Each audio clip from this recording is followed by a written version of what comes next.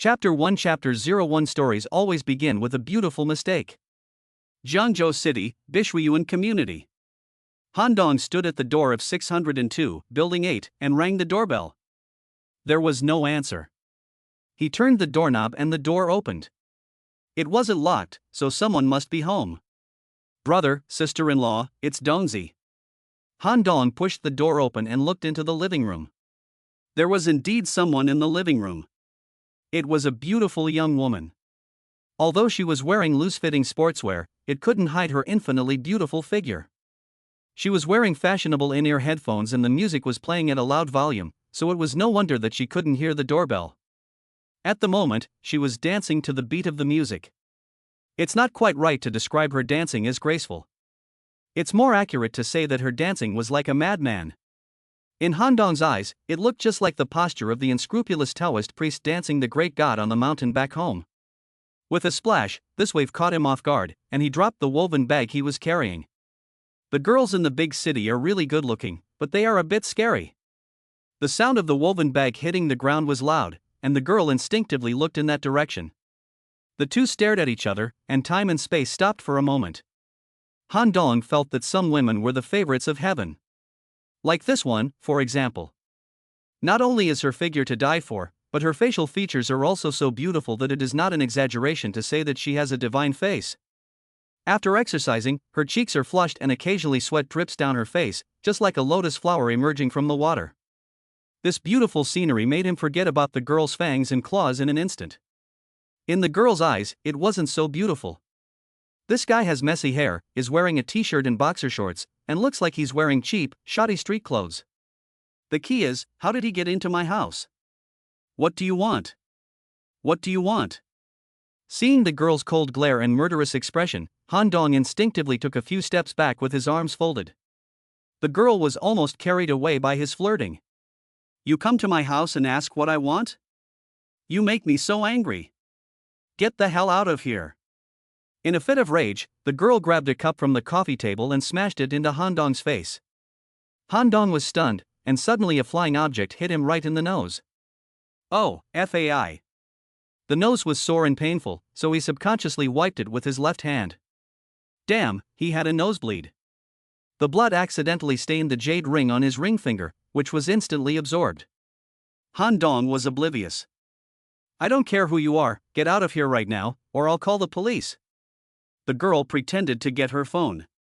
Han Dong picked up the woven bag on the ground, covered his nose with one hand, and fled like a rabbit shot with an arrow. The girl let out a sigh of relief and then ran to the door like a whirlwind, locking it from the inside. Wu you! The girl cried out in grief. What's wrong? A slightly plump girl came out of the bedroom, still chewing on something. You idiot, why didn't you lock the door when you came home? Didn't I lock it? Did you lock it? The plump girl called Wu Yu hurriedly came over, took a look, and said, Isn't this locked? Grandma! I just locked it. It's locked, so it's done. There's no loss. No loss? You didn't see the scene of the crime just now. The girl was furious. Who would have thought that she would be seen letting her hair down in her own home? My reputation as a S-class goddess. I wanted to kill that little brat. Look, she's swearing again. Xin Yun, you're a high achiever, don't be so vulgar and swear like a street urchin. Not only do I want to curse, I also want to scratch you. The two girls immediately started to fight, and soon they were laughing. After Han Dong left the room, he looked at the door number carefully. This is not 602, it's 603. 602 is right next to 603.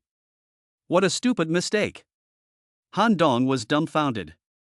He hurriedly pressed the doorbell for 602. Who is it? The intercom on the building's door buzzed, and the voice of his cousin, Han Shan, came through. Brother Shan, it's me, Dongzi.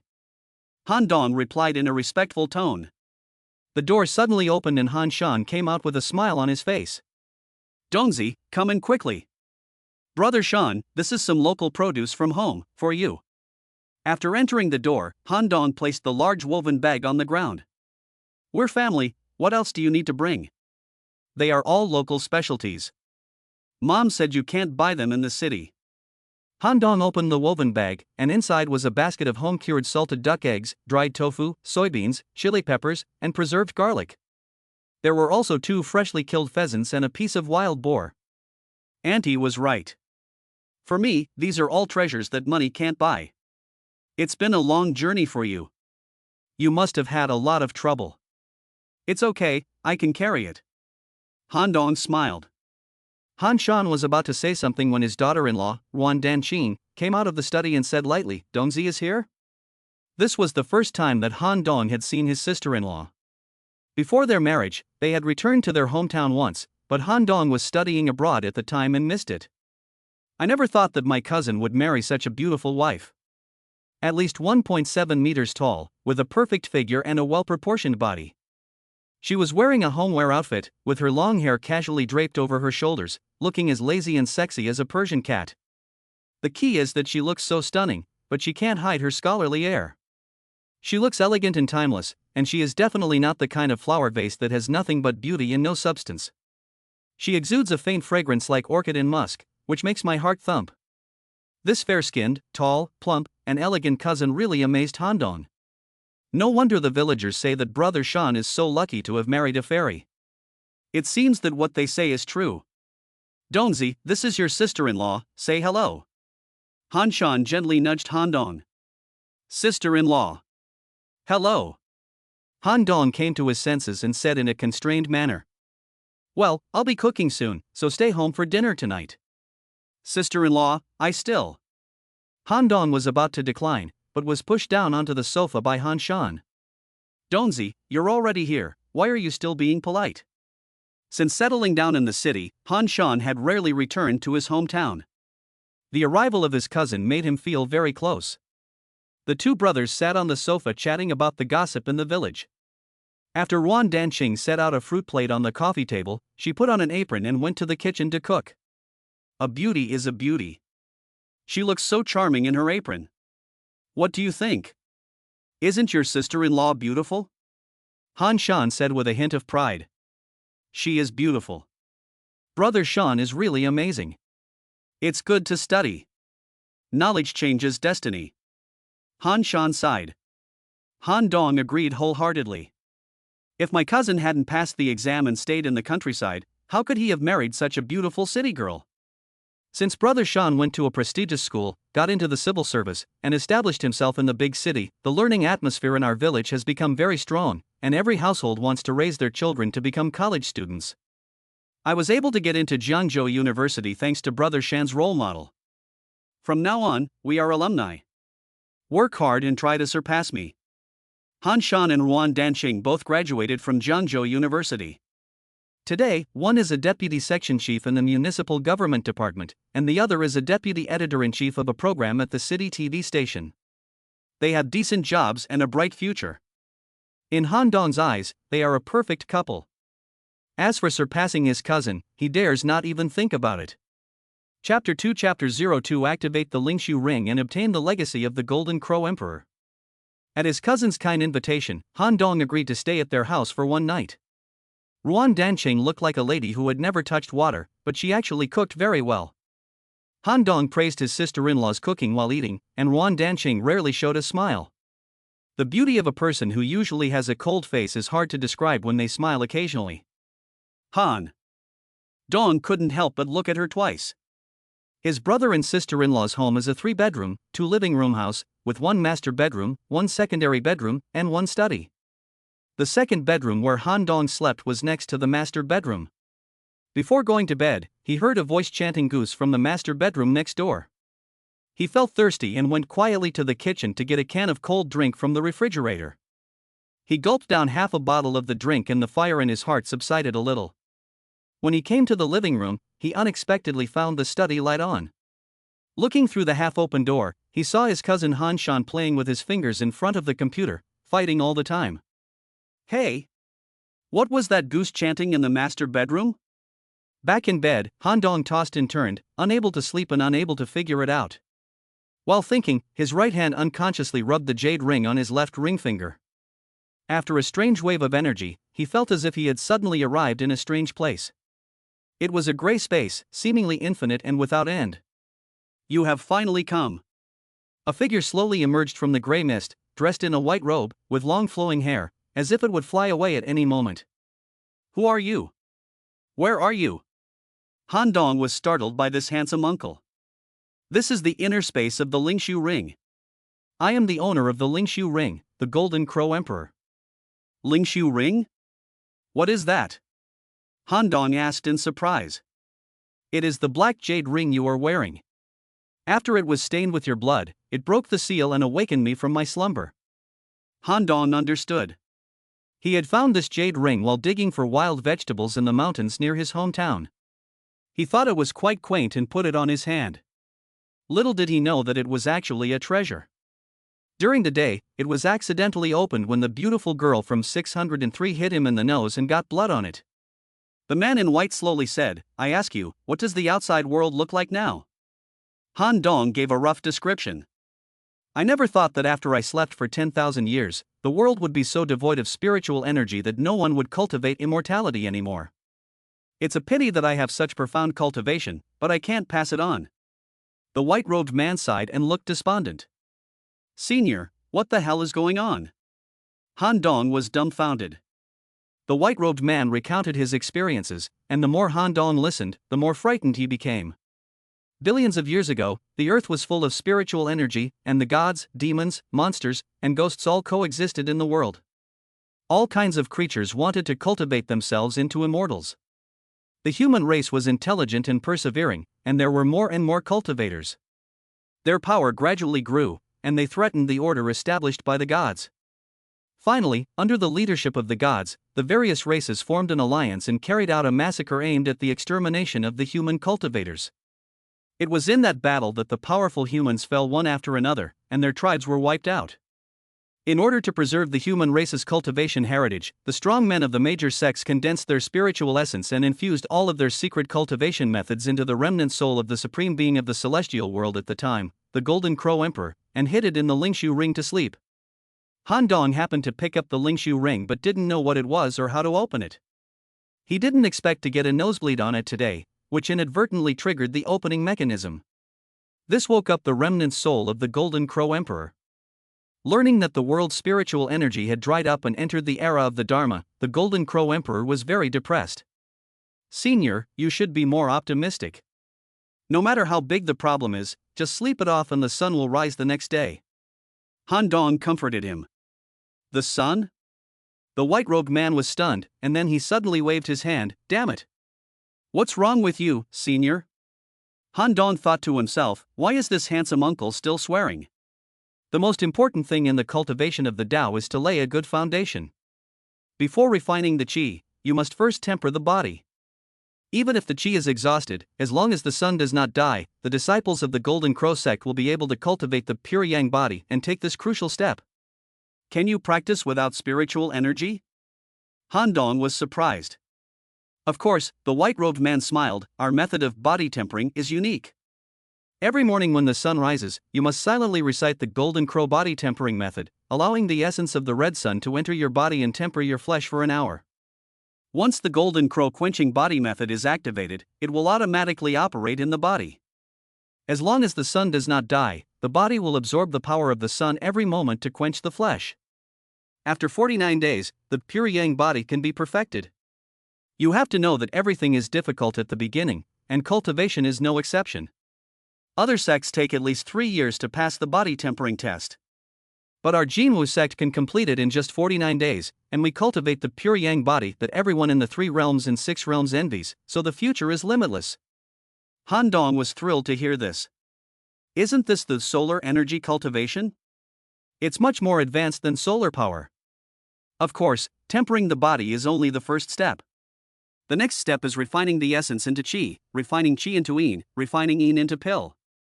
The world is now depleted of spiritual energy, but there must be treasures in the mountains and rivers.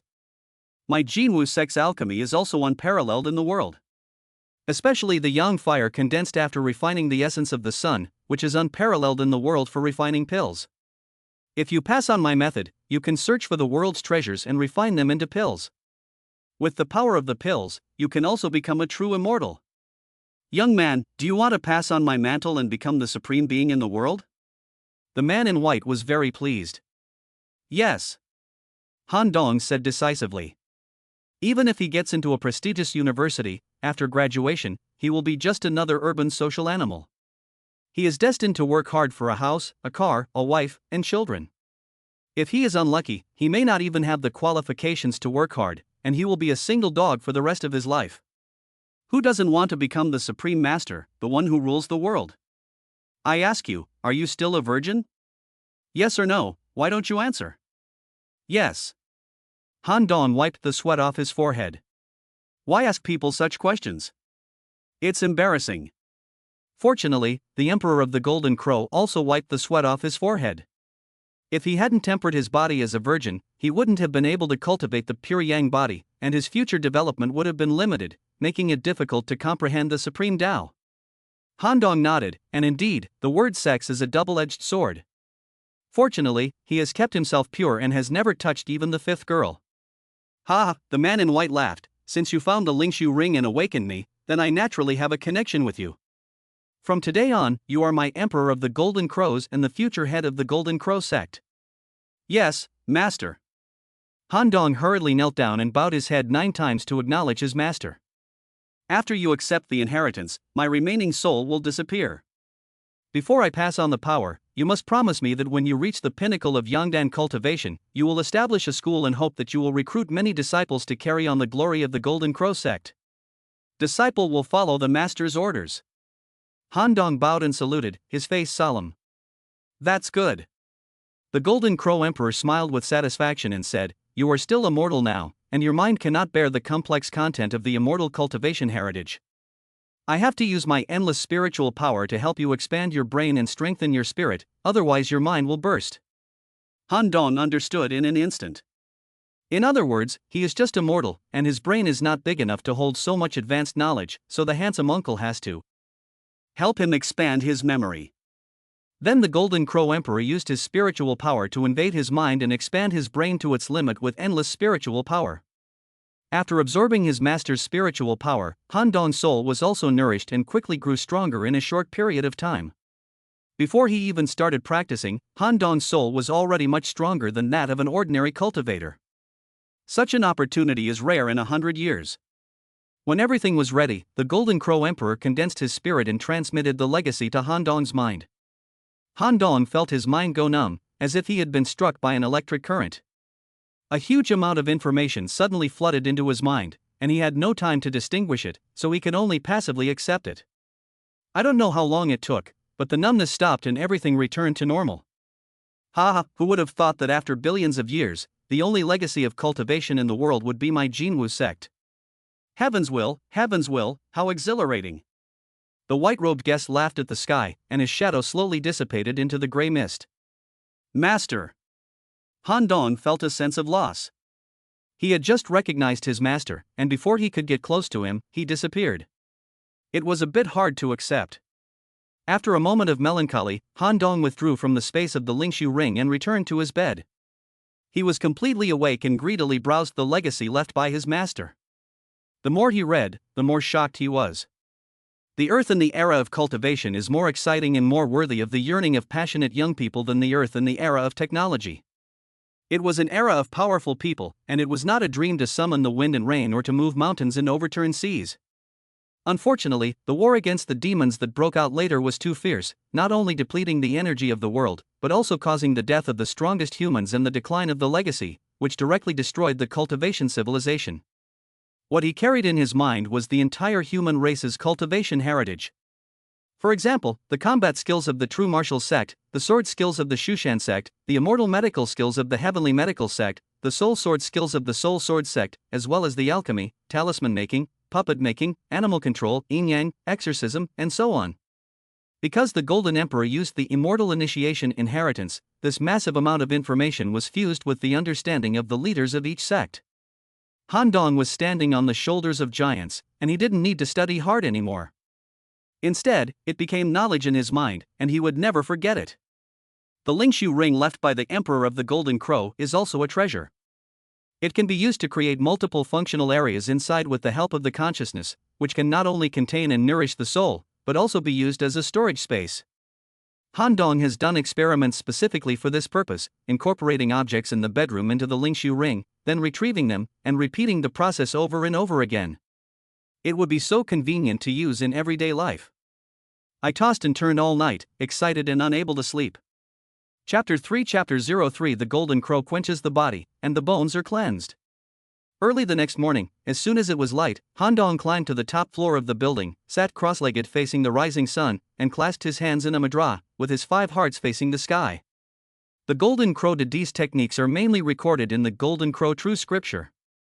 According to the Golden Crow Scripture, there are 10 stages of cultivation, namely, body tempering, refining chi, building a foundation, forming a pill, becoming a yinling, transforming into a god, manifesting the Dharma, uniting with the Tao, living carefree, and crossing the tribulations. The golden pill cultivated by the disciples of the Golden Crow sect is called the Yang pill. There are 4 steps to forming the Yang pill. The Golden Crow's body is tempered, the essence is refined into chi, the chi is refined into the primordial essence, and the primordial essence is refined into the pill. These correspond to the 4 stages of tempering the body, refining the chi, building the foundation, and condensing the pill.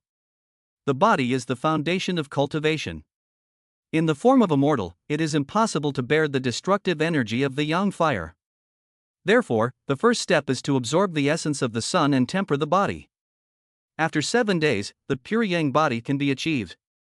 After 49 days, the pure yang body is complete. Fortunately, Han Dong is still a virgin. If he were not, the process of refining the body would have to be extended to 1 year, and he would not be able to achieve the pure yang body. Although he could continue to practice the second stage of cultivation, the upper limit would be greatly reduced. The Golden Crow Scripture is the most advanced method in the cultivation world. Because it directly absorbs the energy of the sun, it makes rapid progress in the early stages. It only takes 49 days for a virgin to complete the body tempering stage. You have to know that the body tempering stage of other sects takes at least 3 years, and some sects may even take 10 years. Han Dong silently recited the mantra, drawing the essence of the sun into his body. He felt a slight warmth in his 5 centers, and 5 streams of energy entered his body continuously, flowing along the meridians and being transported to every part of his body. The essence of the sun is indeed overbearing. Once it enters the body, it wreaks havoc everywhere like an uncontrollable flame. Han Dong felt that his body would be scorched in a matter of minutes. He gritted his teeth and tried again and again to control this unruly energy with his mind. Fortunately, the legacy of the Golden Crow Emperor also included his own understanding, so Han Dong had the experience of the Golden Crow Emperor's cultivation, and his mentality was relatively stable.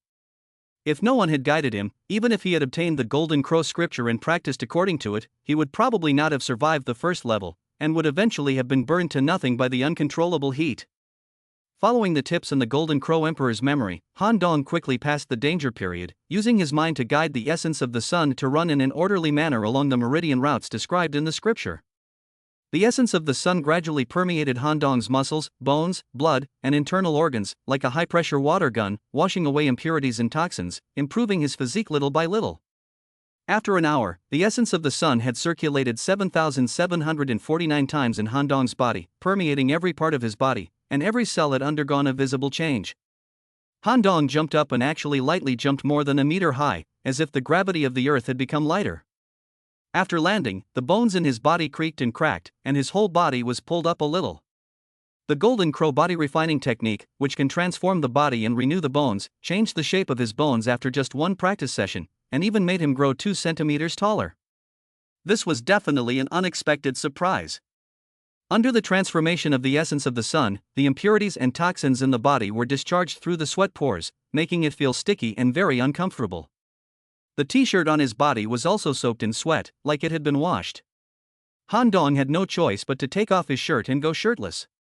He was afraid that he would meet someone in the elevator, so he walked down the stairs to the 6th floor. He didn't feel tired at all after walking up and down so many stairs. He felt light as a swallow and full of energy. He was very satisfied with the power of the first day of practice. As he entered the corridor from the stairwell, the door to 603 opened and a girl in a white dress with a light fragrance and long, straight black hair walked out, just bumping into Han Dong. She was startled at first, holding her bag to her chest. When she saw clearly, her beautiful eyes couldn't help but scan Han Dong back and forth. Han Dong was born in the countryside and worked hard, so he already had a bit of muscle tone. After the transformation of the Jinwu Quanti technique, the shape of the muscles between his chest and abdomen was much clearer than before. He looked quite stylish. "Hello." Han Dong smiled and greeted her.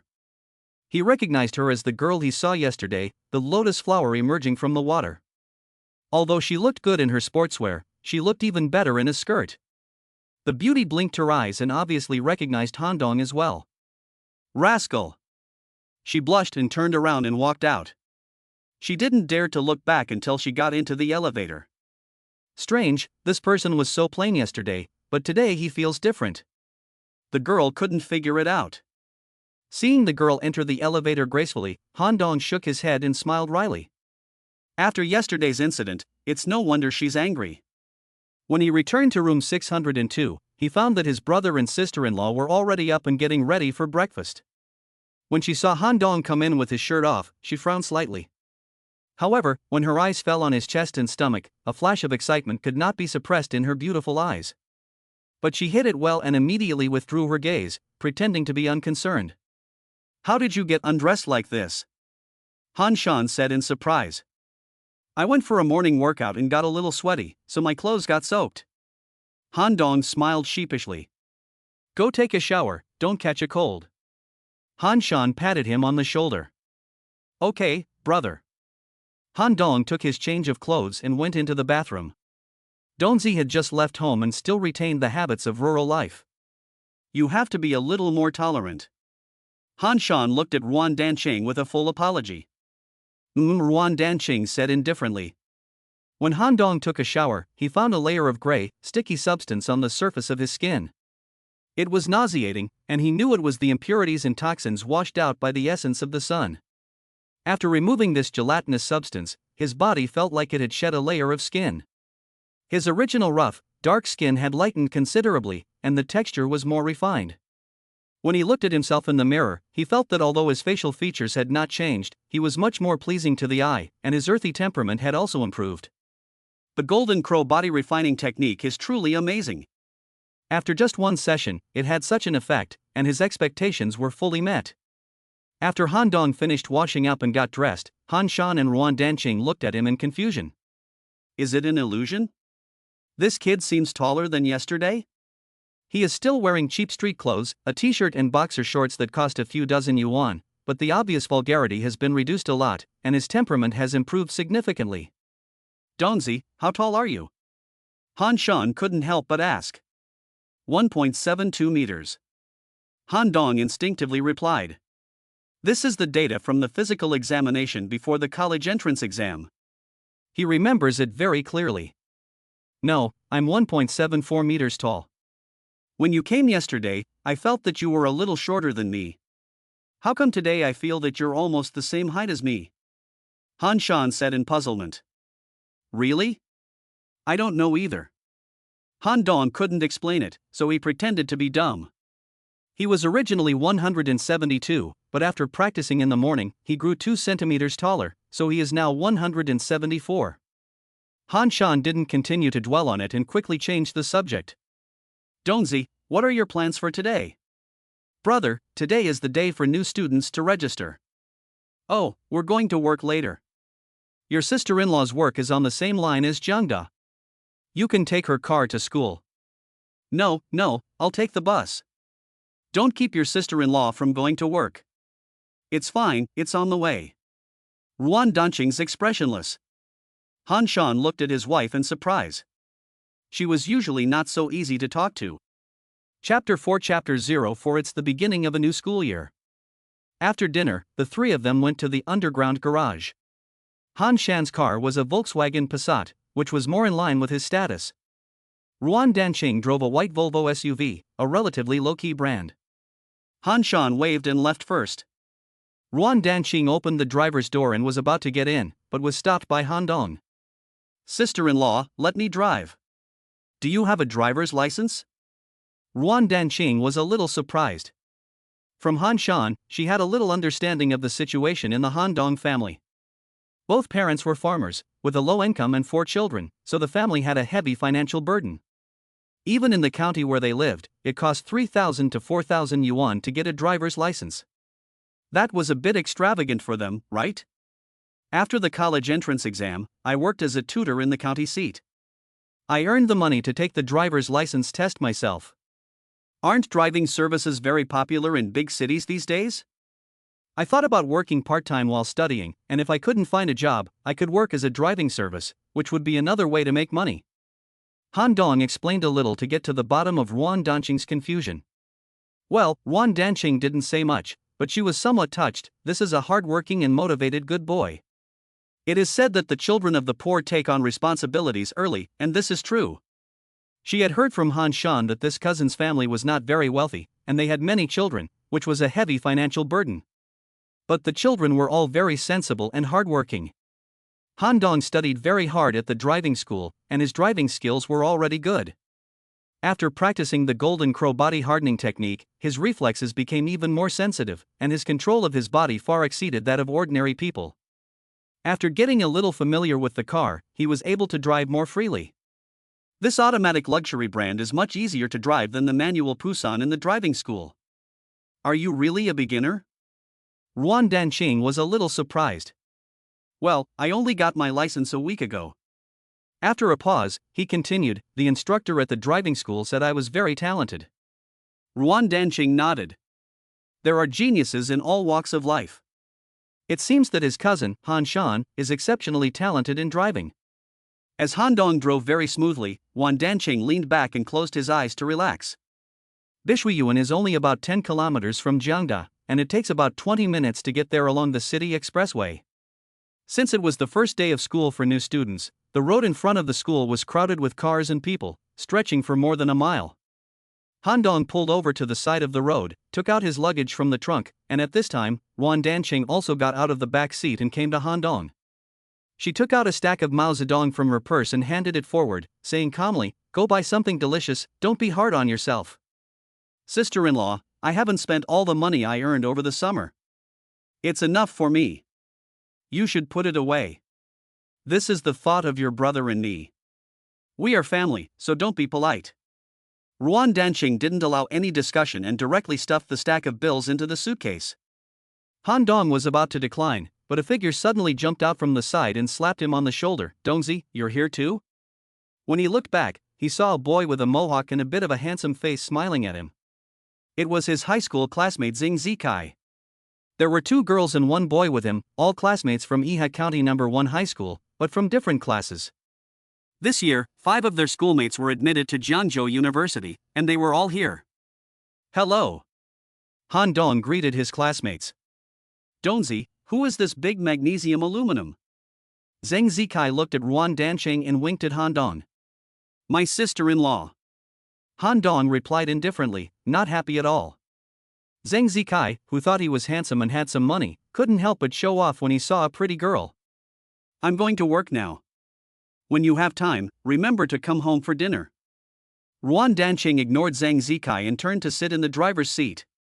"I know, sister-in-law." Ruan Danqing waved through the car window, started the car, and drove into the rolling traffic. "Wow, your sister-in-law is really something, isn't she? What does your brother do?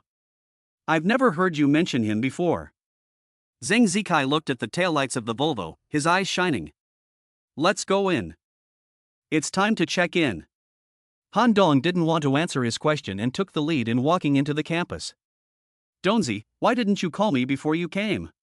Then we could have come together in my dad's car. It would have been nice to have some company. There's no room for everyone in one car, is there?" Han Dong looked at the other 3 students, who must have come in the Zhang family car. "A 7-seat business car is more than enough." Zhang Zikai said with a hint of reproach, "Dongzi, I'm not saying this to criticize you. You're just too antisocial. Why waste the money on a bus ticket when you could just make a phone call? In the future, when you enter society, connections will be very important. Once you go to college, don't be so awkward like you were in high school." Han Dong didn't say anything more, but his heart was like a mirror. The reason Zhang Zikai was suddenly so affectionate was because he saw that he had a beautiful sister-in-law. In high school, he didn't pay much attention to him. After all, Han Dong was from the countryside, and his classmates in the city had their own circles, so they didn't usually get together. Despite his beautiful words, if Han Dong really called him to ask for a ride, he would probably find an excuse to turn him down. The other three classmates were Zhang Peng, a tall, thin boy with glasses who looked quite gentle. One of the girls was Yu Li, and the other was Chang Yusen. Both were quite pretty, although they were not as beautiful as the goddess-level top beauties like Wan Danqing, but they were definitely among the best in the general population. Yu Li is a pure and innocent girl, while Chang Yusen is a charming girl. In high school, the five of them were in different classes. Although they didn't usually interact with each other, coming from a small county town to a big city, they were all strangers, and this brought them closer together. The several of them talked and walked all the way into the campus. The tree-lined road was hung with colorful banners, and there were welcome signs for the new students everywhere. The sky was filled with balloons of all colors. One by one, the young and excited faces greeted the senior students who were there to welcome them. There was a little trepidation, but mostly anticipation. Zhang Peng is a software engineering major, Yu Li is an English major, Chang Yusen and Zhang Zikai are journalism majors, and Han Dong is a law major. Dong chose law because, on the one hand, the law department at Jiangzhou University is very famous and is the school's trump card, and on the other hand, he also took his cousin Shan's advice. Han Shan himself is a graduate of the law department of Jiangzhou University. He felt that after graduation, whether it was taking the civil service exam or the judicial exam, it was a very good way out. Each major has a different place to register, and when they reach the fork in the road, they go their separate ways. Chapter 5 Chapter 05 The scene of a large-scale social death. Han Dong went to the registration desk for freshmen in the law school to check his identity, get a campus card and some supplies. Everyone was very enthusiastic and patient, and if there was something he didn't understand, there were always seniors nearby to help. Even though everyone else had brand new suitcases, he had a knapsack, the kind of bag that migrant workers usually use, and no one made fun of him. The only regret was that the few older students were all average-looking, not the legendary beauties. It's understandable, because the truly beautiful ones are usually very reserved and wouldn't do this kind of work. Han Dong was assigned to room 513 in Building 7. He was about to ask about the location of the dormitory when a voice sounded out of the blue, "Excuse me, where is dormitory 7? This was a boy wearing trendy clothes and looking very handsome. He looked a bit like Wang Yiba, a fresh-faced idol in the entertainment industry, and should be the type of guy that girls like these days. Han Dong, who was dressed in streetwear, stood next to him, giving the impression of a mountain chicken with a peacock. Since he appeared, the sisters' eyes changed, as if a group of hungry wolves had seen a fat chicken that was crispy and well-browned. "You're new here, it's normal that you're not familiar with the school. Let me show you the way." A girl with big waves in her hair smiled at him. This girl's looks are only above average, but her figure is quite hot. "Then I'll trouble you, sister." The young man smiled and his face lit up, dazzling the sisters. "No trouble at all, this is what we should do." The older sister was so happy that she was shaking like a jellyfish. When they turned and left, Han Dong clearly saw the jealousy in the eyes of the other schoolgirls. "Shirley, you organize people to distribute these boxes of mineral water to the students." A clear and beautiful female voice came, attracting everyone to look back. A girl in a Hepburn-style white dress, holding an exquisite parasol, was directing several boys to work. Her hair was straight, black and shiny, draped over her shoulders like silk. She had a slender and graceful figure. The half-exposed calf under the skirt was white, smooth, and like a tender lotus root. Her eyes were bright and her teeth were white. Her eyes were misty and her gaze was like lightning. The beauty's appeal is amazing, especially at this level of perfection. Whether they are freshmen or seniors, their eyes are drawn to her. The young man who had followed the senior student stopped in his tracks. "Is this our department's teacher?" he asked the senior. "Well, her name is Shin Yun, and she is the secretary of the Youth League Committee of our law school." The older student obviously didn't want to talk about this beautiful teacher, and just urged the handsome young man to hurry up. He heard that this beautiful teacher was a cadre of the Youth League Committee of the school, and the handsome guy's eyes flashed a strange look, but he quickly covered it up. He followed the hot sister behind him without making a sound, walking towards the dormitory building. Han Dong lowered his head and quickened his pace, following behind the two of them as if he were being chased by a hunting dog. Because he had seen this long, straight-haired young lady before. She was the one who saw the person dancing yesterday when she walked into the wrong room. After the golden crow quenched his body, his five senses became keen and his hearing was amazing. He listened to his senior's introduction clearly and knew that this beautiful teacher named Shin Shen Yun was the leader of the youth league committee of the hospital. Han Dong was about to cry. It's over, I'm a loser. He had not even entered the school yet, and he had already given the leader a negative impression. How could he survive the next 4 years? So he quickly fled the scene with his tail between his legs, afraid that teacher Shin would see him. If it weren't for the fear that his father would break his legs, Han Dong would have wanted to drop out of school. Sooner or later, he would have to experience a social death. The senior students sent them to dormitory 7, exchanged WeChat IDs with the handsome guys, and reluctantly left. Han Dong did not have such a fetter, and he entered the 513 dormitory first. 2 classmates had already arrived. One of them was a fat guy with a big face and a face full of features that looked a bit funny. The other one was a quiet guy who kept his head down and playing with his mobile phone.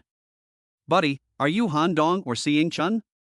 The fat guy blinked his small eyes. Han Dong. Then you can live in my upper bunk. Let's get acquainted. I'm Wu Yuenda. You can call me Fat Wu. Hello, Deh. You're not playing by the rules, but I like it. This is Hong Tao, a new friend, at least let him fart. Wu Yuenda kicked the bed next to him. Poof. Hong Tao lifted his buttocks and let out a fart. WC, is this considered poisoning? Wu Yuenda was stunned. Hong Tao was silent again. This is how he says hello. Wu Yuenda shrugged his shoulders. Ha ha. Han Dong made no comment and began to put his own luggage away. This is a 4-person dormitory, and the name of the owner is posted on each bed and desk. As Han Dong was packing, the dormitory door opened and the handsome guy in front of him walked in. Unexpectedly, he was in the same dormitory as him. Are you all here? The handsome guy with the fresh meat extended his hand and smiled. I'm Seeing Chun. Let's get acquainted. Hello, I'm Wu Yuenda. Hello, I'm Hong Tao. Han Dong. The 4 of them chatted for a while and got to know each other. Wu Yuenda is from Sichuan province, the eldest of the group. Seeing Chun is from the provincial capital, the second eldest. Han Dong is from the countryside of Jiangbei, the third eldest, and Hong Tao is from Lingnan, the youngest. Seeing Chun and Wu Yuenda both came from larger cities and had a broader range of knowledge. They both took the lead in the conversation, with Hong Tao occasionally chiming in and Han Dong barely making a sound. He lay in bed, closed his eyes, and tried to absorb the legacy of the Golden Crow Emperor. The Golden Crow's body hardening technique is in constant motion, absorbing the energy of the sun and permeating every vein and cell in his body. Every second, he was getting stronger. Cultivation is the first priority, and as for the relationship with his roommate, he just lets it be. And made rapid progress. On the morning of the 7th day, when he had led the essence of the sun to circulate in his body for 7,749 days, in an instant, Han Dong seemed to hear the sound of a certain critical point breaking. His bones creaked and his whole body shot up a little more. His 5 senses and 6 consciousnesses were extremely sharp, and his body was full of the most abundant yang qi. This is the sign of a pure yang body that has just begun to take shape. Today is the weekend, so there is no military training. After eating breakfast, Han Dong went to the nearby university town. He first spent 1 yuan to measure his height on the measuring instrument at the entrance of the shopping mall, and it turned out that he had grown to 177 centimeters. He had grown 5 centimeters in 7 days. The transformation of the human body by the Golden Crow body refining technique was simply incredible. He went to a nearby hair salon and spent 50 yuan to get a trendy, dynamic, medium-length haircut. It's the kind of haircut where the sides are pushed very short, the top is thinned and layered, and the bangs hang down in front. This slightly chubby Tony teacher's craftsmanship is quite amazing. After the cut, the surrounding customers all said that it was particularly good. When he looked in the mirror, he was very handsome. After absorbing the essence of the sun every day, Han Dong's whole person has undergone a sea change. His face was still the same, but he looked completely different. Every cell in his body was filled with pure yang energy, and he was full of vigor and youthful vitality. The earthy, rustic quality that came from the countryside had disappeared without a trace. Chapter 7 Chapter 07 There are goddesses on the bus too.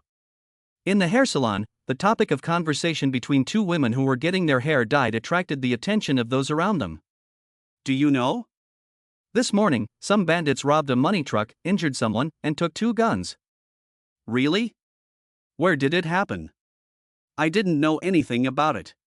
It was at the crossroads, just 2 blocks away. What happened next?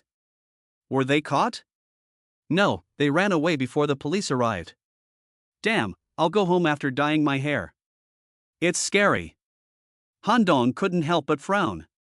The robbers robbed the armored car, took the gun, and escaped before the police could surround them? This is no ordinary criminal. They were brave, skilled, organized, and had excellent anti-surveillance capabilities. Otherwise, they would not have been able to escape. If such a group of people were to enter society, the harm they could cause would be enormous. However, this kind of thing is after all relatively far from the lives of ordinary people, and Han Dong didn't pay too much attention to it. Han Shan called him last night and invited him to dinner at his home this weekend, so after leaving the hair salon, he went directly to the Jiangda bus stop to take the number 15 bus. The bus was hard to come by, and there were already quite a few people on the platform. Among them was a young girl who caught Han Dong's attention.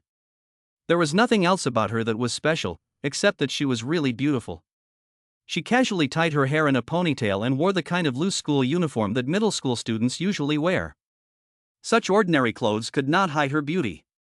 She looked like she was 16 or 17 years old, and already had the look of a goddess. A few young men stood next to her, scratching their heads, looking like they wanted to talk to her, but not daring to.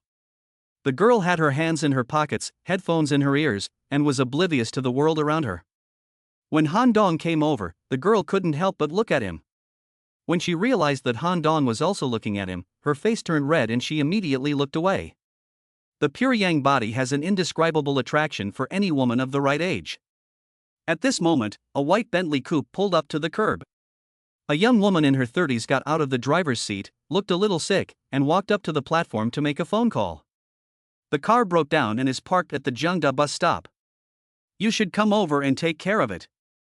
Bus 15 is coming soon. I'll take the bus. It's not a good time to take a taxi. Okay, that's it. After hanging up the phone, the beautiful woman joined the crowd waiting for the bus. If the young girl is like a lotus flower about to bloom, then this young woman is like a peony, a national beauty. She was wearing a dark green silk dress, a light green thin jacket, and a silk scarf around her neck, which was the finishing touch. Although there were no obvious designer logos on her clothes, the workmanship and materials were extremely exquisite and luxurious.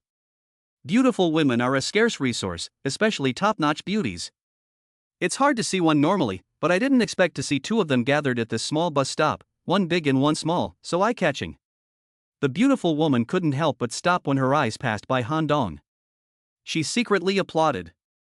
She hadn't seen a handsome young man like this in many years. In a way, men and women are just 2 sexes of the same species. If men are bad guys, then women are not good either. Just as older men like young girls, older women also like young men. Old bulls eat tender grass, regardless of gender. It's just that nowadays, most young people have made themselves very greasy and non-mainstream. It's hard to find a young man with a simple, honest, vibrant, and slightly rebellious sense of youth. These qualities, Han Dong has exactly. Although he was wearing a cheap t-shirt and boxers, his unique temperament attracted the attention of the beautiful woman. Han Dong smiled slightly to show his friendliness, and the beautiful woman nodded in a reserved manner. The young girl next to her frowned slightly when she saw Han Dong and the beautiful woman exchanging glances, obviously a little unhappy. The number 15 bus soon arrived, and after the 2 beauties got on, Han Dong followed them. Because there were more people getting on the bus, Han Dong sat in the last row, with the 2 beauties, one big and one small, sitting right in front of him. When the bus was about to start, 5 more people got on. 5 strong young men, each wearing a construction helmet and a mask, making it difficult to see their faces, only their eyes were visible. They were wearing dirty work clothes with the words XX Construction Company printed on the back. Each of them was carrying a large canvas bag, bulging in full of things. After becoming a pure yang body, Han Dong had sharp hearing and eyesight, and although these people were well disguised, he could still detect their ferocity, nervousness, anxiety, and vigilance from their eyes. These migrant workers are so annoying, they stink of sweat and are disgusting. A girl with dyed yellow hair next to him sneezed in disgust. Oh, they're country folk, so they must be dirty. Don't get worked up over them. The man sitting next to her agreed. The five of them looked at the couple. What are you looking at? You're dirty and smelly, and you don't even want to hear it? If you don't want to hear it, go back to your hometown. The girl with dyed hair glared back. Han Dong clearly sensed a hint of murderous intent in the eyes of the five people. Strangely, they held back.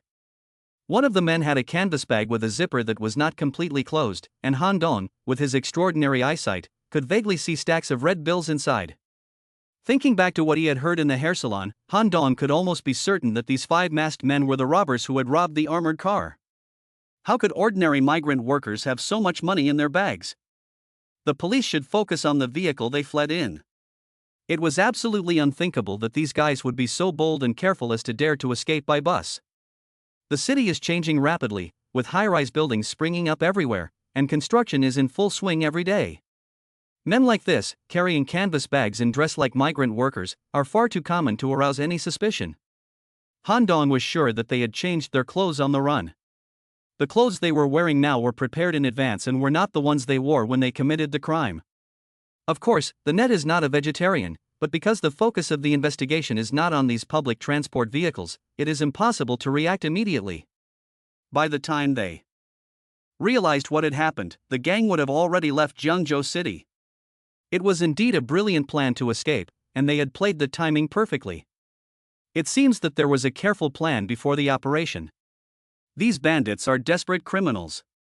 The reason they endured the verbal humiliation without reacting was that they didn't want to cause trouble and attract the attention of the police. The yellow-haired woman saw that she alone had silenced 5 men, and she was proud like a hen. Han Dong's first reaction was to call the police, but if he called 110, even if he lowered his voice, there was no guarantee that they wouldn't be discovered. These bandits have guns. Although he is a cultivator, he is only at the beginning stage and is not yet able to ignore bullets. Send a WeChat message to friends in his address book and ask them to call the police. This was the best way that Han Dong could think of. However, as soon as he had selected a few reliable contacts and was about to edit the text message, the bus quickly arrived at the next stop. There were quite a few people at this stop, with a dozen young men waiting eagerly on the platform. The bus driver, Lao Wang, was about to stop the bus when he heard a low voice. "Keep driving, don't stop. Otherwise I'll shoot you." The cold, deathly breath of a gun was pressed against his right temple. Old Wang was so scared that he pulled back the steering wheel, his heart pounding like a drum. The one who threatened him with a gun was one of the 5 migrant workers. At this moment, his face was fierce and his body was full of evil. Where was the honest appearance before? Chapter 8 Chapter 08 The Bus Robbery. The bus sped away, and the passengers waiting to board the bus didn't know why, so they stomped their feet and cursed, and some even wanted to call the bus company to complain. The plainclothes officers who were mingling with the crowd quickly responded and reported to their superiors at the first opportunity. "Report to the team leader, the rat is very alert, we may have been exposed. Return to the team quickly and execute Plan B.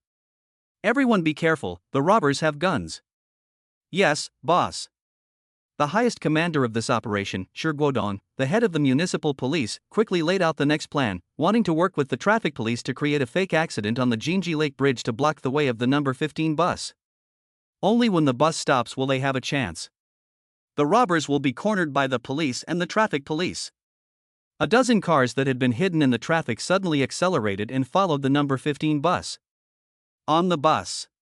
"What's going on, little brother?" one of the migrant workers asked. "There are cops on the platform. We must have been exposed. They're catching up. These guys are really not vegetarian. But what can we do if we find them? We have this bus full of hostages, so we can't possibly get out of Jiangzhou. If we can't, we'll just kill a few people and throw them off." "Ah!" a woman screamed in fear, holding her head and trembling. The scream was like a fuse, igniting the passengers' panic. Screams could be heard in the carriage, and some people even tried to escape through the window, causing a complete mess. At this point, the other 4 men took out their guns from their canvas bags. 2 of them were standard issue guns, presumably the lost shotguns, and the other 3 were non-standard issue handguns, presumably illegal replicas. The biggest man raised his pistol and shouted, "Shut the fuck up. If anyone screams again, I'll shoot him." The commotion in the carriage suddenly stopped. Everyone sat with their heads in their hands, trembling. We only want money, not your lives. If you cooperate and help us escape the city, I promise not to hurt you. But if anyone doesn't cooperate, they're asking for it. The carriage was silent. The burly man slowly walked over to the yellow-haired girl's seat, slapped her twice on the face, and said, "You little brat, you're so arrogant. Get down on your knees." The girl and her boyfriend quickly knelt down, no longer feeling superior. "Lick my toes," the burly man shouted. The girl shook her head violently, and tears flowed like water. "Brother, give me a face," the boyfriend of the yellow-haired girl begged. With a crack, the burly man kicked him in the mouth, blood spurting, and he spat out a few bloody teeth. The man covered his mouth and knelt on the ground, wailing. "You piece of trash, you have no face in front of me." He turned to look at the girl and said in a low voice, "Are you in or out? If you're not in, I'll shoot you." The black muzzle of the gun was pressed against the forehead of the yellow-haired girl. "I'll do it. I'll do it." The yellow-haired woman was scared out of her wits. She quickly took off the shoes of the burly man and, despite her disgust, did as she was told. "Ha ha ha, now you don't think I'm dirty, do you?" The burly man was smug. None of the passengers dared to make a sound. They all turned away, not wanting to watch this ugly scene. Handong knew that the reason they had been so quiet was because they didn't want to alert the police. Now that they had been discovered, they had nothing to lose. If they angered these desperate criminals, they might kill at any time. After all, they were already guilty of a capital crime, so whether they killed or not made no difference. The bandits' eyes lit up when they fell on the girl in front of Handong. The girl looked out the window and could only see her profile, but it was already stunning enough. He kicked the yellow-haired girl away and quickly walked to the girl's seat, reaching out to grab her school uniform. "Lao San, can you be a little more successful? You'll die in a woman's belly sooner or later." The leader of the bandits laughed and scolded. "This girl is too hot, you'll regret it if you miss her." "What was that saying? Fuck her, you'll never have to pay for it, and you won't lose out on the death penalty. Hurry up, get it over with quickly. The cops are following closely, so first escape is the most important thing." "Good, big brother." Seeing the burly man's dirty hands reaching for her, the girl could stand it no longer and stood up to slap him in the face. "I'm a motherfucker." The burly robber didn't expect the little beauty to be so fierce. He raised his gun and was about to smash it on the girl's head. "Stop." The noblewoman next to him frowned and said, "You're just after money, why hurt people?" She had been looking down until now, but when she saw the full picture, the burly man was once again amazed. Although she was a little older, she was still very attractive and had a better figure than the young girl.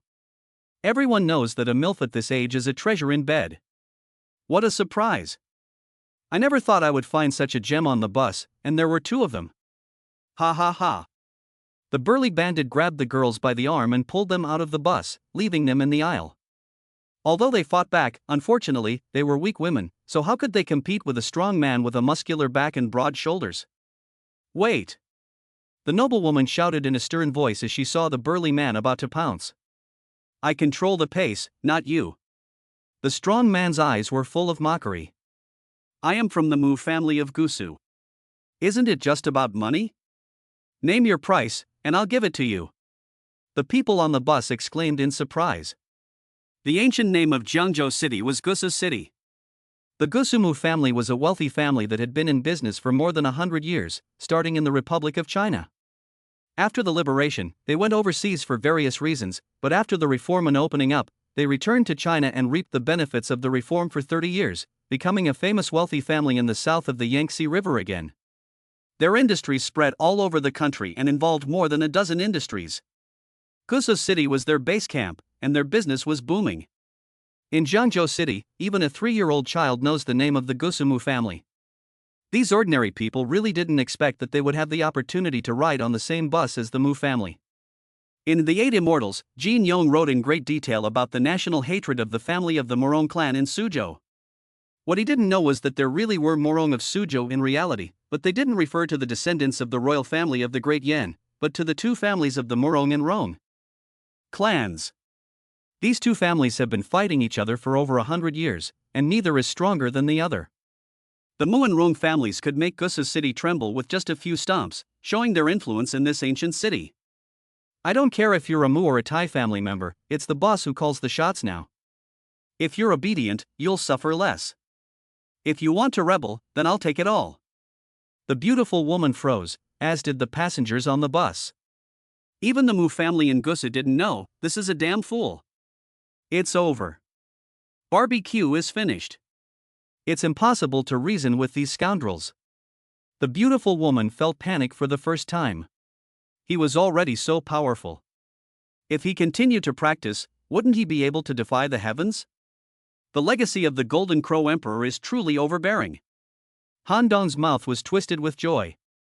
Everyone looked at Han Dong blankly, dumbfounded. It took a full minute before someone reacted. Young man, you're amazing. A middle-aged man beamed and slapped his hands together. Then the whole carriage began to applaud enthusiastically. I used to watch heroes in movies, but I never thought I would meet one in real life. 5 against 1, knocked out in an instant. Dude, you're amazing. Little brother, you are so manly. Can I add you on WeChat? Uncle, are you a kung fu hero? The passengers praised him to the skies, making Han Dong a little embarrassed.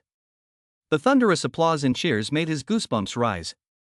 He realized that helping others and being respected and admired was such a wonderful feeling. At this moment, the beautiful woman walked over with a smile and said softly, "Young man, you are a student at Jiangnan University, right?" "Yes." Han Dong looked at the beautiful woman and smiled. "I can't thank you enough for your kindness. Please leave me your contact information. I will repay you in kind when I have the chance. As long as you are fine, you don't have to repay me. It's just a small favor." Han Dong gave his phone number, and the noblewoman entered it into her phone, smiling and asking, "What's your name?" "Han Dong." The noblewoman saved the number in her phone and immediately called back, smiling and saying, "Remember, my name is Mu Wanji." Han Dong also saved the noblewoman's name and phone number in his phone book. The young woman's lips moved slightly, but she didn't say anything in the end. However, she silently wrote down Han Dong's name and phone number. Chapter 10, The Years of Being Tipsy. The driver quickly stopped the bus at the side of the road, and soon after, the police rushed up. The first thing they did was to open the canvas bag in the car, which was full of bundles of banknotes. Seeing that there were no casualties on the bus and that the criminals were under control, they were relieved and deeply shocked. How did an unarmed civilian manage to subdue 5 armed robbers? When they asked, everyone pointed their fingers at Han Dong. It was him, this young man who saved us. Several police officers looked at each other, unable to believe it. So everyone on the bus was taken to the police station to make a statement. When they heard that Han Dong had defeated 5 armed robbers with his bare hands, the police officers were all incredulous. It sounded like a tall tale. That is, until they checked the surveillance video from the bus. The young man in the video was like a cheetah or a flying eagle, lightning fast, and he took down the 5 robbers in one fell swoop. The enemy had guns, but he was so fast that his opponents didn't even have time to pull the trigger. Is this a human being? What kind of kung fu is this? Interpol Captain Shi Guodong asked. I don't know which school it is. I learned it from an old Taoist priest at a Taoist temple near my hometown when I was a child, and I have been practicing it for many years. Han Dong could only blame the sloppy Taoist priest who lived in the mountains of his hometown. The old guy goes around telling people about feng shui and casting spells to drive away evil spirits, and only God knows if it works. In Han Dong's mind, he was just an old fraud. The old fraudster passed away last year, and he can't testify against him. The police officers who took the statement nodded to each other, and this was the only reasonable explanation. There are hidden dragons and tigers in the land of China, and everyone still believes that there are hidden masters of the world in the famous mountains and rivers. Even if they don't want to believe it, the truth is right in front of them. Han Dong's skills are indeed far beyond the imagination of ordinary people. At this point, the robbery of the armored car that had shaken the police station was officially solved. It took no more than 3 hours, and there were no casualties in the process. All 5 robbers were arrested and the stolen money was recovered in full. The stolen guns were also recovered. You can go back now. If there are any problems, we will contact you again. After completing the report, Captain Shi gave Han Dong a thumbs up. Young man, well done. As soon as he walked out of the police station, his cousin called. Donzi, why aren't you home yet? I ran into a little trouble and just got out of the police station. Ah? Han Shan seemed to turn and say something to his wife, and soon Wan Danqing took over the phone. Donzi, are you in trouble? Donzi's heart warmed. Although his sister-in-law usually had a cold face, she actually cared about him very much. So he told her what had happened. There was a moment of silence. Send me your location via WeChat. Don't move there. I'll come get you. Ruan Danqing hung up the phone after saying that. Han Dong sent a location to her, and about 20 minutes later, Ruan Danqing's Volvo arrived. When she saw Han Dong for the first time, she was stunned. What's going on? I haven't seen him for 7 days, but how has he changed so much? He seemed taller and more handsome. What's going on? However, there was no time to explore these things for the moment. She told Han Dong, "You go wait in the car, I'll go to the police station to find out what's going on." Han Dong nodded. He knew that his sister-in-law was a journalist and was responsible for the security of the people's livelihood. This case is very good material for her. It wasn't long before Wan Danqing returned to the car. She asked with a hint of surprise, "Donzi, you know Kung Fu?" "Well, I learned it from the old Taoist priest on the mountain when I was young. I didn't know it was so powerful when I used it for the first time." "You've done a great job this time. It was just good luck."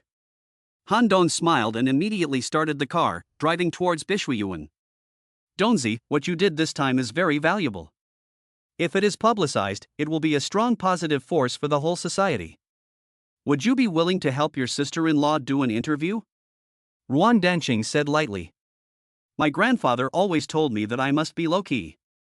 I didn't want to publicize this, but if it's for my sister-in-law, I'm willing." "Thank you, Donzi. Your sister-in-law really looks up to you."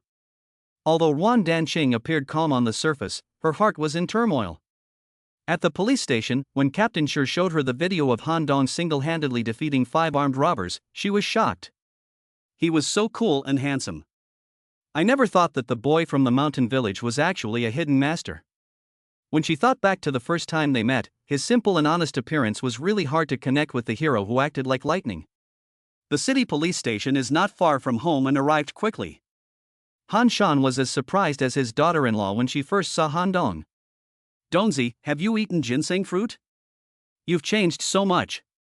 This morning, I opened up the 2 main meridians, moved the meridians and changed the marrow, completely changing my body," Han Dong said casually. Since it was already agreed that he was a martial arts master, he simply put it all down to that. "Hey! What kind of strange language is this? How come I don't understand it?" Han Shan was stunned. Ruan Danqing understood, and Han Dong explained the reason for his dramatic change. So she told Han Shan about the heroic deeds of Han Dong on the bus. Han Shan's mouth kept getting wider and wider, and he couldn't close it for a long time. He found it hard to believe, but he had to believe it. It seems that he knows too little about his cousin. Soon, Han Shan seemed to have thought of something and whispered, "Wife, this matter is a good thing that can be written about for you, me, and Dongzi. He is indeed politically astute, working in the city government." Ruan Danqing nodded. To put it plainly, Han Dong single-handedly captured 5 fugitives, saved the country from huge losses, and saved the lives of a whole busload of people. This is not just ordinary bravery. It can be predicted that he will soon be commended by the city government, and it is inevitable that he will gain both fame and fortune. As the brother and sister-in-law of the great hero, Han Shan and Ruan Danqing will definitely get a share of the bonus. A promotion and a pay rise may not be far off. In the evening, Ruan Danqing prepared a large table of dishes and opened 2 bottles of red wine. "Congratulations, Donzi, you've become a hero of the city. Your brother and sister-in-law are proud of you." Han Shan and his wife raised their glasses and clinked them with Han Dong. "Thank you, Brother Shan, and thank you, sister-in-law." Han Dong was embarrassed by the praise. This was the first time he had drunk alcohol, and the first time he understood what it meant to be slightly drunk. After a little wine, Ruan Danqing's face turned rosy and her eyes were sparkling, making her look incredibly beautiful. Han Dong, a small virgin, didn't know how many times he secretly looked at her that night. The next morning, Han Dong quietly got up and went to the rooftop to continue his training. Chapter 11, Interview. Han Dong opened his eyes. It was already high noon. He had no idea how much time had passed as he practiced, and before he knew it, 2 hours had passed. He jumped up and was about to turn around and go downstairs, but then he noticed that someone had been staring at him from a distance. This person was the beautiful teacher from 603 next door, Shin Shen-yun. Her long hair was flowing down her shoulders, she was wearing a long dress, and her feet were bare in flip-flops, showing off her fair and delicate little feet, which looked very nice. She was holding a silk quilt in her hands, probably coming up to the roof to dry it. "Excuse me, what were you doing just now?" The girl was full of curiosity. "Nothing, just basking in the sun." Han Dong knew her identity and dared not make up a story. "But, your posture is strange, like you're practicing kung fu, the kind described in martial arts novels." "Well, you can think of it as a method of breathing and exhaling, not as exaggerated as in the novels. The master said it can strengthen the muscles and bones." "You're practicing kung fu, so why are you saying you're just sunbathing?" Shin Shen-yun glared at him. Han Dong was rebuked and dared not retort. Women are always a force to be reckoned with. He didn't want to get into too much trouble with Master Shin, so he walked down the stairs with his head down. "Hey, haven't we met somewhere before?" Shin Shen-yun's voice came from behind. Han Dong's image and temperament had changed a lot, and she didn't recognize him at first. But she also felt that this person looked very familiar. Pretending not to hear her, Han Dong quickened his pace and hurried into the elevator. "What are you running for? I'm not going to eat you." Shin Shen-yun stamped her foot and felt a little uncomfortable. Since she was a child, every man who saw her tried to get close to her in one way or another. This was the first time that someone like Han Dong, who just wanted to escape, had ever done that. "Auntie is a big magnet for men, right? Why are you running away? You're so annoying. But this guy really has a lot of charm. How should I put it? He has a certain magnetic quality about him." She couldn't quite put her finger on it, but she just felt that he was special. Bah, he's handsome, so what does it matter to me?" She felt a pang of heartache when she thought of Han Dong fleeing from her. What was going on in the early morning? Bad mood. When Han Dong returned to 602, Ruan Danqing was already up and busy in the kitchen. "Where's my brother?" Han Dong looked around. "Oh, there's something at work today, he had to go deal with it, so he left early." Han Dong nodded. After breakfast, Ruan Danqing went into the bedroom, changed into a light gray business suit, put her hair up in a bun, put on a pair of black-framed glasses, and looked very smart. Her beautiful and capable appearance showed Han Dong another side of her. "Tomorrow you're going back to school for military training, so I called my colleagues and worked an extra shift to do the interview today. I'll listen to my sister-in-law." Han Dong smiled. After getting in the car, Ruan Danqing didn't sit in the back seat as usual, but in the front passenger seat. Han Dong clearly sensed that his cold-faced sister-in-law had become a little closer to him. He started the car and drove to the city TV station according to the navigation route. When passing a shopping mall in the city, Ruan Danqing said, "Let's turn in here." "Aren't we going to the office?" Han Dong was puzzled. "I'll buy you some new clothes. You don't look very photogenic dressed like that." "Ha!" Han Dong looked at his cheap t-shirt, his big underpants, and his plastic sandals, and smiled self-deprecatingly. Ruan Danqing said, "Not photogenic," which was already very considerate of his self-esteem. In fact, it's too rustic and low-key. The two of them entered the mall, and Ruan Danqing took him to several men's clothing stores. None of them were world-class brands, but the workmanship and style were very elegant, neither ostentatious nor very high quality. Although Ruan Danqing had never bought men's clothing before, her aesthetic sense was clearly at the ceiling level. The clothes and shoes she picked for Han Dong were all extremely suitable. Coupled with Han Dong's body transformed by the essence of the sun, he was simply a walking clothes rack, looking good in anything he wore. A beige thin sweater, paired with a pair of gun gray sweatpants, and a pair of gray and white AJ1 spikes, a simple outfit that is full of youthful vigor and vitality, showing off a handsome and youthful look.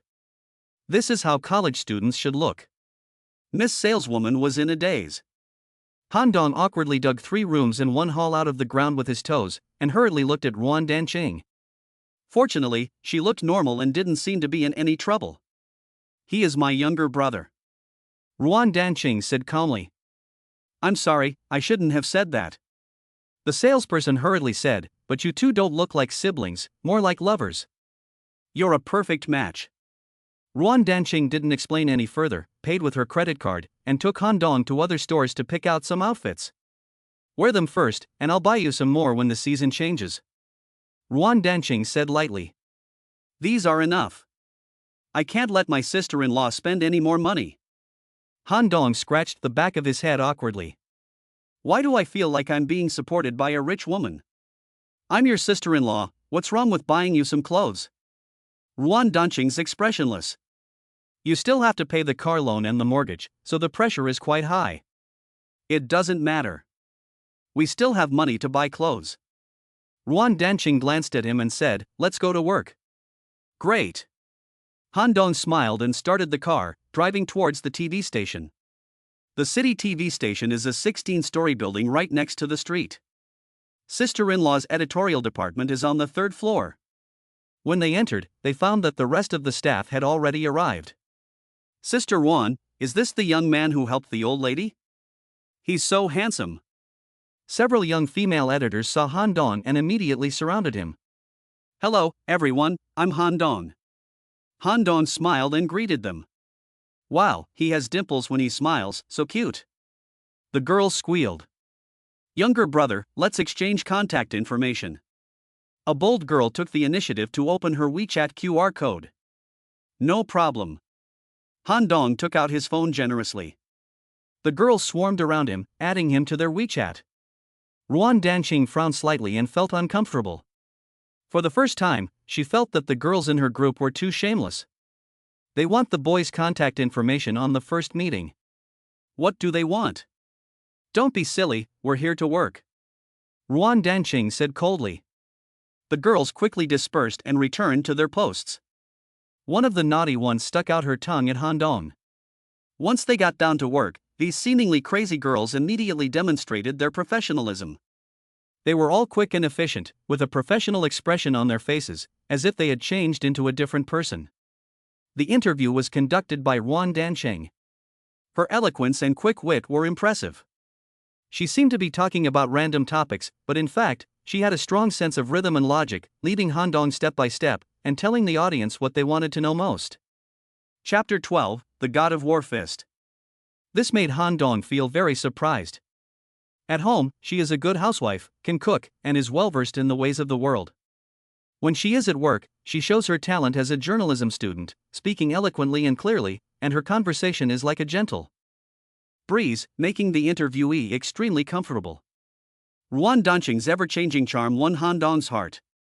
The interview was completed in just 40 minutes. The material was loaded onto the computer, and the girls flew their fingers over the keyboard, some editing the text, others editing the video.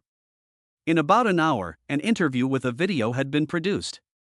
After carefully reviewing and correcting the text, Ruan Danqing confirmed that it was fine, and the editors posted the interview on the TV station's online platform. The title was, "In This Era, Do We Really Need Knights?" Nowadays, in the era of mobile internet, few people watch the news on TV. The online platform created by Ruan Danqing, called Gusu Video, connects multiple terminals such as TVs, tablets, and mobile phones. It is also popular with young people because of its fashionable, short, and down-to-earth characteristics. "You can go home now. Thank you for your hard work." Ruan Danqing's face rarely showed a smile. "Long live Sister Ruan." The girls cheered in unison. Ruan Danqing is a workaholic. After the editors under her leave, she has to stay behind to write a program proposal. "Dongzi, if you're bored, you can drive around. I might not be done until the afternoon." "It's fine, you go ahead. I'll just go to the park nearby for a while." "Okay, I'll call you when I'm done." The People's Park is right next to the TV station. It's Sunday, the weather is fine, and there are endless people coming to the park for leisure. Han Dong came to the lawn by the artificial river, picked out a set of martial arts from the legacy of the Golden Emperor, and began to practice. He actually had no martial arts foundation at all.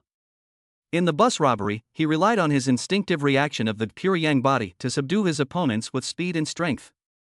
This was fine for ordinary people, but if he encountered a true martial arts master, these might not be enough. Therefore, it is still necessary to practice a set of martial arts. Of course, his current level of cultivation is not high, and he is in the early stages of tempering his body, so he can only practice the most basic martial arts.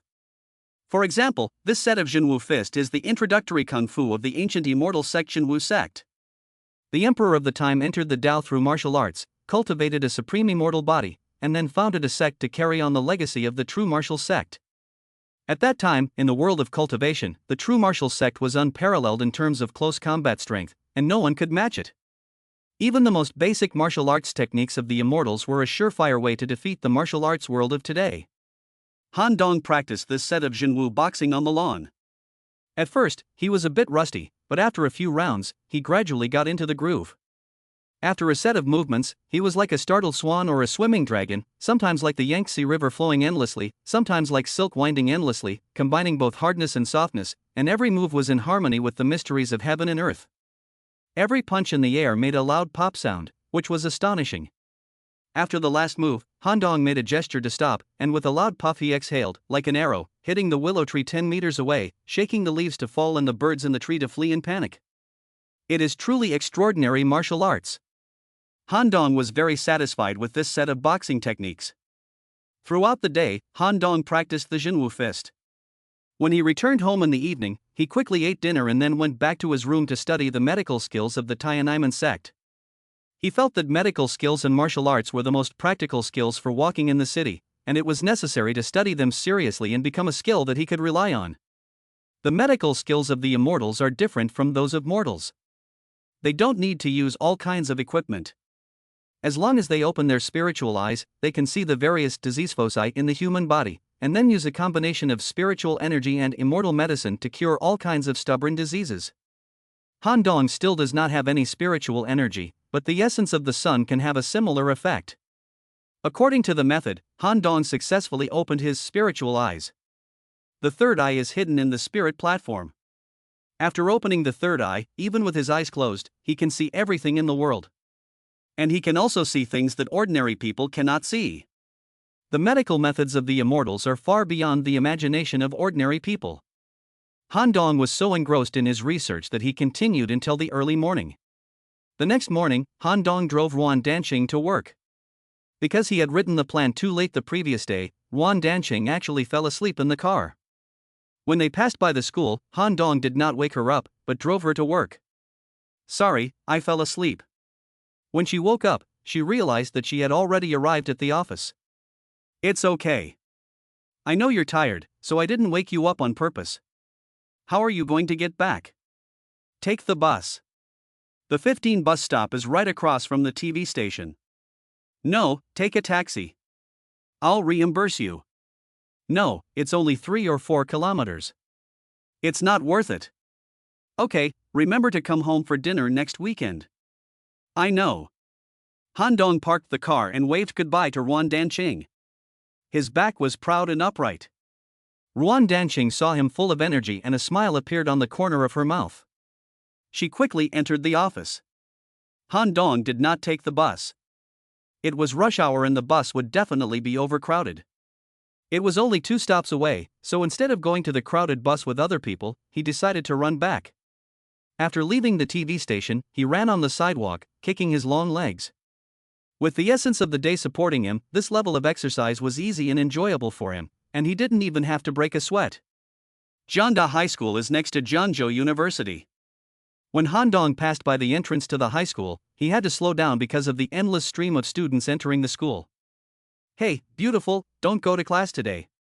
It's my birthday, so I'll take you out for a day of fun." A sly voice caught Han Dong's attention. Following the sound, he saw a few scum in fancy clothes blocking a girl on the side of the road and teasing and harassing her.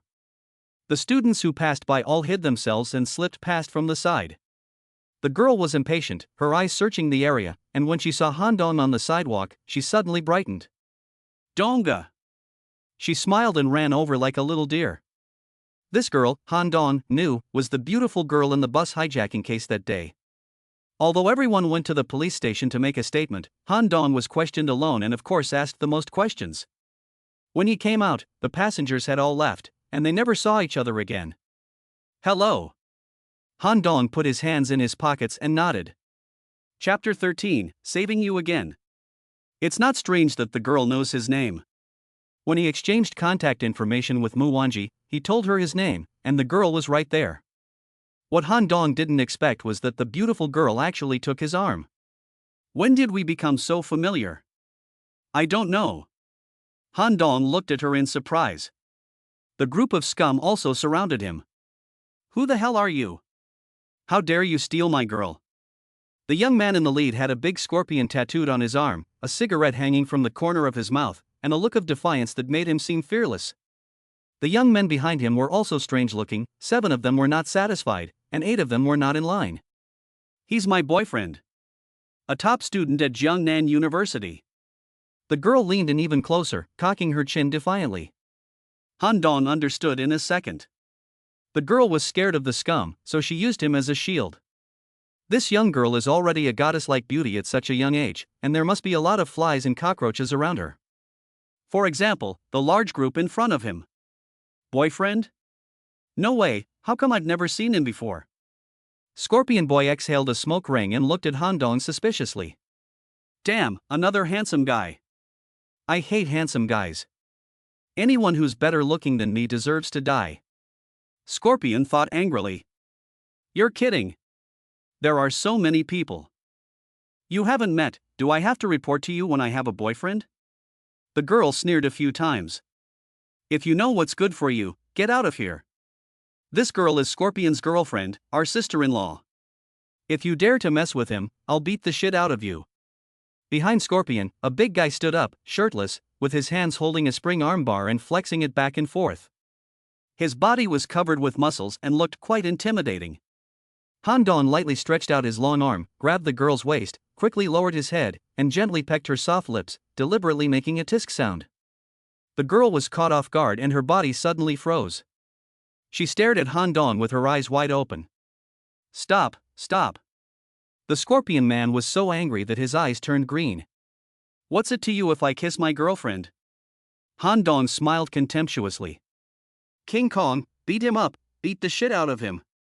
The Scorpion Man shouted angrily. Good, Scorpion, you just hold on tight. Big Muscle King swung his arm power bar and smashed it hard on Han Dong's head. After a muffled sound, everyone felt a flash of light before Big Muscle King took off. He came up fast, and he flew backwards even faster. He flew through the air in a not-so-beautiful parabola and fell heavily into the green belt. A mouthful of old blood spurted out, staining the surrounding flowers and plants red. The girl narrowed her eyes and looked pleased. She had seen this episode on the bus. The scum didn't have the pleasure of seeing it. King Kong, what the hell are you doing? Acting like me? Scorpion Man was dumbfounded. Scorpion, I think I've been hit by a car. Big Muscle King sat up with difficulty, covering his chest and grinning. Bullshit. There's no car on the sidewalk. Stop acting and get up and beat him. The Muscle Man tried to get up, but he couldn't. I've been training my leg for 20 years, and he still wants to get up? Han Dong sneered. Damn it, what are you bragging about? Scorpion Man scolded. Pop, in the middle of his foul language, he got a big slap on the left cheek. WC, and then a slap on the right cheek. I hate it when people swear in front of me. Han Dong wiped his hand on the girl's school uniform as if it had been stained with something dirty. Alas. Hey, school uniforms cost money too, the girl pouted. The Scorpion Man was used to bullying people on the street, and after being slapped twice in a row, he really couldn't hold his face. I'll waste you. The guy took out a folding knife from his waist and pounced on him viciously. Bang, everyone's eyes were dazzled, and then they saw the Scorpion Man fly backwards, screaming, and fall next to the Big Muscle King. Let's get him. The remaining scum shouted and prepared to gang up on Han Dong. Bang bang bang bang. Identical movements, identical plot.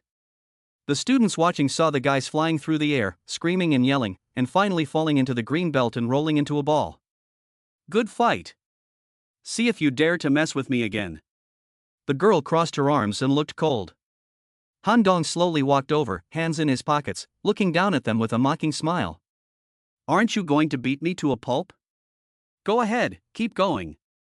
If Scorpion Boy still doesn't get it, he's been living for over 20 years for nothing. It was obvious that this kid was a kung fu master. Even if they were tied together, they wouldn't be enough to stop him with one hand. Boss, I give up. Scorpion Man was a man of action, and he knew that the gap between them was too big. Making threats would only make him get beaten even more severely. If I see you two messing with my girlfriend again, it won't be just a beating. Han Dong said coldly. Don't worry, it won't happen again. The Scorpion Man asked in a dejected tone, Can I know your name? Want to take revenge on me? No. With your combat power, I can't even get revenge in 10 lifetimes. I just want to know who beat me. J. Han Dong. The Scorpion nodded and left with a few of his men, limping. Han Dong turned and looked at the girl. Why did you kiss me without my consent? The girl's face was cold. Did you ask my permission before using me as a shield? I can fight, but if I were just an ordinary person, wouldn't I have been taken advantage of? I only asked you because I knew you could fight. I'm not going to take advantage of people. The girl looked at him stubbornly. Whether I can fight is my business, and whether I want to help you is up to me. Passive acceptance is not my style. But that was my first kiss. The girl's face turned red. What's your name? Lin Rong. Well, I said Lin Rong, it was just a brief touch. What kind of first kiss is that? Well, I have to go to military training later, I'm late. Bye. The girl was stunned by the lecture, and when she came to her senses, Han Dong had already run out of the door. Puff. Looking at Han Dong's back, the girl laughed out loud. He's quite handsome when he runs, but it's not that easy to take advantage of me and try to slip away. She took out her phone, opened the WeChat friend adding function, found Han Dong's phone number in the address book, anchored his WeChat ID, and immediately sent a friend request. She tilted her head in thought for a moment, and replaced her WeChat profile picture with a picture of a beautiful woman exercising, wearing a cool outfit and with a hot body. Oomph, I don't believe you won't add me. The girl looked at the avatar and a mischievous smile appeared at the corner of her mouth. Chapter 14, I'm most afraid of acquaintances suddenly becoming popular.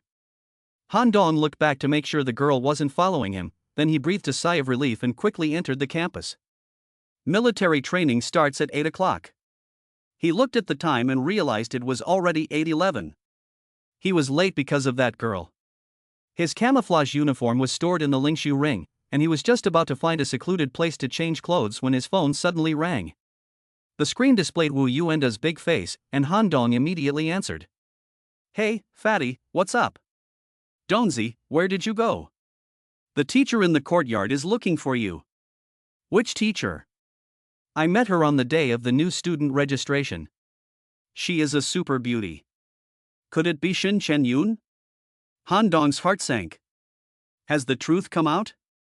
Yes, it's her. How do you know? Han Dong's first reaction was to run away. Teacher Shin is the leader of the Youth League Committee, so she can easily get rid of a freshman like him. The key is that he did see something he shouldn't have. So, Degu, why don't you help me take a leave of absence? I have something to do, so I won't be coming in today. The phone suddenly went silent. After a few seconds, a beautiful female voice came through. Han Dong? It's me. Are you Teacher Shun? Yes, Shin Shenyun paused for a moment. I heard you want to take a leave of absence. What is the reason? What do you want with me, Miss Shun? Han Dong thought to himself that whether or not he would take a leave of absence depended on what you wanted to talk to me about. It's not me who's looking for you, it's the school. Shin Shenyun's tone was slightly agitated. If it's not important, please don't take leave. You can't miss this occasion. Okay, Miss Shin, I'll change into my training clothes and be right there. No need to change. Hurry up, everyone is waiting for you. I understand, Miss Shun. He was already sure that Miss Shin had not called him for the purpose of performing a shamanic ritual. Then there is nothing to be afraid of. After hanging up the phone, Han Dong quickened his pace and arrived at the playground. Today's situation was a bit unusual. Thousands of freshmen were divided into several square formations, sitting on the green lawn, whispering and making a buzzing sound. The stage was packed with people, including school leaders, a few unfamiliar faces, and even police officers.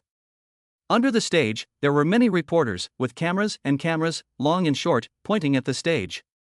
Han Dong unexpectedly discovered that Ruan Danqing was also among them. He realized that this was a commendation ceremony for those who had acted bravely. No wonder Mr. Shin had been looking for him everywhere. He really couldn't do without him on this occasion. After Han Dong appeared, all eyes were focused on him. Bathed in the morning sun, every strand of his hair glistened. When she saw Han Dong striding towards her, she felt her heart suddenly start to beat faster. What's wrong with me? She thought uneasily. Seeing this, Shin Xianyun, who was waiting in the audience, hurriedly went up to meet him. Is it you? She was slightly startled when she saw Han Dong's face. Isn't this the handsome guy who meditates on the rooftop of her apartment complex? He's actually a student at Jiangnan University? Good morning, Miss Shin. Han Dong smiled and showed his 8 white teeth. Hurry up, the leaders are waiting. Shin Xianyun whispered. Han Dong nodded and followed her closely. When Han Dong appeared on the stage, there was an immediate commotion in the square where the 7 companies were located. Donzi is also up there? Zhang Zikai stretched his neck. I don't know. The city leaders are here, the police are here, and the TV reporters are here. It's a big deal. But what does this have to do with Donzi? Fat Wu was even more puzzled. It can't be that he's made a mistake and there's going to be a public criticism meeting. Zhang Zikai pursed his lips. We'll see. Wu Yuanda whispered. Xing Chun frowned and looked at Han Dong on the stage. She felt that this guy was obviously different. White slim-fit short-sleeved t-shirt, blue-gray jeans, and coconut shoes. He was wearing simple clothes, but he actually looked like a male model. Because the t-shirt was a slim-fit style, the faintly visible muscle lines were distinct and beautiful and smooth. His face was still the same, but the overall feeling was very different. With a new hairstyle and new clothes, is this kid really that handsome? Xing Chun, who has always been very confident in his appearance, felt a threat from the side for the first time. He knew that Han Dong's change was definitely not just because of his hairstyle and clothes, but he didn't know where exactly the reason was. College really does make people. It is not uncommon for many children from rural areas to read for a few years in a big city and eventually transform into fashionable handsome men and beautiful women. But after all, a change in temperament cannot be achieved overnight. It is less than 10 days since the semester started, and Han Dong has completely shed his rustic appearance and become a handsome guy in seconds. This is not scientific at all. She glanced at Xiaoxi, who was not far away, and saw that she was also staring at Han Dong on the stage. Damn, I wonder if you guys have noticed? Donzi seems to have grown taller and more handsome. Am I the only one who thinks so? Wu Yuanda whispered. I've noticed it too. Hong Tao said in a deep voice. Xing Chun glared at the 2 idiots. Shu Nima De, even a blind man can tell, don't you need to be reminded? After Han Dong took the stage, Shin Xianyun led him to find a seat on the side. Jiang University President Zhong Yuesong spoke first. After receiving notification from the city police, our freshman law student Han Dong, in the 9.10 armored car robbery case, when the safety of the people's lives was threatened, he stepped forward to assist the police in subduing 5 thieves, saved the lives of a busload of people, and prevented the loss of tens of millions of dollars of state property. Therefore, the school has decided to hold this commendation meeting to, together with the leaders of the city government and the city police, commend Han Dong for his righteous and courageous actions. The students were in an uproar. WC, I saw this news. I heard that the robber had a gun in his hand, but when he was on the 15th bus, he was killed by a Superman with his bare hands. So, the legendary hero was Donzi? Wu Yuanda and Hong Tao looked at each other, and they could see shock in each other's eyes. Who would have thought that the legendary hero was hiding in plain sight? If that's true, Han Laosan is too low-key. The worst thing is when the air suddenly goes quiet, and when acquaintances suddenly become famous. You're wrong, aren't you? When Han Dong was in high school, he was even cheated by a little punk, and he didn't dare to say anything. How could he be so capable? Zhang Zikai said in a sour tone. The police shouldn't be wrong, right? Dongba is so handsome today, I think it's reliable. Shang Yusin, who was standing next to him, had a twinkle in her eyes and looked at Han Dong without blinking. Zhang Zikai thought to himself, you're a violent idiot who knows nothing. Who said that handsome guys are reliable? I'm also very handsome, when have I ever been reliable? I also don't think the police would be wrong. Maybe Dongba is hiding something. Yuli said. Zhang Zikai was upset. Although he had declared to his brothers that he wanted to pursue Chao Qian, he was not really sure in his heart. Yu Li and Chang Yusin had long been his internal candidates for backup. If he couldn't win the heart of the goddess-level Chao Qian, it would be acceptable to play around with them. After all, they are both beautiful women. Hearing them call him Brother Dong, he felt a wave of sadness. Damn, when did you become so intimate?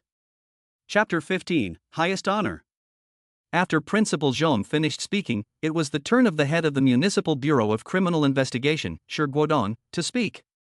He briefly described the investigation of the 9.10 robbery case, affirming that Han Dong had played a key role in it. Without him, the police would have paid a high price even if they had been able to catch the criminals. The entire criminal investigation team, as well as all the passengers on Bus 15, were extremely grateful for Han Dong's actions. At this point, it was the turn of Kong Yang, the mayor of Jiangzhou City, to speak. He first gave Han Dong a very high evaluation, affirming the positive influence of his actions on society as a whole, and then announced, on behalf of the Jiangzhou City government, I hereby award Han Dong the certificate of Hero of Justice and a reward of 1 million renminbi. Boom, the student phalanx below the stage suddenly exploded. Anyone with a little knowledge of this area knows that the title of Righteous Hero is divided into 3 grades: Righteous Citizen, Righteous Warrior, and Righteous Hero. And the highest honor, which Han Dong was awarded, is precisely the highest grade. This is subject to approval by the provincial people's government. The invisible benefits of obtaining this certificate are not bad.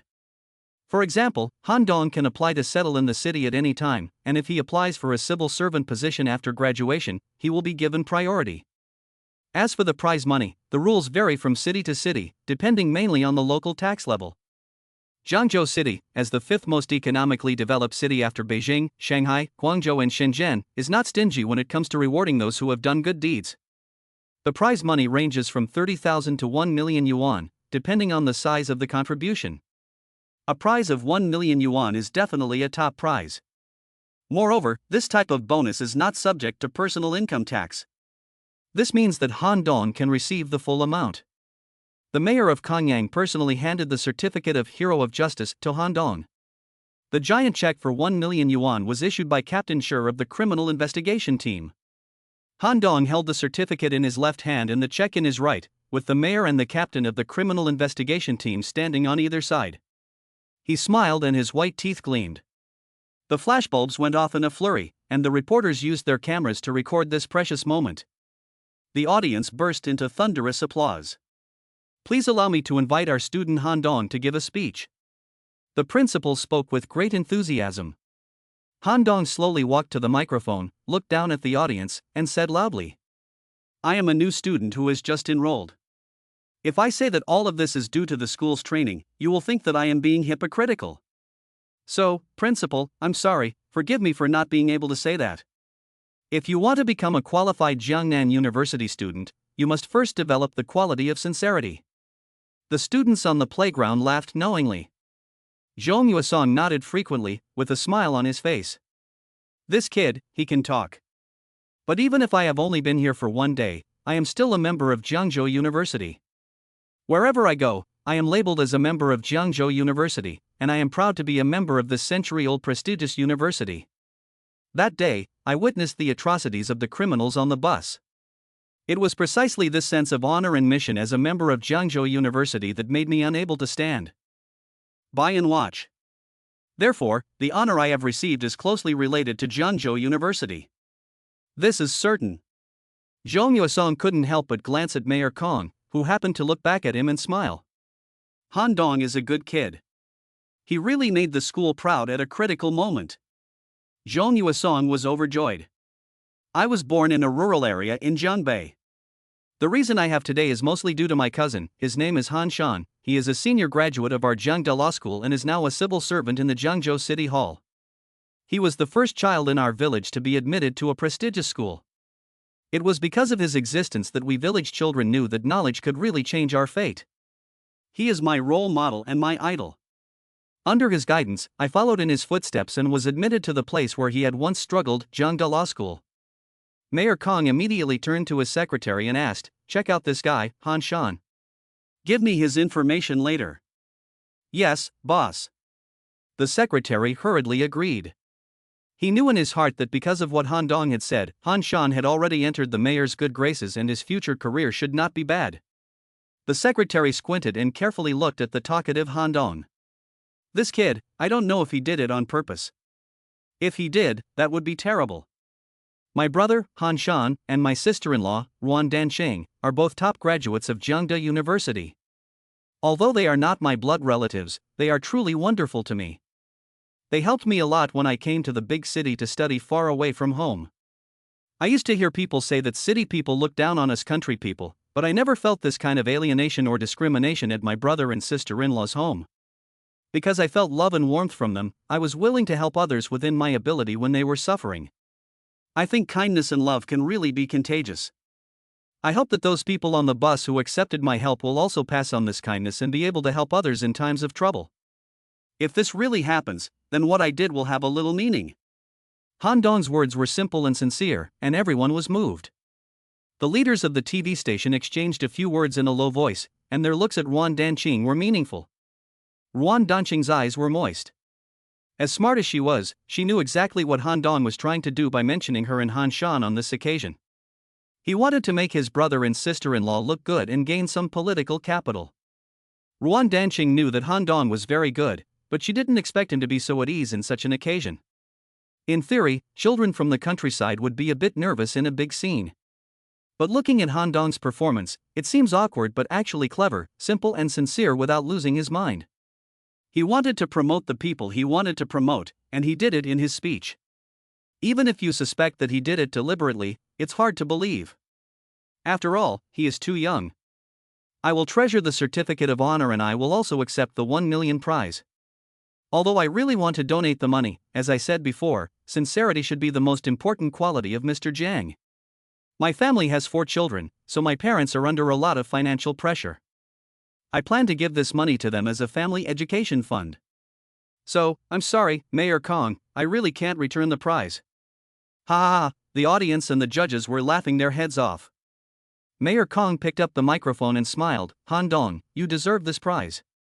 Your heroic act has protected the lives and property of the country and its people. Every citizen of Jiangzhou should bow to you. Our gratitude to you is real and genuine. This prize is entirely at your disposal. No one will hold you to ransom for your moral integrity, and no one will ask you to return it. The crowd applauded enthusiastically. Principal Zhong pressed his hands together, and when the noise had died down a little, he said loudly, after the school has made a decision, Han Dong will be exempt from paying tuition and boarding fees during his time at school, and he has been appointed as the Deputy Secretary of the Youth League Committee of the law school. Han Dong is a hero of the entire city of Jiangzhou, and also a hero of our university. I hope that he will continue to work hard in his new position and create a new situation. Thank you again. Han Dong bowed and left the stage. The audience applauded thunderously and continued for a long time.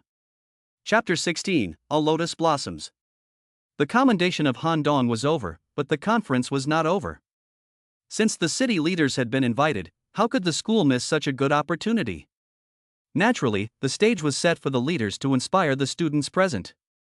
Today's military training course was naturally cancelled, and the students sat obediently on the playground to listen to the speech. Bored, Han Dong took out his phone and casually swiped. He saw a new friend request on WeChat and clicked to take a look. The profile picture was of a hot girl who looked like she was working out. She was wearing a tight sports bra, with her breasts and abs clearly visible. Her long, thin legs and narrow waist seemed to be exuding 2 words, vitality. The beauty has a high ponytail and a look of vigorous vitality between her eyebrows. She is really both attractive and cool. The WeChat name is very simple, just 2 characters, Lin Lin. Who is this? Han Dong searched his memory, but couldn't find any information about this person. But he still clicked agree. Of course, Dongzi would never admit that he added her because she was hot. What does a scholar's affairs have to do with her figure? Who are you? He sent a series of question marks. Did you really add me? Is it because my profile picture is sexy? Lin Lin sent a smirking emoticon. You're crazy. Who are you? We'll find out when we meet. Oh, we have a secret handshake. When we meet, you have to write 3 Chinese characters in the palm of my hand. What is this nonsense? Han Dong frowned. I'll talk to you later. I have to go to class. Lin Lin logged off soon after. Class? What class? A fitness class? Han Dong guessed. What are you doing? Shin Xian Yun, who was sitting next to him, leaned over. Han Dong really wanted to say fuck, but he didn't dare. The principal had just appointed him as the deputy secretary of the Youth League Committee, and Ms. Shin was the secretary of the Youth League Committee, which meant that she was his direct superior and they would be dealing with each other a lot in the future, so he couldn't be too presumptuous. Nothing. Han Dong put away his phone. Is Ron Danqing your sister-in-law? Shin Xian Yun's expression was half smiling. Yes, does Teacher Shin know my sister-in-law? We live next door, you know? If you know each other, then why are you being so rude? That day, you must have gone to the wrong door, right? Shin Xian Yun's expression suddenly turned cold. What did Miss Shin say? I don't understand. Han Dong could only pretend to be stupid. Okay, stop pretending. I recognize you. Shin Xian Yun pinched the soft flesh on the side of Han Dong's waist very subtly and twisted it hard. Ah, Teacher Shin, be gentle. I didn't mean to peek. Who knew you were home dancing around like a madman? Do you want to die? Keep your voice down. Shin Xian Yun was embarrassed, pinched his soft flesh and twisted it half a turn, and said with gritted teeth, if you dare to mention a word of that to anyone, I will kill you. Don't worry, I will never tell anyone. Some things are only for you to savor, and only a fool would share them with others. You. Shin Xian Yun's pretty face flushed with 2 red spots, and she angrily said, don't think about it, forget it right now. Okay, I've already forgotten. Han Dong said casually. Forget it? You can forget it. I asked you, why did you run away when you saw me on the roof last time? Am I that scary? Shin Xian Yun frowned. Please, I already knew you were a teacher at our school. If I didn't run, would you have recognized me and beaten me up? That's more like it. Shin Xian Yun seemed satisfied with this answer, and her expression softened a lot. Did you really defeat 5 armed robbers alone? No, I don't have that kind of ability. It's all thanks to the police. Humph, who do you think you are? Would the leaders of the city bureau make up a story for you? With your intelligence, it's hard to fool. You see, I told you you were practicing kung fu on the roof, but you still wouldn't admit it. You're obviously a martial arts master, but you have to pretend to be low-key. You're not honest. The brain circuits of beautiful women are full of holes. Han Dong could only choose to shut up. Give me your phone. Shin Xian Yun reached out. What are you doing? Don't be a nag, just give it to me. Han Dong had no choice but to hand over the phone. Shin Xian Yun added each other on WeChat and saved each other's phone numbers. Since you are also a cadre of the Youth League Committee, we will inevitably have to deal with each other in the future. Leave a contact method so that we won't be unable to find you. I understand. Han Dong took the phone and said indifferently. After enduring the speeches of the bigwigs, it was time for lunch. As the main character of this commendation ceremony, Han Dong was led by Principal Zhong to bid farewell to the leaders. Shi Guodong was the last to leave, and when he came over to shake hands, he was accompanied by a beautiful woman in a police uniform. The straight uniform could not hide her hot figure. With 1 star and 3 stripes, commonly known as 1.5, she was a first-class police superintendent at such a young age. Han Dong was stunned. Because he knew this beauty, especially the heroic look in her eyes, which was very impressive.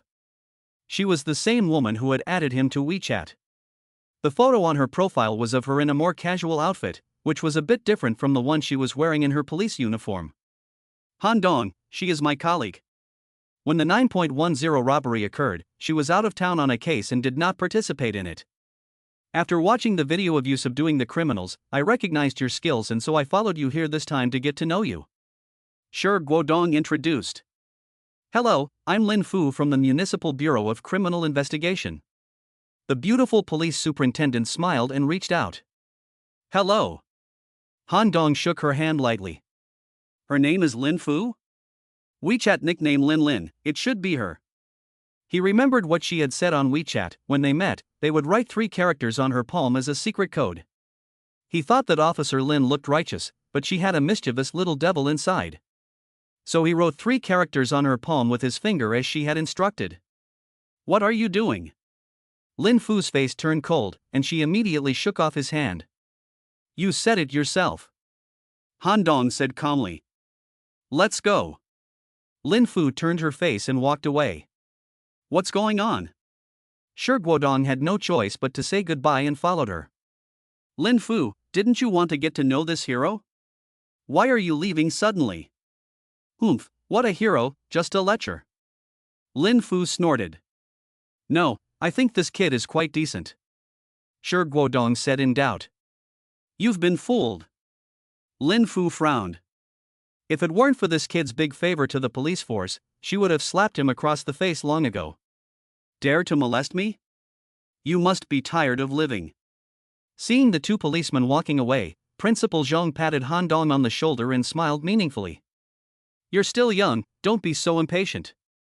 What do you mean? Did you see my little move? Principal, it's not what you think. It's her. That's enough. Don't explain. I was young once too, so I understand what you're going through. You've done a great job this time. From now on, you should be more careful. Girls like Officer Lin are not to be trifled with. If you want to pursue her, you have to be strong first. Understand? Wow, I didn't know you knew so much, Principal. Nonsense, I've never seen a pig run, but I've eaten pork before. Don't do that kind of thing again. It might work on other girls, but it'll only backfire on her. Also, if you encounter any problems at school in the future, just call me directly. Principal Zhong handed him a business card. Han Dong took the card and was about to say something, but Zhong Yuesong turned and walked away. Hey, Principal, listen to me. It's really not what you think. WC, ruthless. Can't you just listen to someone's explanation? It was her who seduced me first. It turns out that men who are older are all stubborn. Han Dong opened WeChat and sent a message to Lin Lin angrily. What do you mean? What's wrong? Unexpectedly, Lin Lin replied in seconds. You said you wanted a secret code, and now you're giving me a hard time? No way. Did you meet Naihu? Lin Lin sent a shocked expression. Naihu? Han Dong was stunned. You mean Lin Fu? Yes, she is fierce, doesn't she look like a tiger? Han Dong thought to himself, I don't know if she looks like a tiger, but she is pretty fierce. He then realized that Lin Lin was not Lin Fu at all. Good, you dare to send photos of Officer Lin's private life and pretend to be her to swindle people. I'll call her right now and report you. No, please, Dong, if you do this, the tiger will beat me to death. Lin Lin urgently sent a voice message. Han Dong recognized the voice. It was Lin Rong, that little brat. You little brat, I know who you are. Han Dong was furious. Is this how you repay the person who saved your life? This can't be called revenge, it's a benefit. Lin Lin explained. You've really screwed me over. Officer Lin must think I'm a pervert. Aren't you? If I didn't post a picture of a hot girl, would you have added me? We can't talk anymore today. I'm going to block you now. Han Dong was furious. If you dare to block me, I'll tell Tiger that you kissed me. Damn it. Are you threatening me? I'm telling the truth. I just gave you a little peck as a lesson, not a kiss. I've saved you twice already, so I'm your benefactor, right? Is this how you repay me? Don't block me. I'll repay you in the future, I swear.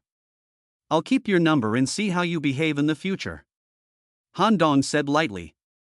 Besides, we've already met several times, so why are we still using secret codes? How childish.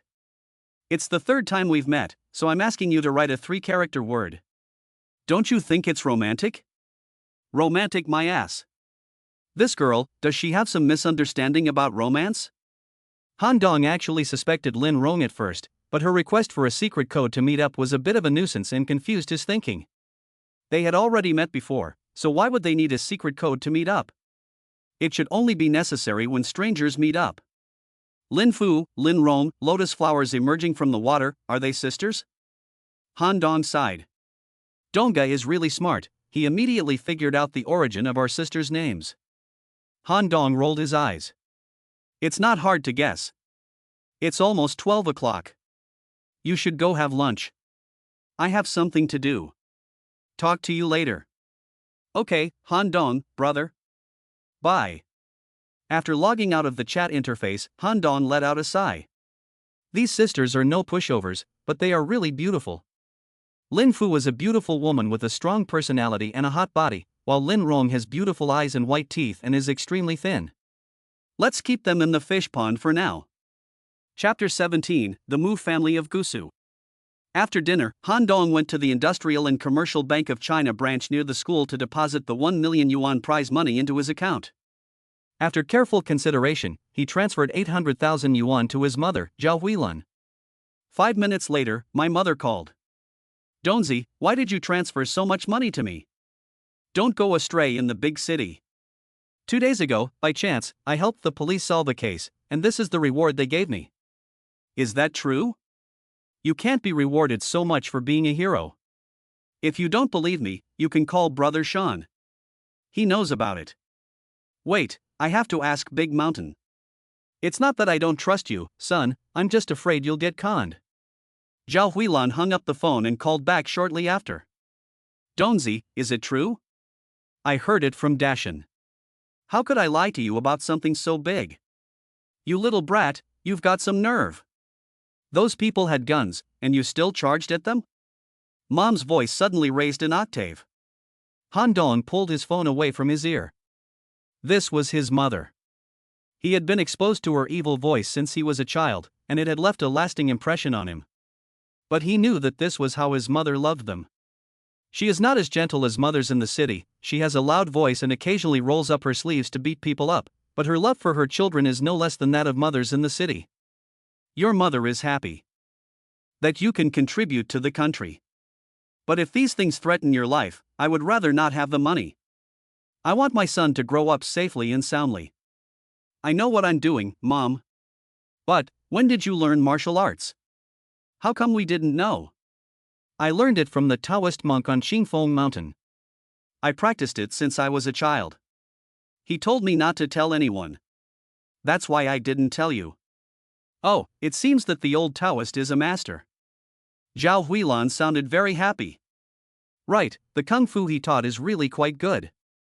Han Dong smiled and continued, I was thinking, isn't there 1 million yuan in the prize money? I transferred 800,000 yuan to you and kept 200,000 yuan for myself. You don't have to give me any more money for living expenses. There was silence on the other end of the phone for a few seconds, but Han Dong had a keen ear and heard his mother sobbing. Donzi, you are a good boy. However, this money is the price you paid with your life. We won't touch it. We will use it to buy you a house and a wife in the future. Your father and I will find a way to make money for the family expenses, so you don't have to worry. No, Mom, don't worry about buying a house and getting a wife. You've already fulfilled your mission by sending me to college. The rest is up to me. You can spend the money as you wish. Trust me, I can make more money. Okay, Mom, I understand. You can spend the 200,000 yuan as you wish, but don't spend it on things you shouldn't. You're studying away from home, so don't be too hard on yourself. Okay, Mom. After chatting with his mother about family matters and reporting on his school life, he hung up the phone. When he came out of the bank, he heard someone calling his name, Han Dong. Looking in the direction of the sound, he saw a white Bentley coupe parked on the side of the road. Looking through the window of the passenger seat, he saw a beautiful woman waving at him. It was the beautiful woman he met in the bus robbery, Mu Wanji. Hello, Ms. Mu. Han Dong walked up to the car and greeted her with a smile. Get in. Mu Wanji waved. Han Dong opened the passenger seat and got in. Don't call me Boss Mu anymore. It's too formal. Just call me sister. Okay, Sister Mu. Han Dong has always been amenable to requests that don't violate his principles. Are you here to do business at the bank? Mu Wanji asked. Well, I got the reward for bravery today, so I came to the bank to deposit it and transfer it to my mother. All for the family? Mu Wanji looked at him in surprise. No, I transferred 800,000 yuan to my family and kept 200,000 for myself. What a good and filial son. Mu Wanji sincerely praised him. For young people nowadays, most of them would squander such a large sum of money and rarely give it back to their parents. Sister Mu, where are you going? Han Dong changed the subject. He didn't want to talk too much about family matters with others. Going home to see my father. Mu Wanji frowned slightly, looking a little down in the dumps. I happened to see you as I was passing by, so I said hello. Is there a problem? Han Dong asked casually. My relationship with my father is not very good, and I haven't been back for many years. Now that he is bedridden and in a very bad condition, I should go back to see him, both out of compassion and out of duty. Han Dong understood in an instant. It must be another story of the family's bloody feud. No matter what the script is, it is certain that Mu Wanji is not well received in the Mu family, so she cut off all contact with her family in a fit of anger. Now that her father is seriously ill, she definitely wants to go back, but after years of resentment, she still has a knot in her heart. Do you know what the old man's illness is? Han Dong asked in a low voice. He has been studying the medical techniques of the Tian Yamen for a long time. Maybe he can help. I spoke to my father's doctor on the phone. According to him, this illness is very strange. No matter what means are used, the source of the illness cannot be detected, but the physical condition is getting worse and worse. He often falls into hallucinations, speaks nonsense, and is aggressive. He almost strangled a nurse to death. He has been in a coma since yesterday. The doctor said that he is afraid that he cannot be saved. Mu Wanji's voice was a little choked.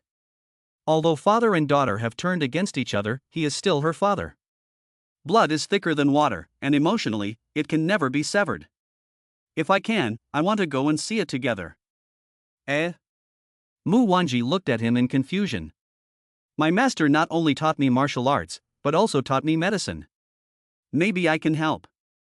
If that's the case, that would be great. Mu Wanji's eyes suddenly flashed with light. Han Dong's martial arts skills were something she had witnessed with her own eyes, and if his medical skills were that good, perhaps he could really save her father? Thinking of the humiliation and discrimination she had experienced in the Mu family, Mu Wanji's fighting spirit surged. Let's go to the Mu family together. Mu Wanji started the car and, with the engine roaring, drove into the rolling traffic.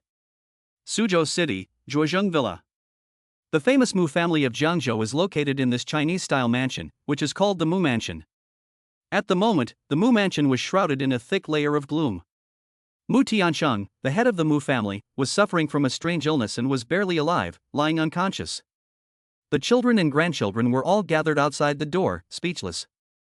The door opened and Professor Wu Qinglin, the director of Jiangzhou City's First People's Hospital, walked out.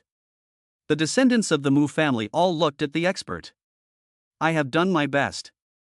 Wu Qinglin looked sad. Wow, someone in the younger generation cried out. Mr. Wu, is there really no other way? Mrs. Yun, the wife of Mu Tiansheng, had tears in her eyes. In terms of the current medical conditions, it is indeed hopeless. No disrespect to you. Since there is no other way, can we let other doctors try? Mu Shui, the second son of the Mu family, hurriedly said. There is no need. Professor Wu said it's hopeless. Don't bother the old man anymore. Mu Shaoran, the eldest son of the Mu family, said in a deep voice. Uncle, are you so eager to arrange for Grandpa's funeral? So you can take over the Mu family? Mu Yunhai, Mu Shui's son, retorted. Second brother, control your children. How can they speak to their elders like that? Mu Shaoran angrily said. The second son, Mu Shui, remains silent. If father dies, according to the rules passed down by the Mu family will indeed be inherited by the eldest branch. Unless the previous head of the family had designated an heir, the second son would have no chance. If he wants to turn things around, his father must not die. At least not at this time. So many doctors have come and gone, and the reward has been increased to 10 million, but in the end it was all for nothing. Mu Shaoran glared at his younger brother and his family. Don't think I don't know what you're thinking. As long as I'm alive, it's not your turn. Without the restraint of their father, the conflict between the two brothers has come to the surface. The old lady of the Mu family was ashen. Yunhai, if you have found another doctor, let him come and have a look. Yes, Grandma. Mu Yunhai said respectfully, the famous doctor I invited is already waiting at a nearby hotel. I'll go pick him up. Go. Yunshur nodded slightly. Seeing that their mother had spoken, the two Mu brothers dared not say anything more. Chapter 18, The 13 Ghostgate Needles. When Mu Wanji and Han Dong drove to the Mu residence, they happened to arrive at the same time as Mu Yunhai was returning from picking someone up. The two cars met when they stopped in front of the gate. Mu Yunhai's car was a brand new Porsche Panamera Turbo, the top-of-the-line version. The color was the manufacturer's signature cement gray, which shined with a very high-end luster in the sunlight.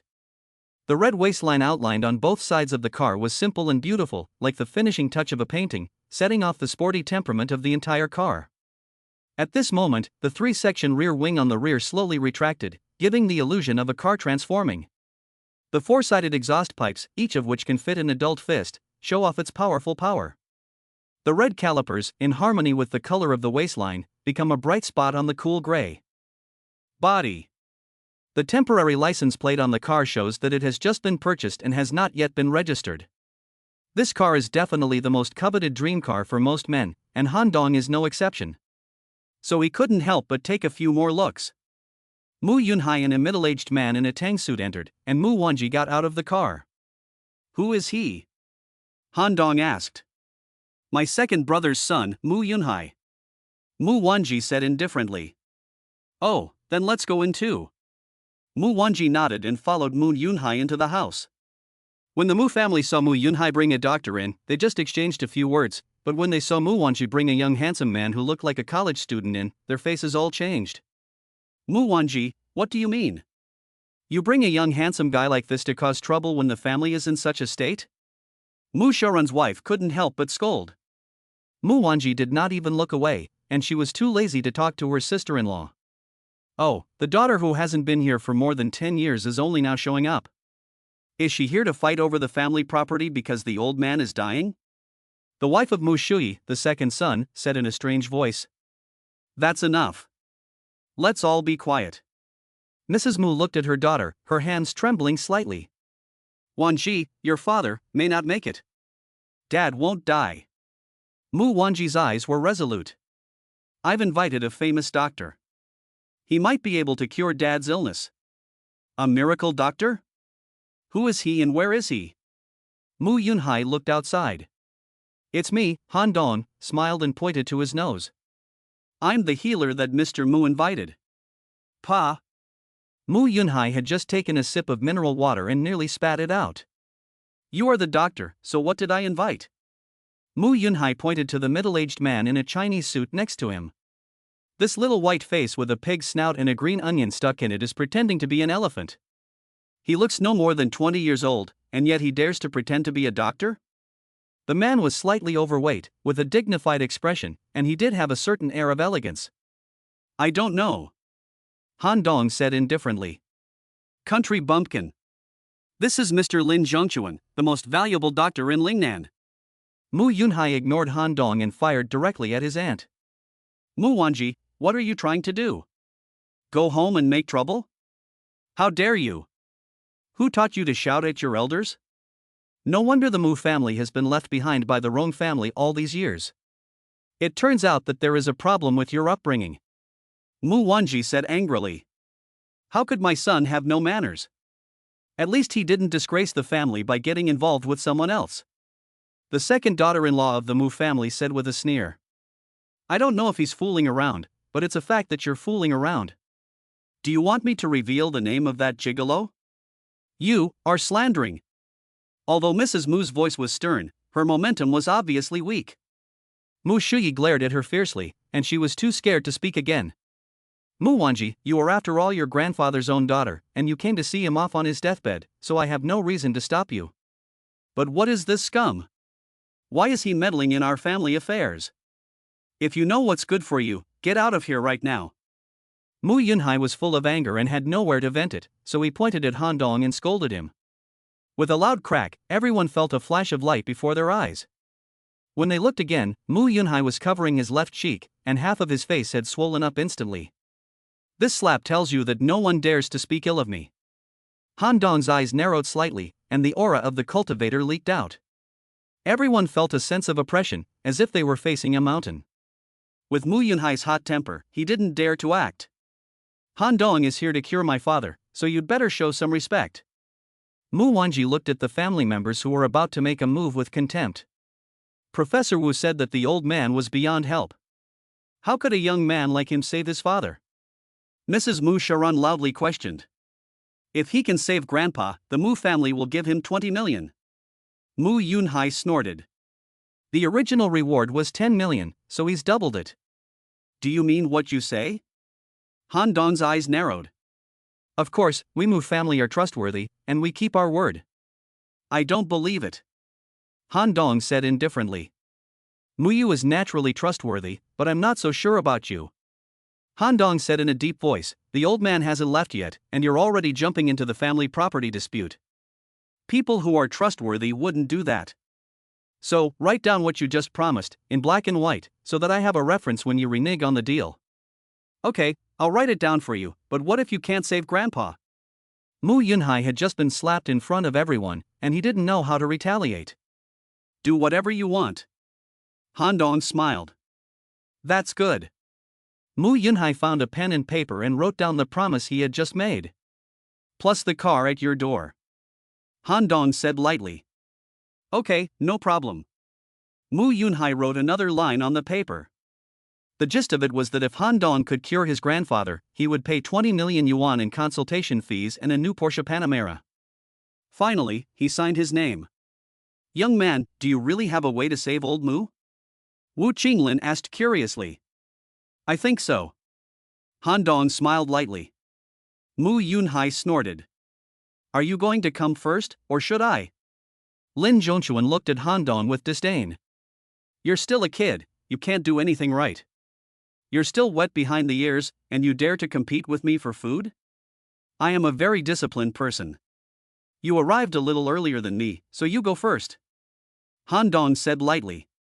If I act first, you won't have a chance. That's not necessarily the case. Han Dong smiled. Lin Zhongchuan snorted and, carrying his medical bag, entered the room where Mr. Mu was first. The others followed him in. After Han Dong entered the room, he felt that the whole room was very cold. The temperature difference between inside and outside was huge, as if suddenly entering winter from summer. And this cold was very unusual, giving people a chill from the bottom of their hearts. Han Dong was unaffected by the cold because he had the energy of the sun protecting him. But the others suffered. After entering the room, they all shivered. It was getting colder and colder in Grandpa's room. It was freezing. Mu Yunhai couldn't help but complain. Han Dong frowned and looked around the room. He finally stopped at a jade animal ornament on the bedside table. Grandpa Mu was lying on his back on the hospital bed, barely breathing, barely keeping himself alive with the help of a ventilator. The electrocardiogram on the screen was extremely weak, and it was possible that it would be interrupted at any time. His face was pale, his lips were black and blue, and he looked almost lifeless. Han Dong activated his spiritual eyes and examined the old man's body, and then he knew where the problem was. A smile involuntarily curled up at the corner of his mouth. The famous doctor of Lingnan, Lin Zhongchuan, carefully looked at the eyelids and tongue of Master Mu, and then took his pulse. After pondering for a long time, he said, no wonder the usual medical methods can't cure it. This old gentleman is not sick, but has been invaded by evil spirits. What is evil entering the body? Wu Qinglin asked. The evil spirit enters the body, commonly known as being possessed by a demon, which means being possessed by a ghost. He. Wu Qinglin smiled perfunctorily. Obviously, he didn't believe in these things. The Mu family members all looked at Mu Yunhai.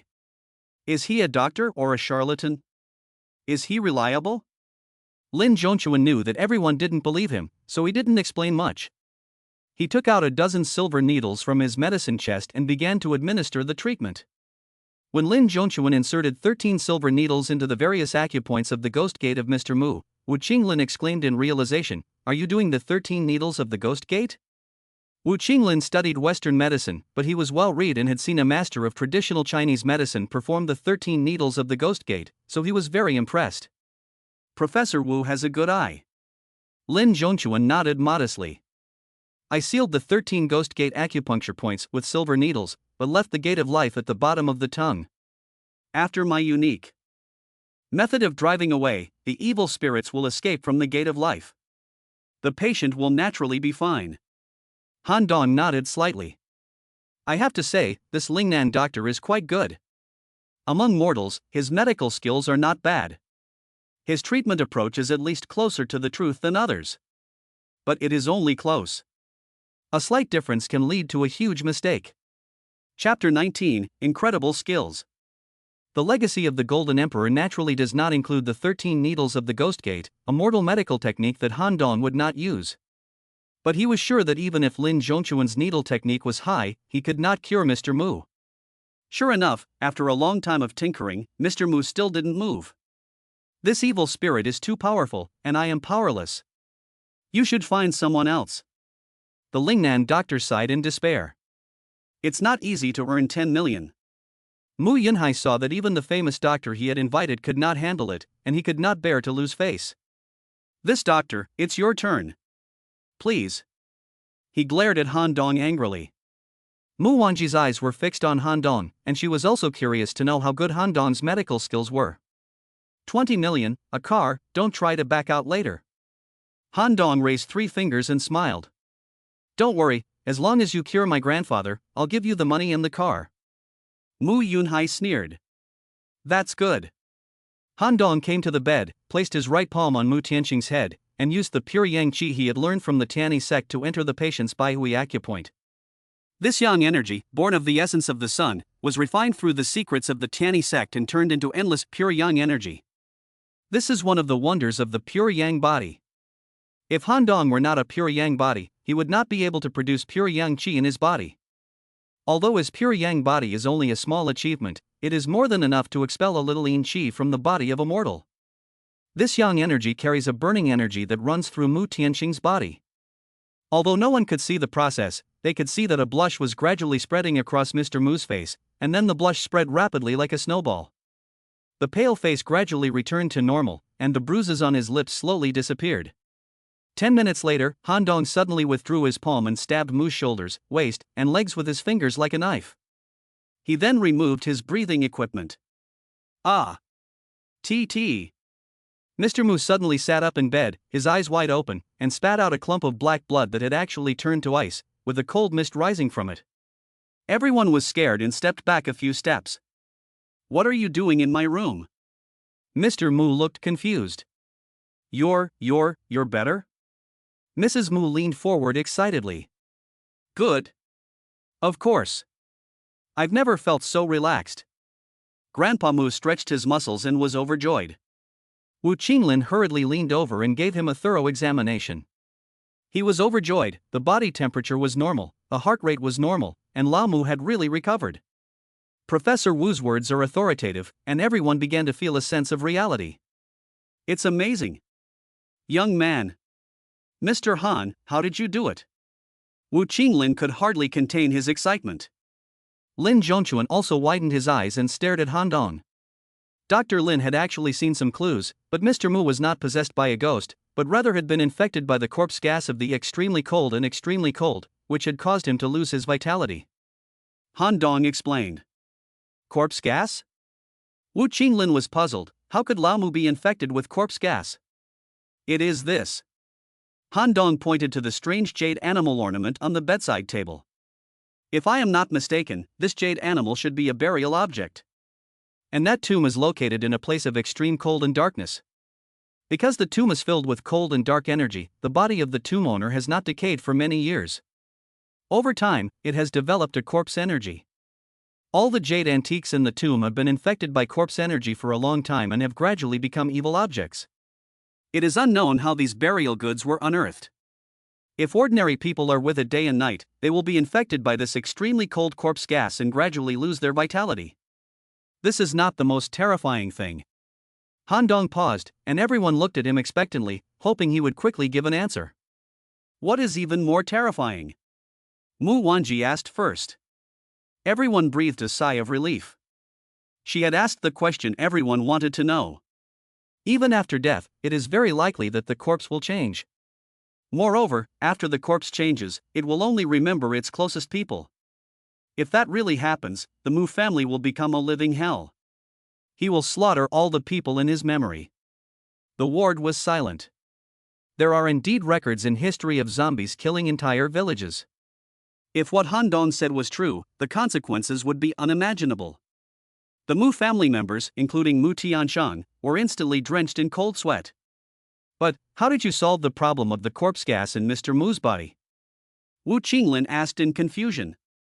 The world is divided into two sides, yin and yang. No matter how terrifying a vampire is, it is afraid of sunlight. I practice martial arts and cultivate the pure yang qi, which is the nemesis of the cold and evil qi. You just covered your hands over his head. Were you trying to channel the pure yang energy into the patient? Wu Qinglin's eyes widened. Yes, the cold corpse gas meets the pure yang qi, just like ice and snow meet the scorching sun, and it melts quickly. Finally, I poked him a few times, using qi to unblock his joints and muscles that had become numb from lying down for so long, so he sat up in an instant. It was amazing. If I hadn't seen it with my own eyes, I would never have believed that there was such a terrible disease in the world, and that there was such a miraculous cure. Sir, you are a great man. Please accept my bow. Wu Qinglin bowed respectfully to Han Dong. Professor Wu, you don't need to be so modest. Han Dong smiled and helped him straighten up. The young are formidable. The young are formidable. Lin Zhongchuan sighed, thinking to himself, Lin, pride myself on being the best doctor in Lingnan, but I never thought that I would be defeated by a young man when I first came to Jiangnan. There are people outside of people, and there are heavens outside of heavens. He left with his medical bag, somewhat despondently.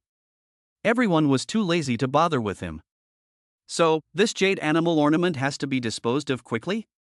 Mu Tianshang was really a little scared. That's not necessary. Han Dong reached out and rubbed the ornament a few times, and a pure yang energy surrounded it, instantly dispelling the cold, corpse-like energy. Now there is no problem.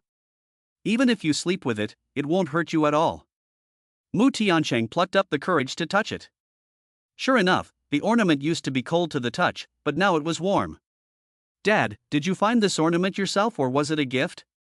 Mu Wanji suddenly reminded him. His father's greatest hobby was collecting antiques in jade. Since he placed this jade animal ornament on his bedside table, it meant that he liked it very much. If someone had set up a trap for him on purpose, it would be terrible. Mu Tiansheng seemed to have thought of something, his brow furrowed. Mu Wanji didn't say anything more.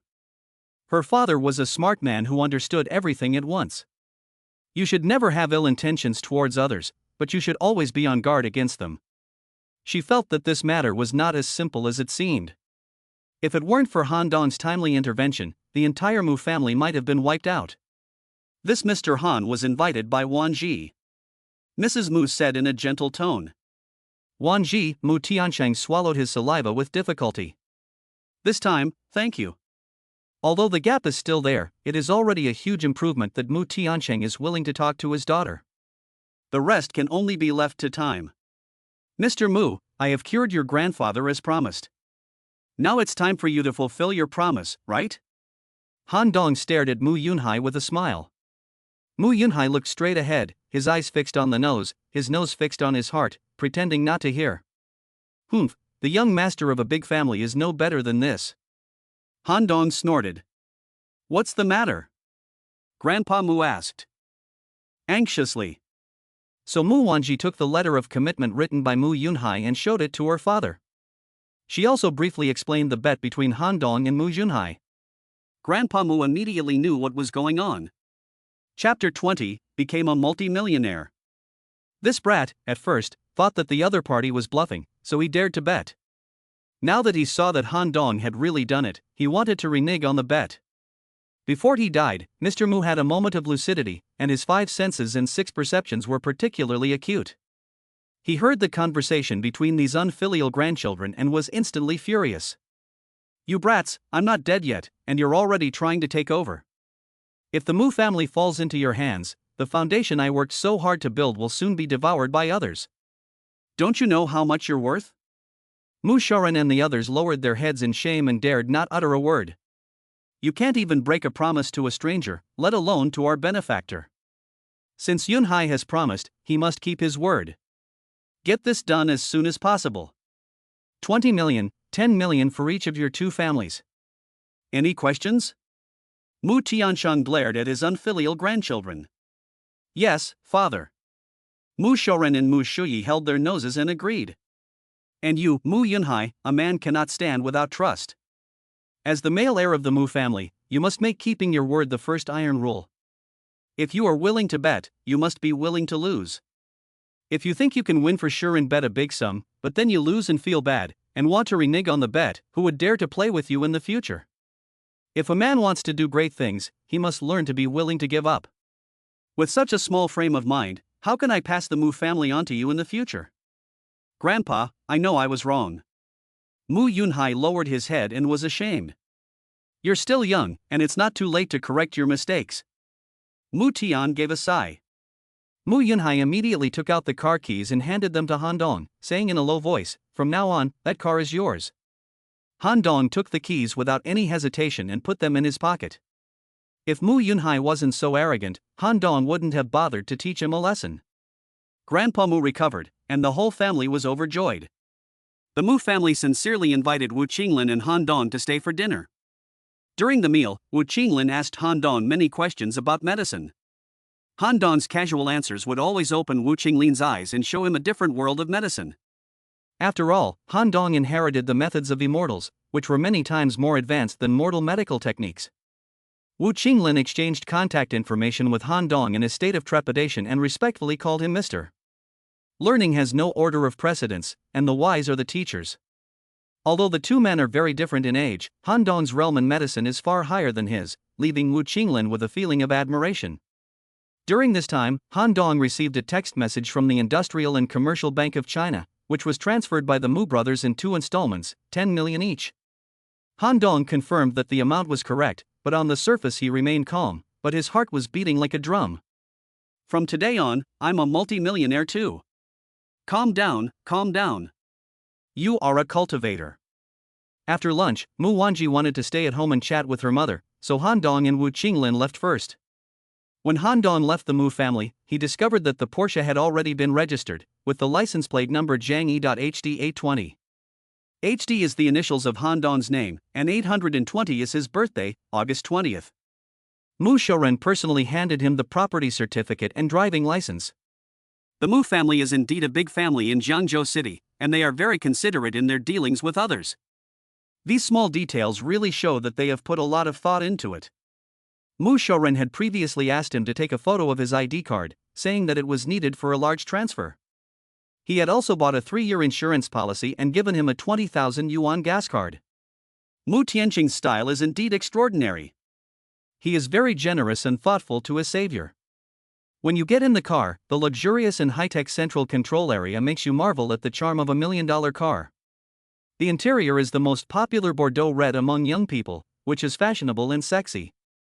This car is the top-of-the-line model of the Porsche Turbo, with an 8-cylinder 4.0T engine that can produce 650 horsepower and accelerate from 0 to 100 km per hour in just 3.1 seconds. It also has a German-imported KLL exhaust system that produces a deep, booming sound. He started the car, adjusted it to sport mode, and the roar of the engine was like a tiger or leopard. The sexy sound waves shook his eardrums. He put it in gear, hit the gas, and in the sound of the heart-stopping cannon fire, the car shot out like an arrow. Mu Yunhai watched the new car he had just bought gradually recede into the distance, and his heart bled. That was mine, that was fucking mine. The seeds of resentment and hatred took root in his heart. This grudge is now set. Father, isn't the 20 million yuan consultation fee a bit expensive? Mu Sharon whispered. Mu Yunhai is not his own son, so why should the eldest son pay for the trouble he caused? Mu Sharon felt a little bit of frustration in his heart. That's 10 million yuan, which is not enough to break his bones, but who doesn't like more money? Is 20 million too much for the lives of the entire Mu family? Even if what he said won't happen, is 20 million too much for the life of your father alone? Is 20 million too much for knowing a great doctor who can save your life in a critical moment? You still need to broaden your horizons. A real man shouldn't just focus on the little silver coins in front of him. Mu Tianshan glared at him. None of these sons are like him. They are all short-sighted. Father is right. Mu Sharon bowed respectfully. Han Dong quickly became familiar with the car's condition. The most beautiful sports car on the road was like a tamed cat under his control, as smooth and silky as his arm. Roar, roar, pop pop, roar. The deep-throated roar of the engine and the sound of the exhaust never disappoint. It is worthy of a $1 million coupe. The power is always available at your command. With a single push of the accelerator, the strong pushback feeling and the roar of the engine make your adrenaline soar. The steering is extremely precise, pointing to where you want to go, and even some fine micro operations can be easily completed. This big car is like a toy in Han Dong's hands, and it can be controlled as he pleases. The fun of driving is much better than his sister-in-law's XC40. Han Dong maneuvered it with one hand and came to the edge of Taihu Lake, where he drove around the lakeside boulevard for more than 10 laps. The windows on both sides were open, and he enjoyed the cool lake breeze and the singing of the world's top Bose sound system. Traveling on the streets and buildings, his heart was filled with horses and hunting grounds. A young heart gradually soars. The legacy of the Golden Emperor is too powerful. Just a little bit of practice, and he was able to make a fortune in the modern city. In the future, as his cultivation level continues to rise, who knows what miracles he will be able to perform. Half a month ago, he was a rural student who took the ordinary train to study in a different place, and he didn't even want to take the high-speed train. If someone had told him at that time that in half a month he would have more than 20 million in savings and a Porsche worth 3 million, he would have thrown the baked sweet potatoes in his hand at the other person's face and used his slightly yellowed urine to wake him up. But today, he has really done it. Not only has he earned a large sum of money, but he has also saved a family from being wiped out and won the friendship of the Suzhou Mushi. He has reaped a rich harvest. Chapter 21, Touch What You Fear. This Porsche coupe is too flashy, and it has sucked up countless sperm on the road. When a little girl whistles at him, he dares to whistle back. It is true that when the balance of the cart is high, the courage is fat, and he dares to flirt with beautiful women. After an hour of driving, Han Dong turned the car around and headed for the city. First, he went to the Huawei flagship store in the university town to replace the second-hand Android phone with a Huawei-made Porsche model, and bought a tablet and a laptop. He also bought a new Huawei folding screen as a backup. Boys have a special kind of obsession with cars and electronic products, and Han Dong is no exception. It's just that he was short of money before, so he couldn't afford to buy them. Now that he has money, of course he wants to satisfy his material desires. He had originally planned to transfer some money to his mother, but then decided against it. 800,000 yuan is already a huge sum for a rural family, enough to last them a long time. There are many things that are difficult to explain over the phone, so I'll wait until I go home for the holidays. When driving back to school, Han Dong simply applied for a parking space in order to make parking easier in the future. Zhangzhou University is located in the affluent Jiangnan region, and many freshmen drive to school in private cars, but Han Dong's Porsche is undoubtedly the most beautiful one. During the application process, several security guards surrounded the car and almost drooled. For 3,600 yuan a year, he rented a fixed parking space not far from the teaching building. "Classmate, what does your family do? They drive such a nice car." The security guard on duty that day couldn't help but ask. "Farming." Han Dong smiled indifferently. The security guard's words stuck in his throat. "Nima, are farmers so arrogant now? If that's the case, I might as well stay at home and farm. Why come out and work as a security guard?" After paying the fee and receiving the electronic remote control key for the lock, Han Dong drove into the campus. He used to watch others drive through the campus, occasionally feeling envious, but he never thought that he would become a member of the campus car owners. "Han Dongzi, you're a special brew." This handsome four-seater sports car roared down the campus boulevard with a low, thrilling roar. It had to be said that it was so handsome that every student who passed by couldn't help but stop and watch. Even at Jiangnan University, where there are many luxury cars, the Porsche Panamera Turbo is a rare sight. It has to be said that Han Dong really enjoys the feeling of being the center of attention. No wonder so many people like to act like a big shot. Analyzed from the perspective of human social attributes, being recognized, envied, and admired by others is a psychological need. Who is this handsome guy? I haven't seen him before. The cheeks of a few older schoolgirls turned red, and their excitement was beyond words. Handsome guys and luxury cars together are the strongest aphrodisiac in the world. It looks like a freshman, otherwise I would never have missed him. I'm lost. Are the current freshmen so fierce? Driving a Porsche to school? Which department? Which dormitory? I want all his information within half an hour. As long as the senior is sexy enough, no junior can resist. The old bulls are getting restless. Han Dong, the young grass, has already arrived at the parking lot and is extremely cool as he backs his car into the parking space. As soon as he got out of the car, Wu Yuanda's phone rang. Donzi, where have you been?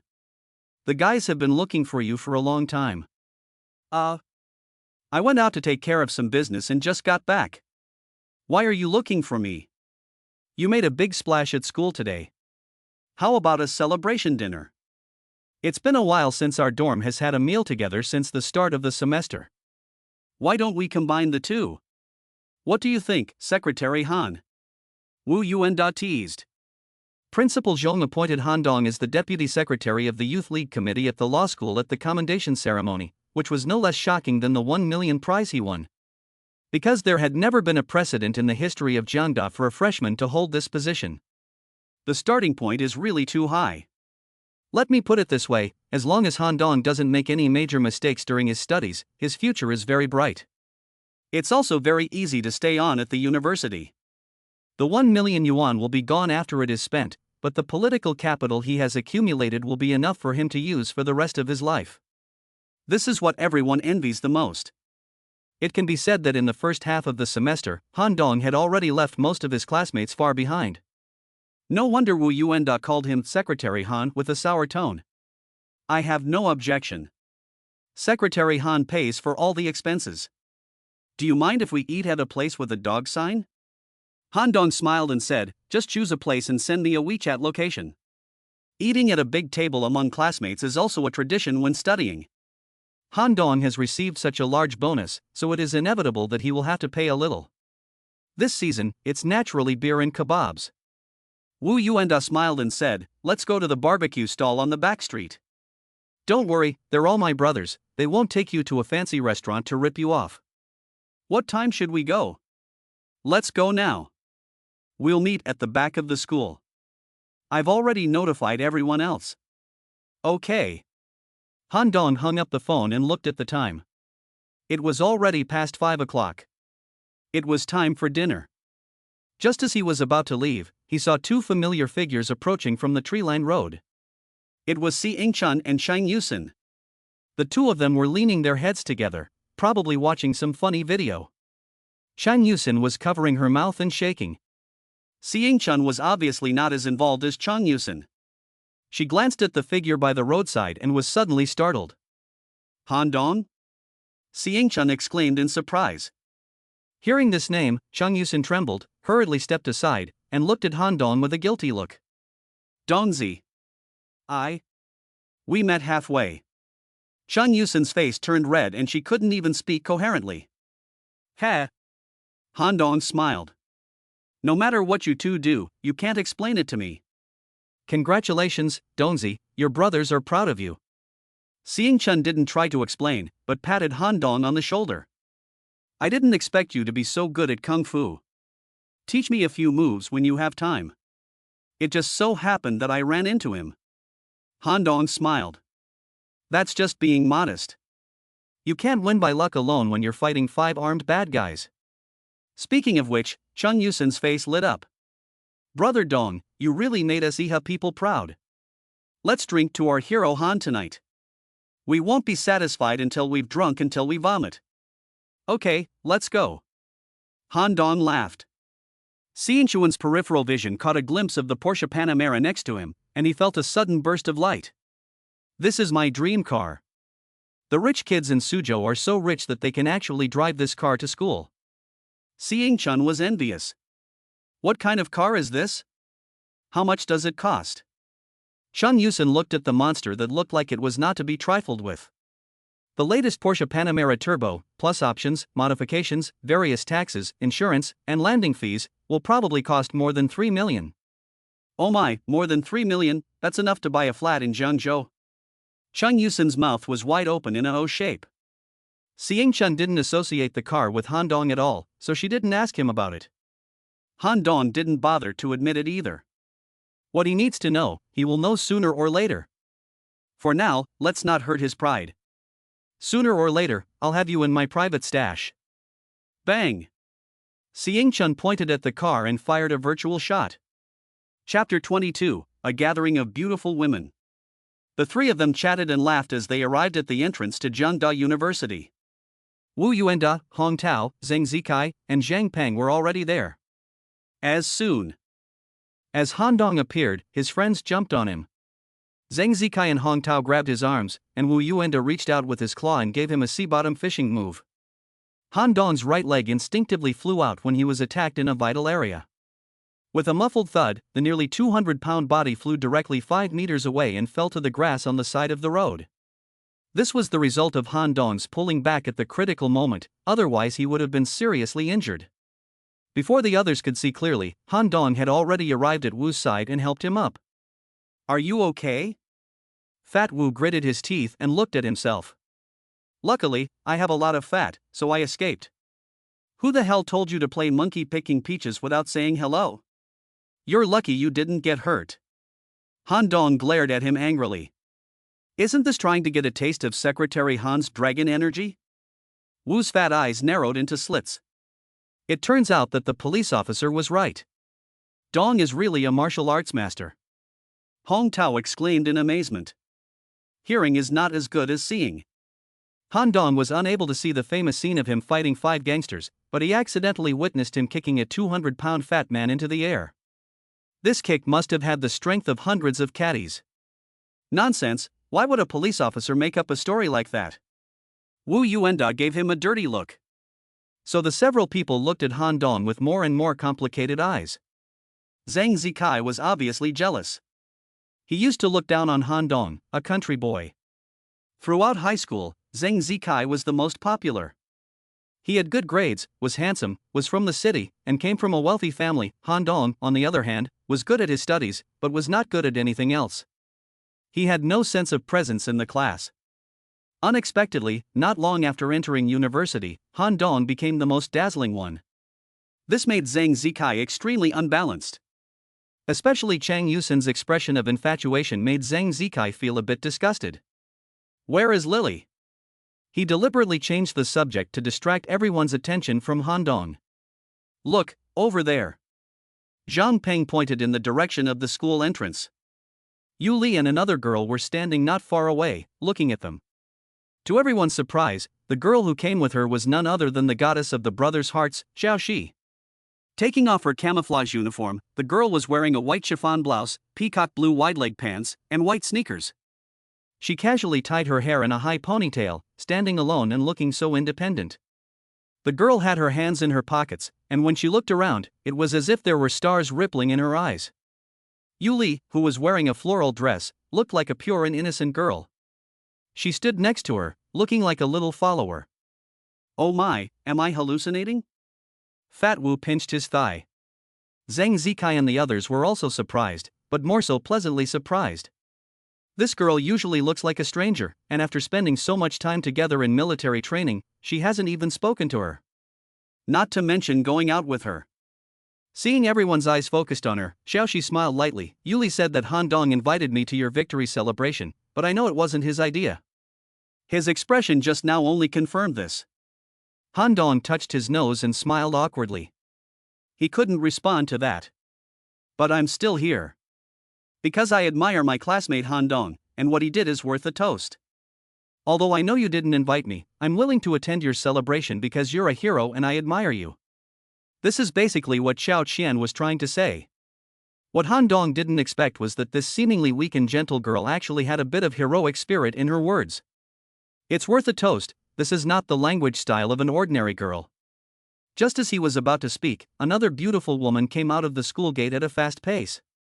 It was Shin Xianyun, a beautiful teacher at the law school. "Hey, what are you guys doing here?" Shin Xianyun was quick-witted and spotted Han Dong first. "Teacher Shin, we're going to the back street to drink beer and eat skewers to celebrate Han's success. Why don't you join us?" Wu Yuanda had a very servile expression. "Okay, I'll keep an eye on you guys so you don't get drunk and cause trouble." Shin Xianyun smiled. She came out the back door, intending to take a shortcut home, but she didn't expect to run into a dinner party. Anyway, she was going to have dinner anyway. Han Dong had just received a large sum of money, so she thought she should celebrate with a big meal. Shin Qianyun thought, "Hey, it really works."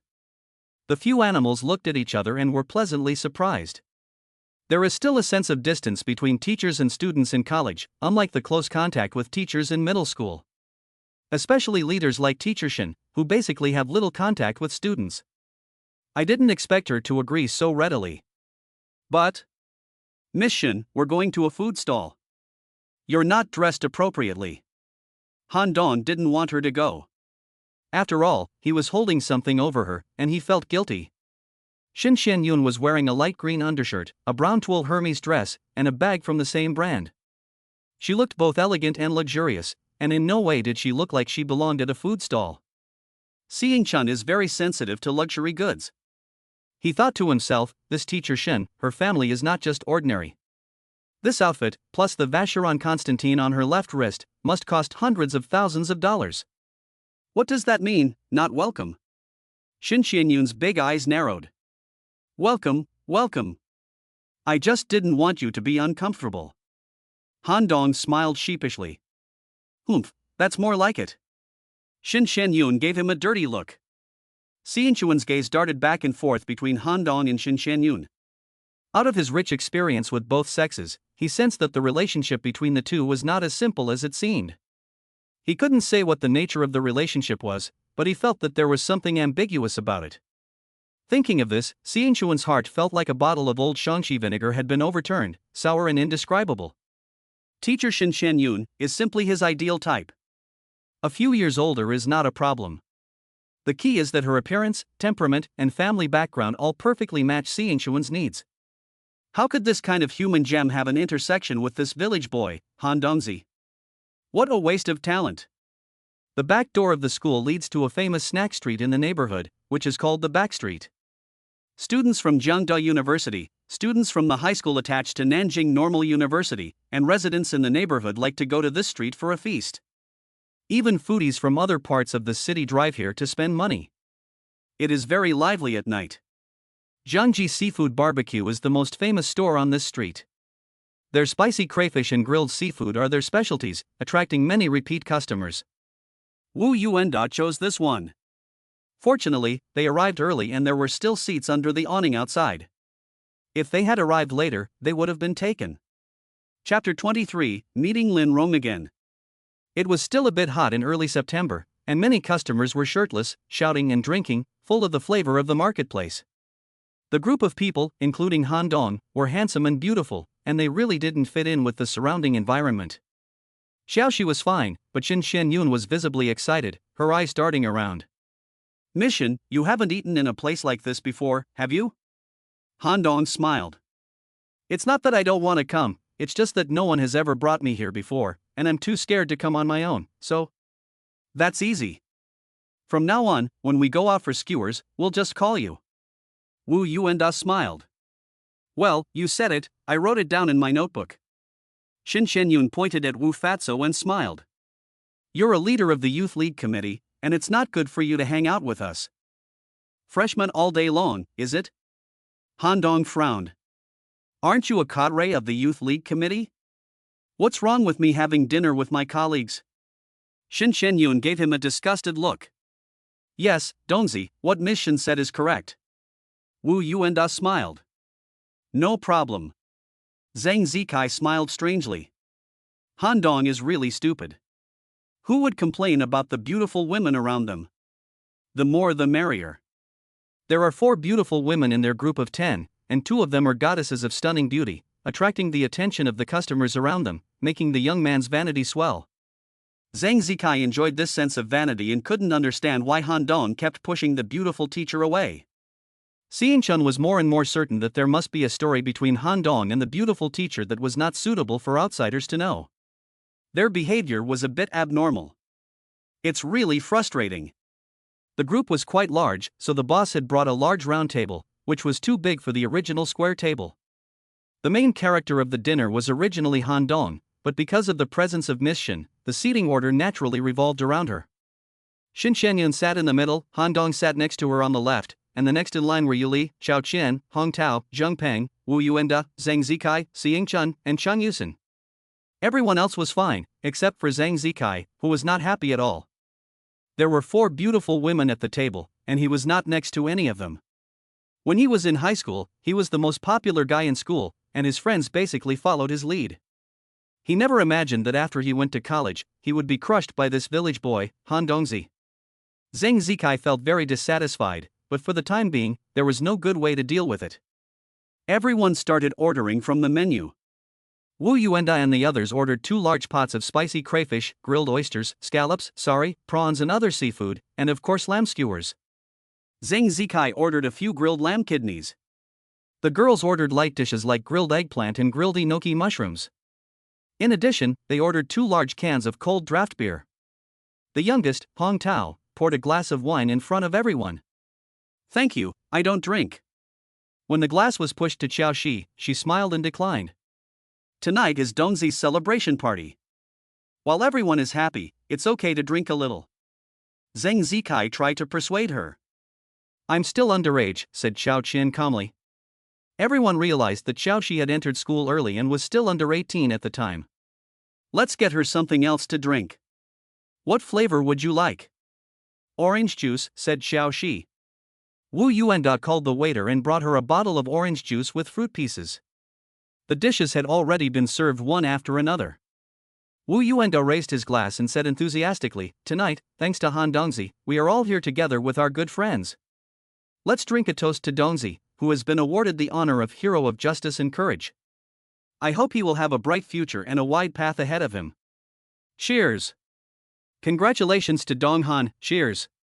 Everyone raised their beer glasses and drank them in one gulp. "This cold draft beer is quite good." Shen Qianyun smiled. "Mission, you haven't drunk it before?" Wu Yuanda asked. "No," Shen Qianyun shook her head.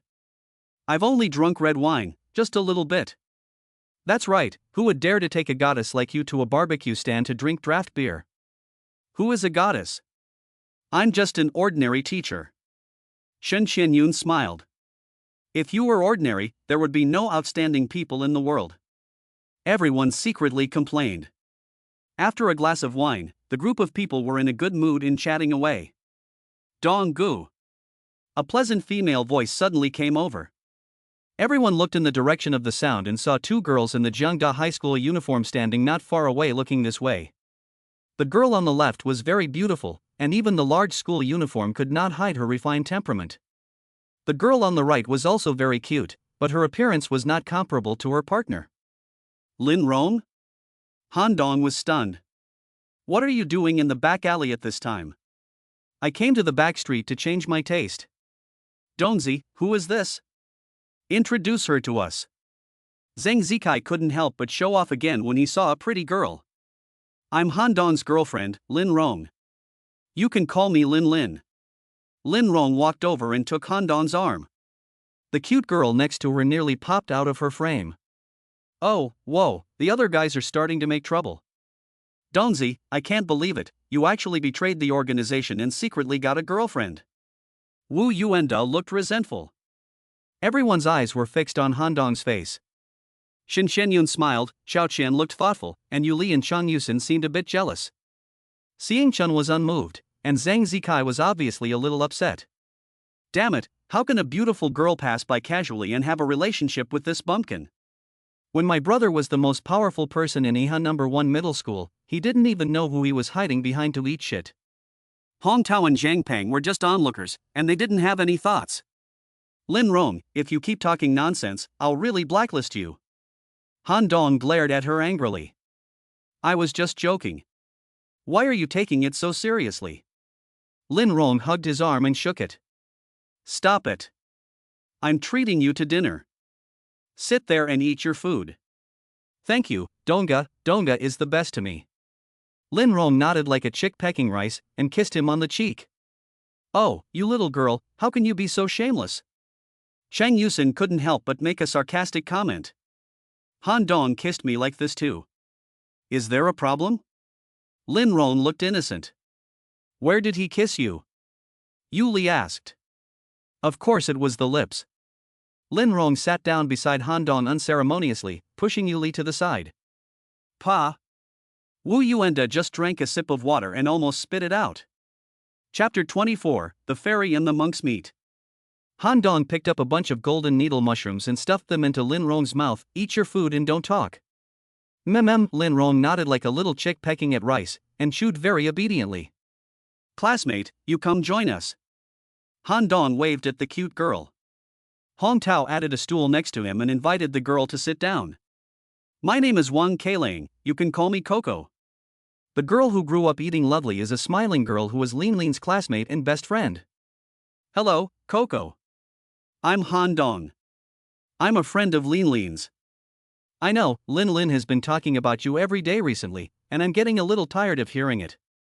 Wang Kailang's nose scrunched up. I don't. Lin Rong hurriedly protested. You can't keep your mouth shut even if you want to. Han Dong glared at her.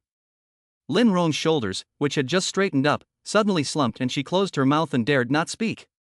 Little beauty, tell your brothers how you met Han Dong. Wu Yuanda was like a wolf who was trying to persuade her. He wouldn't let me speak. Lin Rong pointed at Han Dong. I'll tell you. I know.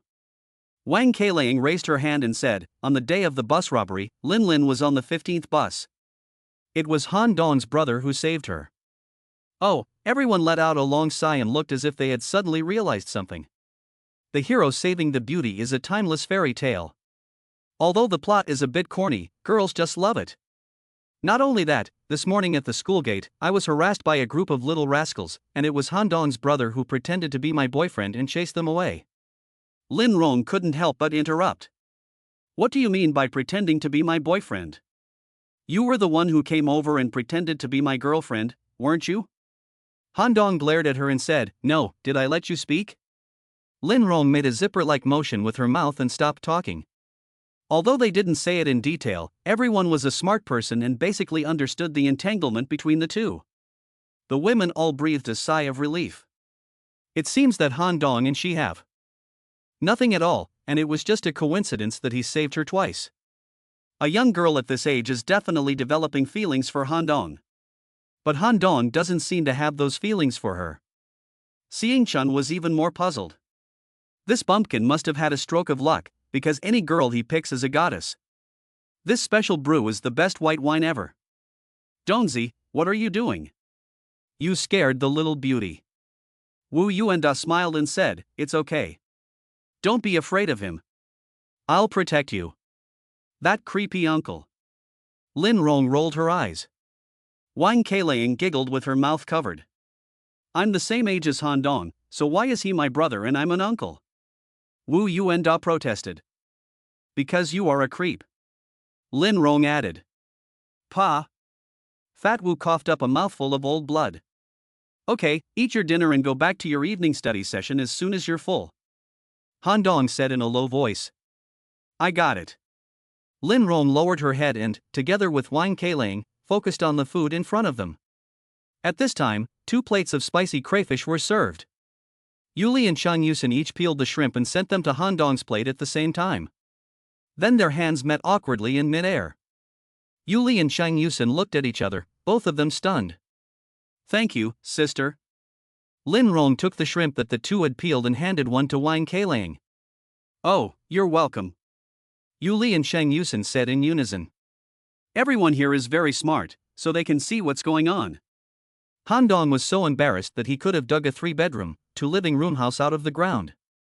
Yuli is fine, but what is going on with Chang Yusen? She is so close to seeing Chun, why is she still openly showing her affection in this kind of situation? Shin Shenyun narrowed her eyes and looked at Han Dong expressionlessly. Xiao Shi smiled lightly with her mouth slightly curled. Wu Yuanda and Hong Tao were selfless, and although they were surprised at the popularity of the third woman, they didn't have any other thoughts. Xing Chun, Xing Zikai, and Zhang Peng all had complicated thoughts. Although Zhang Zikai had fallen in love with Xiao Shi at first sight, he had not given up on Yuli and Chang Yusen. His original intention was to keep them in the fish pond as spare tires. However, the scene just now made him suddenly feel a sense of crisis. Don't end up with Xiao Shi not catching up, and the alternative fish swimming to someone else's pond. Xing Chun has been flirting with Chang Yusen recently. Although he has other plans in mind, someone has to keep him company during this boring period of time before those plans are completed. Yuli and Chang Yusen are actually quite good. Yuli feels more innocent, and Si Yingchun doesn't want to cause trouble. After all, it's just a choice of friends, and Chang Yusen, who has a hotter body, is more suitable. These days, the two of them often send WeChat messages. Si Yingchun always sends some dirty jokes to her, whether intentionally or not, and Chang Yusen has not explicitly expressed her dislike. He thought that Chang Yusen had already been trapped by his little tricks, but that scene just now made Si Yingchun feel like a lead had been placed in his heart. Si Yingchun, who was always successful in the love market because of his good looks, was repeatedly frustrated after entering university.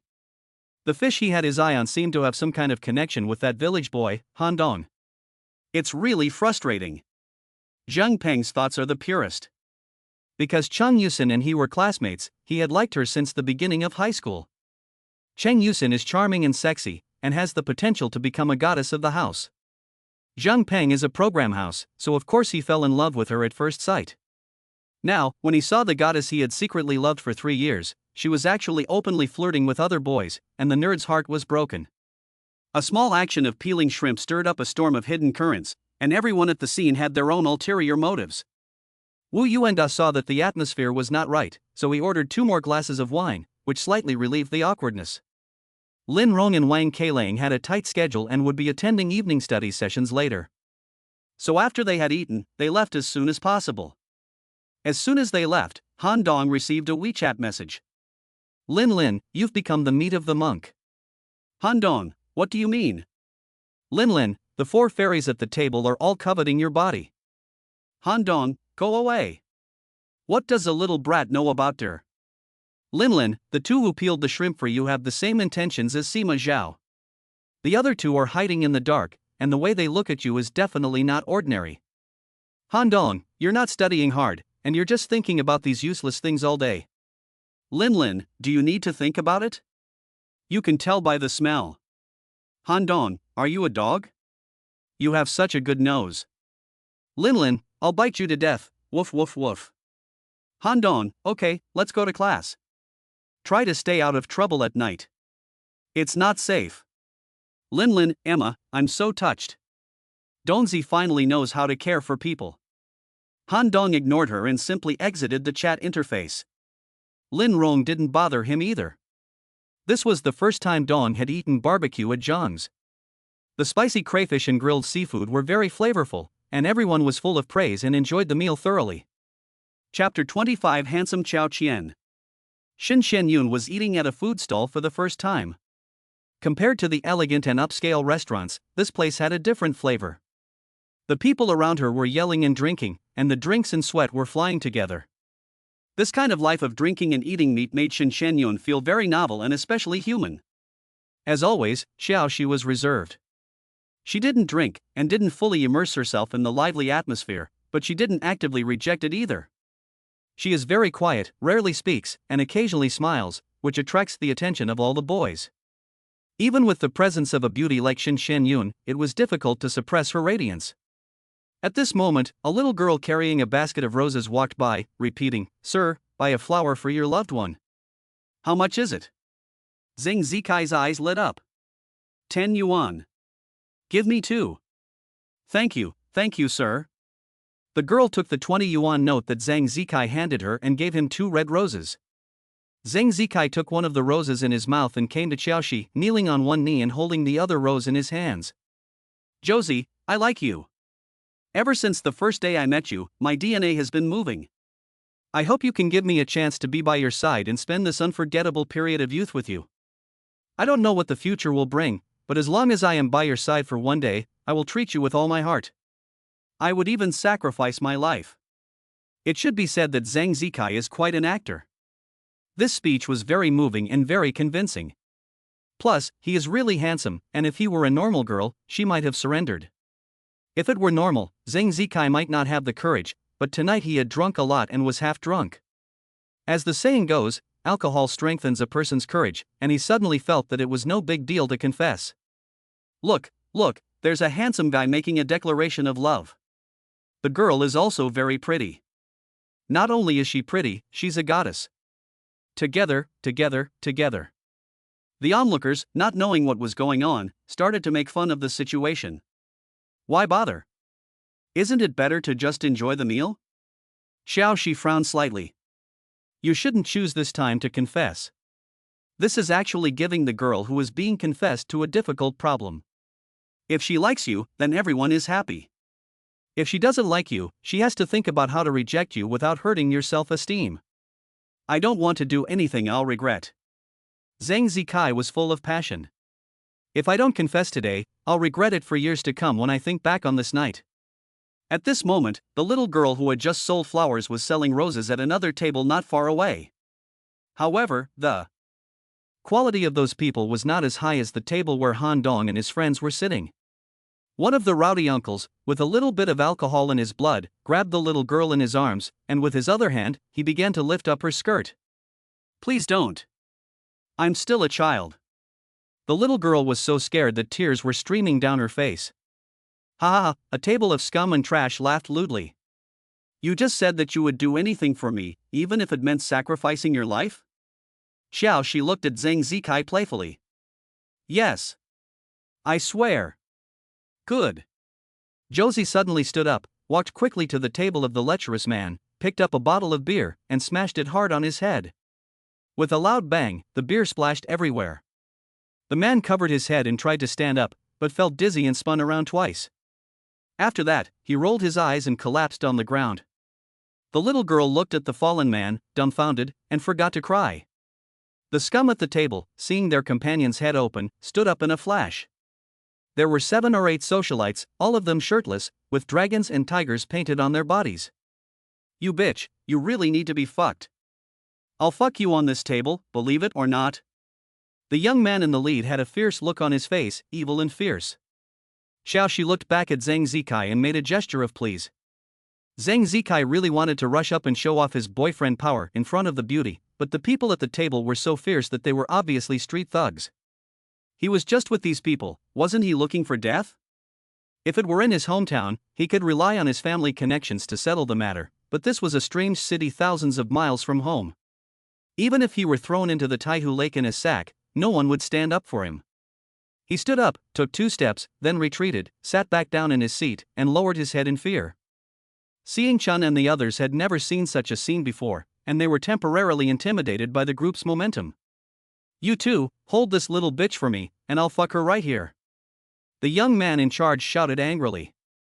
Okay, Snake, after you've had your fun, let your brothers have some fun too. The other brothers laughed. Seeing them surround Xiaoxi, Shin Shenyun ran over like a whirlwind, protecting her behind her back, and angrily said, I am a teacher at Jiangda University. If you don't want to spend the rest of your life in jail, get out of here now. Oh, today I bumped into a peach blossom, and I've only met hot-tempered beauties like this. Guys, the benefits have doubled. Roll up your sleeves and work hard. Good, Snake. That's great. The boys all agreed, grinning and moving closer to the 2 girls. The customers who were eating nearby had already fled, and were filming with their phones. Bang, bang, bang. All they saw was a flash of light, followed by a series of muffled sounds. When they looked again, they saw that the rascals who had rushed up had disappeared, with a few lying on the sidewalk 10 meters away, 1 hanging from a tree branch, and 2 more lying on the roof of Zhang's barbecue. A handsome young man, with his hands in his pockets, stood leisurely opposite Snake, staring at him with a half-smile. The breeze blew his hair, making him look handsome and dashing. No one saw when he had arrived, and no one saw how the punks had flown out. By the time they saw it clearly, he was already standing there. Han Dong? Shin Shenyun looked at him blankly. It's okay, go back and sit down. This kind of thing is not for girls to get involved in. Han Dong stood behind them like a hen protecting her chicks. Shin Shenyun and Xiao Qian looked at each other and felt a little strange. It turns out that being protected is quite nice. Who are you? Snake was actually a bit nervous in the face of a student-like teenager. What had just happened was beyond his understanding. Shit, 1 second ago everything was fine, and the next second, his balls suddenly went limp. Whoever was confused. Chapter 26, Specializing in all kinds of disobedience. Look carefully, I'll show you again. Han Dong suddenly kicked Snake in the chest. Then, he was hanging from the tree 10 meters away. Han Dong still kept his hands in his pockets and slowly walked to the tree. Now, do you know what just happened? Do you know Brother Scorpion at the crossroads? He and I are sworn brothers, messing with us won't do you any good. Brother Snake was hanging upside down in the tree, bleeding profusely from his mouth. How about I give you a chance to call someone? Han Dong said indifferently. Brother Snake was also very polite, slowly climbing down from the tree and walking over to make a phone call. After about 10 minutes, a gold-plated car came speeding up and stopped next to Jiangji Barbecue. More than a dozen scumbags got out of the car, each with a baton, a watermelon knife wrapped in newspaper, and other weapons. The leader was wearing a sleeveless vest, revealing a big red scorpion tattoo on his arm. He was smoking a cigarette with a smug look on his face, as if he was the best in the world. Who dares to mess with my scorpion brothers? Are you tired of living? The scorpion man shouted angrily. It's me. Han Dong smiled. After the scorpion man saw his face, his fierce expression suddenly froze. Sir, hello? The scorpion man's face squeezed out a smile that was even more hideous than crying. They had just been beaten up by Han Dong in the morning, and the blood they had lost had not been replenished. They didn't expect to run into him again that night. Snake Skin, you picked the wrong guy to mess with. You're the one he's shaking his head at? Han Dong chuckled. A hot-tempered younger brother did not participate in the morning incident and did not know Han Dong. Seeing that this guy was very arrogant, he waved his baton and was about to charge, but was pulled back by Scorpion Man, who then slapped him hard. Boss, why did you hit me? The little brother was stunned by the slap. Did I really hit you? I love you. Scorpion Man's words stuck in his throat. If you charge up, you will be in a worse situation than the two guys lying on the roof. Sir, I don't know how my brother Snakeskin has offended you. If the situation is not that bad, I hope you can let him go. I, a scorpion, will repay you for this favor. It was that guy. Snakeskin pointed at the wretched man lying on the ground. He was drunk on cat urine and molested the little flower girl. He was poured out by Mr. Han's friend, that's why we intervened. He's not actually one of us, he's just a client, and we've never met him before. Scorpion let out a sigh of relief. It seems that the situation is not too bad. Sir, look. Scorpion respectfully looked at Mr. Han. I have a few conditions. First, wake up that scumbag and make him apologize to the flower girl. Second, compensate her for her emotional distress. The amount is up to you. Third, as long as she sells flowers on this street, you must guarantee her safety. Anyone who dares to bully her will not just get a kick in the ass. No problem, Mr. Han. The Scorpion Man promised. Someone brought a basin of cold water and poured it over the wretched man, whispering something in his ear. The scumbag heard that Han Dong was so powerful that he was scared and knelt down in front of the little girl, slapping himself hard on the face. I'm sorry, I drank too much cat urine. I hope you can forgive me. The little girl was so scared that she didn't know what to do. Han Dong asked softly, do you want to forgive him? If not, we can call the police and take him to the police station. I don't want to go to the police station.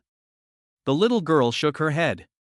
My grandmother is sick, and I want to sell more flowers to earn enough money to pay for her treatment.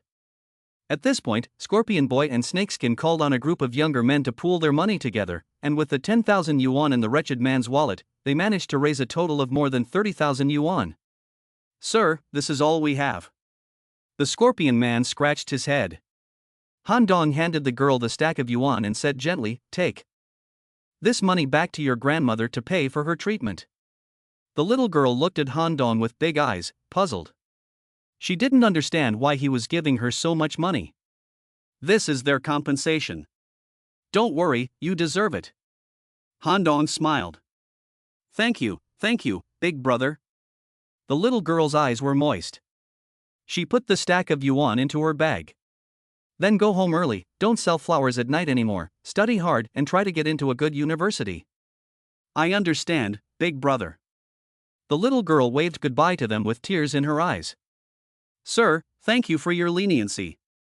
The Scorpion will remember this. The Scorpion Boy said respectfully. Let's go. There are rules for thieves, and there are different ways for rascals. Don't do anything bad again. If I see you again, I won't be so nice. We will change, sir. Snakeskin and his gang of young men limped away from the scene. The Scorpion and his gang got into the gold-plated car and left even faster than they had arrived, as if they were being chased by hyenas. Good boy. Thunderous applause broke out all around. Jocelyn looked at Zhang Zikai and said slowly, "Now, do you still dare to say that you love me?" Zhang Zikai's head was about to shrink into his pants. 1 second he was saying he would give his life for someone else, and the next second, when someone needed protection, he hid away because he was afraid. He was slapping himself in the face. Zhang Zikai knew that he would never be able to win Xiaoxi's heart in his lifetime. The rest of the group finally understood why Han Dong was able to defeat the 5 robbers and win the $1 million prize. They had witnessed his extraordinary skills with their own eyes. Seeing Chun felt a little heavy in his heart. After all, when Xin Shenyun and Xiao Qian came forward, he also backed down out of fear. Wu Yuanda and the others weren't much better. They always thought they were cool, but when they saw those ruthless gangsters, they realized that they were actually quite cowardly. It turns out that they can really do something so embarrassing as to watch a girl suffer and not dare to come forward. This feeling is really terrible. In contrast, Han Dong not only dared to step forward, but also had the ability to settle the situation, beating the arrogant thugs and making them admit defeat. They will never have this kind of ability in their entire lives. They were just freshmen, and the gap between them was already so great. The boys were very uncomfortable, and everyone was silent. There was no need to continue the drinking session. Han Dong paid the bill and everyone said goodbye at the school gate. "You guys go back to the dorm first, I'll take Teacher Shin home," Han Dong said lightly. "No, I'll take a taxi home." Xin Xianyun's face was flushed and she was drunk. "You're drunk, aren't you afraid of being picked up by someone else?" Han Dong said in a low voice. Xin Xianyun didn't say anything. She didn't feel anything before, but now, with the wind blowing, her head feels even more dizzy. If she fell asleep in the car, it would be hard to say what would happen. One should never be suspicious of others, but one should always be prepared for the worst. They said good night to each other and parted at the door. Chapter 27, A Little Plump is the Real Best. Seeing his classmates disappear into the campus tree-lined road, Han Dong pulled Xin Shenyun and entered the campus. "Aren't you going to take a taxi home? Where are you going now?" Xin Shenyun asked in surprise. "It's not easy to get a taxi at this hour." "I'll drive you home." "You have a car?" "Yes, it's parked over there by the teaching building." "No, you've had too much to drink tonight. How can you drive?" "Don't forget, I'm a martial arts master. I've already expelled the alcohol from my body with my internal energy." Han Dong wasn't bluffing. He had evaporated the alcohol in his body with a little pure yang energy. Xin Shenyun had no choice but to follow him obediently. She tried hard to ignore the hand that was being held by Han Dong. "Well, he's just my student. Since I'm drunk, it's only natural that he's holding my hand. But his palms are so hot, it's unsettling. I must be drunk. This is the effect of alcohol, not any other emotion. Yes, that must be it." Han Dong led her to the parking lot. He opened the back door and shoved Xin Shenyun in. "Oh my God. A Panamera. Xin Shenyun's family is well off, so she must know about Porsche." "Yes." Han Dong got into the driver's seat, started the car, and drove off as soon as possible. "As far as I know, this car costs at least 2 million yuan. Where did you get the money? You didn't buy it with the reward for bravery, did you?" Xin Shenyun frowned slightly. If that was the case, she would have to criticize him. "What are you thinking?"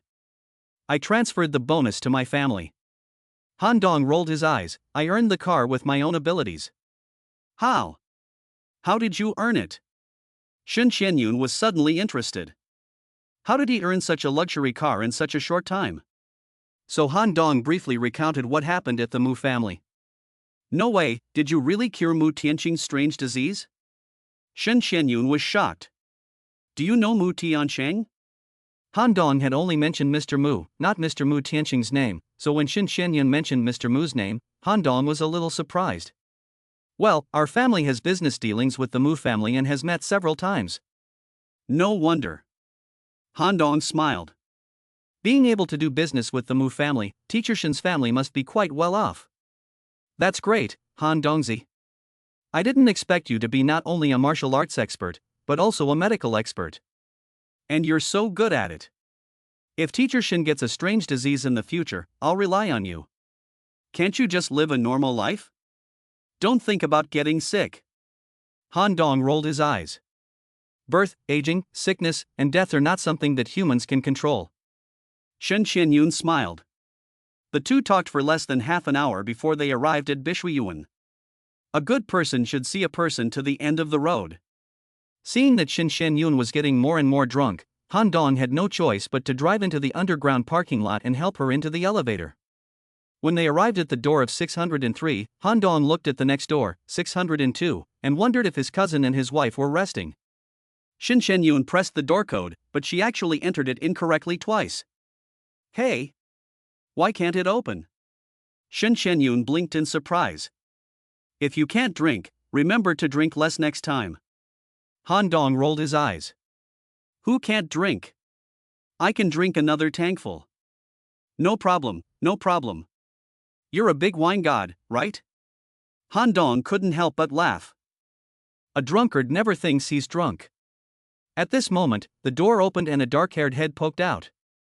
Hey! I got you. This is my wife, Wu Yu, the beautiful girl.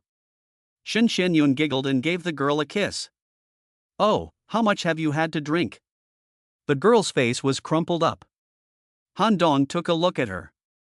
She had her hair up in a bun and was wearing a homeware outfit. She had a very delicate appearance, but her figure was not as slim as Shen Qianyun's, and she was slightly plump. It is said that a slightly plump woman is a true goddess.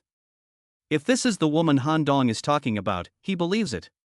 Her skin was white and delicate, and every movement was charming. When she walked, her breasts would tremble slightly, making people's hearts thump. It is true that people of similar character tend to gather together, and people of similar character tend to gather together.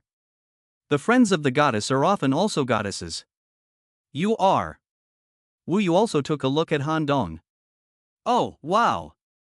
It's been a long time since I've seen such a delicious piece of meat.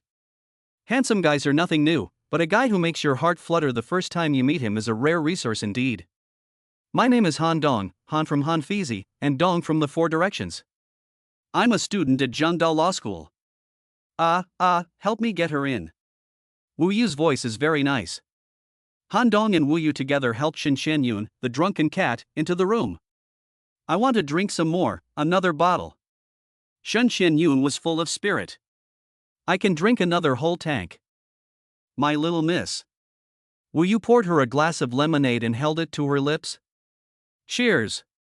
Shen Qianyun took it and drank it down in one gulp. Then, like a scarecrow, she instantly fell onto the sofa and fell asleep. Look, the goddess of the Jiang University of Law is like this in private. Wu Yu shook her head in exasperation and said, Don't be infatuated with your teacher Shen. She's just a little stupid. I'd be lucky to get away with it, let alone fall in love with her. Han Dong smiled wryly. Hey! Wu Yu looked at him suspiciously. You don't like men, do you? You really think that way? Han Dong frowned. I have normal preferences. That doesn't make sense. Your teacher Shin has been famous for her beauty since she was in elementary school. Which boy wouldn't be attracted to her? What do you mean by actively avoiding her?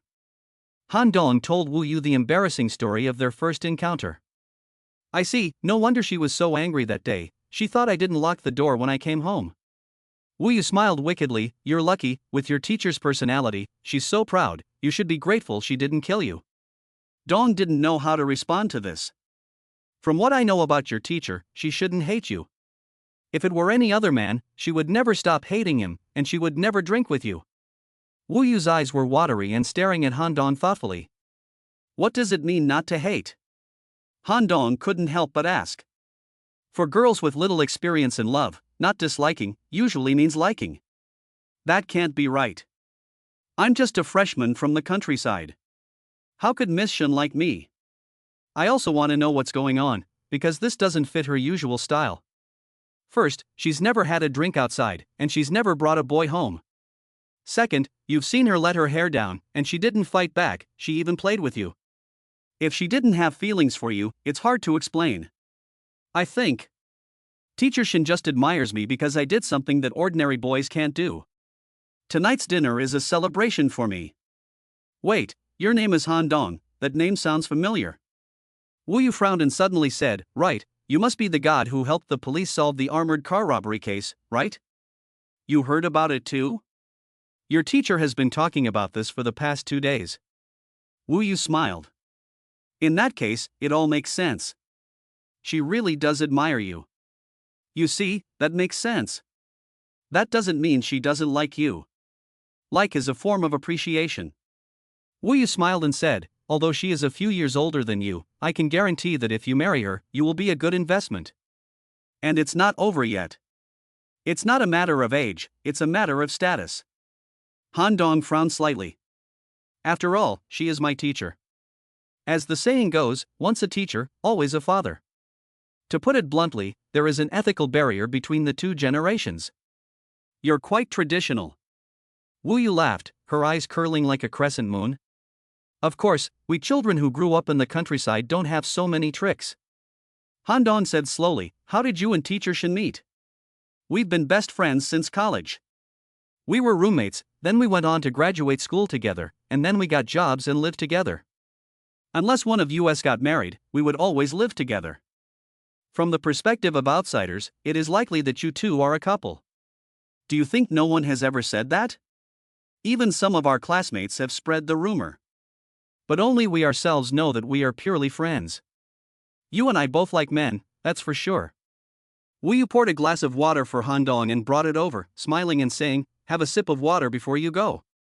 Thank you for tonight.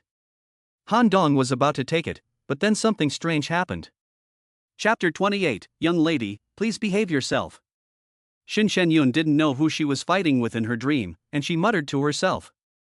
Her long legs kicked out, and she kicked Wu Yu right in the butt. Emma! Wu Yu exclaimed, and her body could not help but fall forward, and the cup of boiling water in her hand was all splashed on Han Dong's pants. Ah! Han Dong cried out in pain from the burn. I'm sorry. Wu Yu was so scared that she lost her color and quickly got up, trembling and saying, quickly, take off your clothes to prevent the boiling water from seeping into your clothes and expanding the burn area. Han Dong quickly pulled down his jeans and held the bottom of his t-shirt with both hands to cover the important parts. Wu Yu took out a medical treasure chest from the locker and came to Han Dong. It's okay, it's already this late, what's the point of covering it up? Let me take care of it for you. Wu Yu frowned and looked serious. Hey! You are going to help me? Han Dong was shocked and stammered. I'm a professional doctor. What's the problem? Wu Yu took out a bottle of burn cream, cocked her chin, and gestured for Han Dong to lift the hem of his t-shirt. You're a doctor? Forensic medicine. Wu Yu said calmly. Isn't a forensic doctor supposed to deal with corpses? This is a living person. Han Dong's old teeth were stuck in his throat. But he still lifted up his shirt. This place cannot afford to make mistakes. It must be dealt with in a timely manner, and no sequelae should be left behind, otherwise it would be a lifelong regret. Sigh. After taking a good look, Wu Yu gasped. I am a doctor. Wu Yu recited the 4-character mantra to calm her agitated DNA. After taking a deep breath, Wu Yu's pounding heart calmed down a little. She took a closer look at the burn wound. Fortunately, it was only slightly reddened, and there was no peeling or ulceration. At this moment, Wu Yu squatted in front of Han Dong and pretended to calmly treat his burn wound. Because she was wearing loose-fitting loungewear, the view from the neckline was so beautiful that it made people want to swear. How could this make the young man, who was still full of vigor, fend off? What are you doing? Shin Shenyun, who was sleeping on the sofa, suddenly sat up, her eyes glazed and staring at the two of them. Han Dong jumped up like a rabbit hit by an arrow, turned around and rushed out of 603. Wu Yu hurriedly put down the medical kit and went over to comfort her best friend. She fed her a few sips of lemonade, and the girl fell back into a deep sleep. Looking at the door, Wu Yu covered her hot cheeks and muttered. What a sin! Han Dong came out of 603 and went to the stairwell. He took out his underwear from the spirit ring and hurriedly put them on. It was almost 10 o'clock, and he didn't want to disturb his brother and sister-in-law, so he took the elevator to the parking lot as soon as possible, drove his own car, and sped all the way back to school. After parking the car, Han Dong went to the playground, walked along the track, and blew in the wind, trying to blow out the desire that was surging. Dongzi? As he passed by the bleachers, a girl suddenly called out. It's so late, why haven't you returned to your dormitory yet? Han Dong looked at her, but it was Chung Yusin. She was looking at him with surprise, her hands on her cheeks. I don't want to go back. Chang Yusin frowned. Why? Is someone bullying you in the dormitory? No, we get along very well. Chang Yusin pursed her lips. I have something on my mind. You can tell Seeing Chun. Han Dong smiled. No, Dongzi, I don't have anything with Seeing Chun. Chang Yusin hurriedly explained that he had indeed been flirting with me recently, but I knew that he actually just wanted to have sex with me. He really likes Chao Qian. So, he and I are just friends at the moment, and there is no romantic relationship. Chang Yusin, you don't need to explain to me what your relationship with him is. We are just fellow villagers, and we weren't really that close before. Han Dong said indifferently. Dongzi. Chang Yusin felt Han Dong's coldness and alienation, and hurriedly said, I like you. When I first met you, I had a little feeling for you. As time went on, I found myself getting deeper and deeper. Especially on the day of the award ceremony for bravery, when you spoke on stage, you were glowing with light, and I fell for you then. Eh? Han Dong was a little stunned. Has he been lucky in love lately? This. Han Dong pondered, trying to think of the right words to say to turn her down. Chang Yusin has the looks of a goddess of the house, and Han Dong naturally doesn't hate her. But his eyes are indeed different now. Compared to the peerless beauties like Chao Qian and Shen Xianyun, she is indeed a bit dim. I know. Chang Yusin was a little apologetic. I know I'm not good enough for you. Only a goddess like Chao Qian can enter your eyes. I just want to give myself to you, otherwise I'll regret it. What does that mean? Han Dong raised his eyebrows. Please believe me, I am still a virgin. Chang Yusin said sincerely, I want to give my first time to my beloved boy, and I swear that I will not use this to bother him in the future. I will date other boys, so you don't have to worry about any trouble. Why do you do this to yourself? You are too hard on yourself. Han Dong looked at Chang Yusin. Tonight she was wearing a chiffon blouse and a short skirt, revealing two long, snow-white legs. This girl is as beautiful as any woman I have ever seen. I only had this thought in my mind, but I never thought I would meet you on the playground. I thought, this is fate. Chang Yusin clung to Han Dong's waist tightly, her head buried in his chest. Patong. In the quiet night, the two hearts beat like drums. Before, at Mr. Shin's house, Han Dong was like a gunpowder barrel about to explode, and now he was almost blown up by the soft, fragrant jade in his arms. But any normal man would not be able to hold back. Han Dong's big hands crept up her waist. Before the pure yang body is perfected, you must never get close to women. My teacher's admonition sounded in my ear at the right time, like a bucket of cold water. I'm not that kind of person. Han Dong gently pushed her away, his face full of righteousness. Tears were flowing in his heart. Sorry, Donga. Chang Yusin pouted, about to cry. She felt her pride shattered when she was rejected by the man who took the initiative to embrace her. I think, this kind of thing can't be so hasty, it's better to take things step by step. Han Dong forcibly suppressed the restlessness of his hormones, and his voice was almost in tears. Who the hell invented the word gradual? Get rid of it. Isn't it fragrant to be hasty? Hey. Chang Yusin's eyes lit up. Dong, are you saying that I still have a chance? We don't know each other very well, so we should get to know each other first. So, it's better to start as friends. Han Dong slightly bowed his back and gritted his teeth. Okay, I'll listen to Donga. Trojan horse. Chang Yusin smiled and quickly kissed Han Dong on the cheek.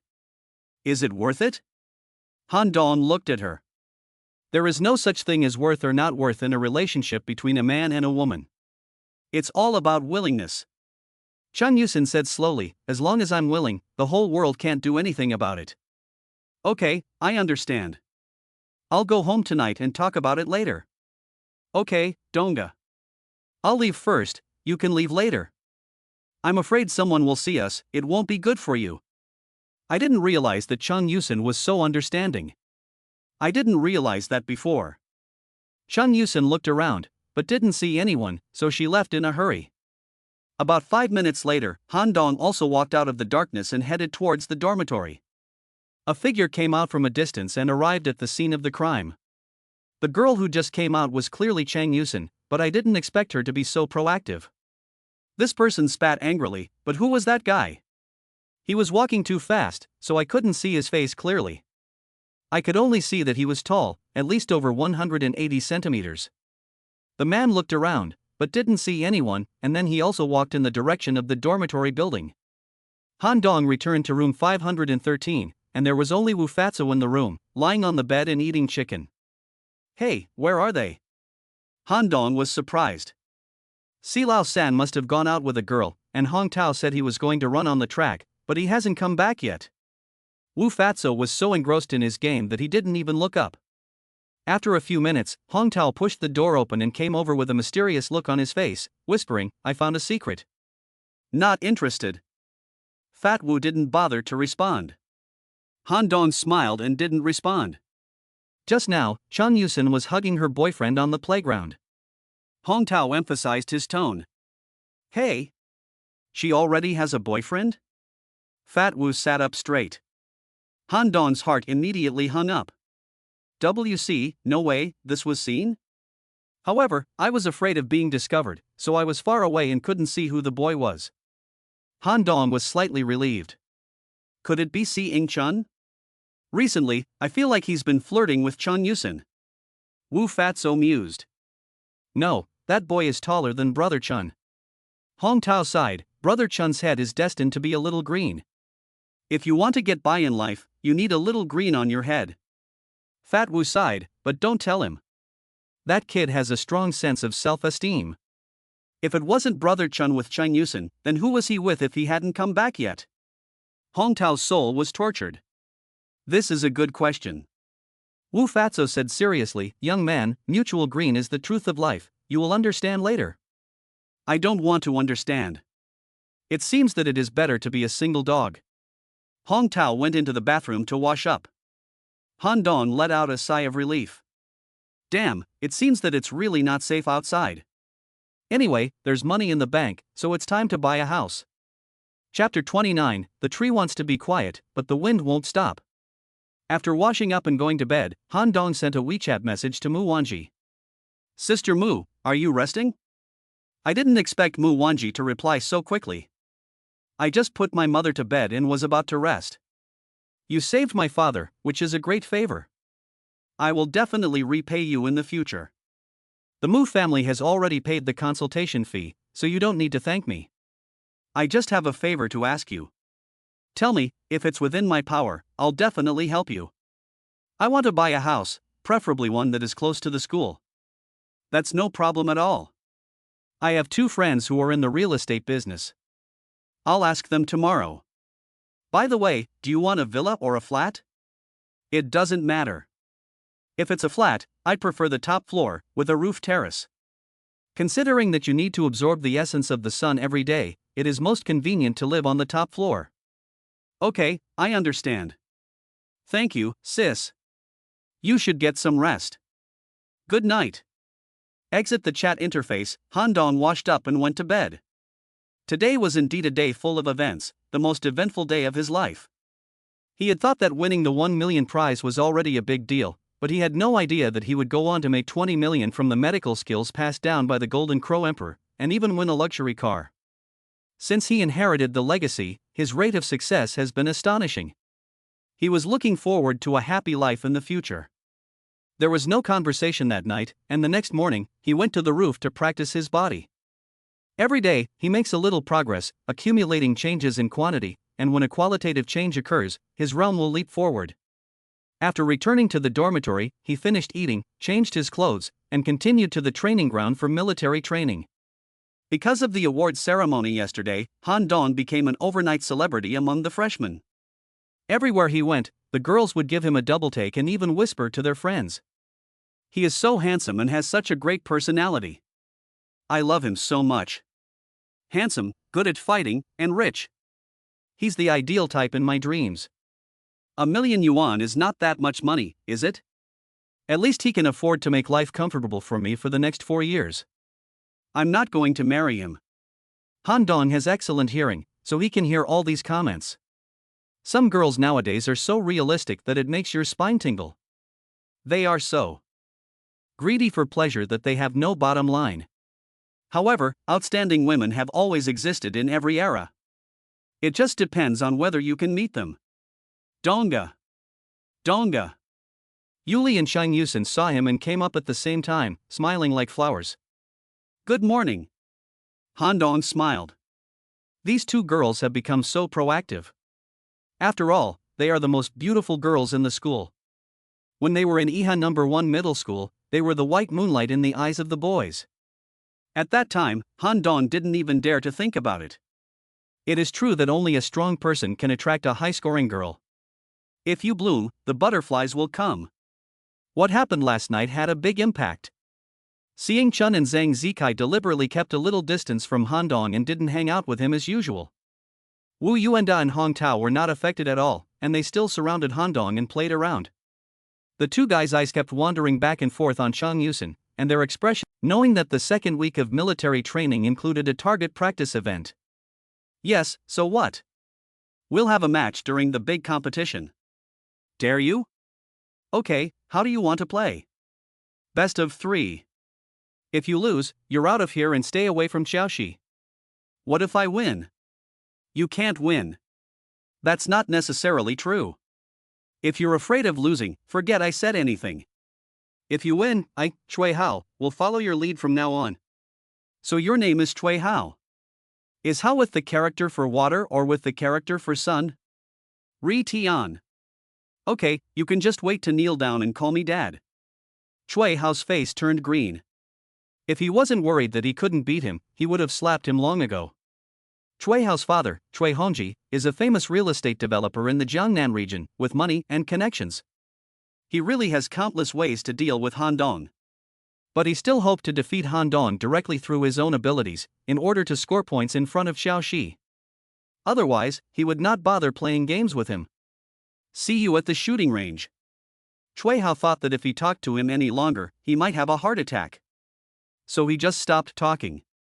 The few people came and left hanging in their trouser pockets. You're treating me like a bet. Did you ask me if you could? Xiaoxi gave him a cool look. Don't worry, he can't win. Han Dong smiled. Have you ever played with a gun? No, but I've played with a slingshot. Xiaoxi was speechless. Can a slingshot and a gun be the same thing? Since Chui Hao had volunteered to shoot at the target to decide the winner, it was obvious that he was very confident in his shooting skills. He must be a regular at the shooting club. There's still time to study. Han Dong smiled. Okay, as long as you're happy.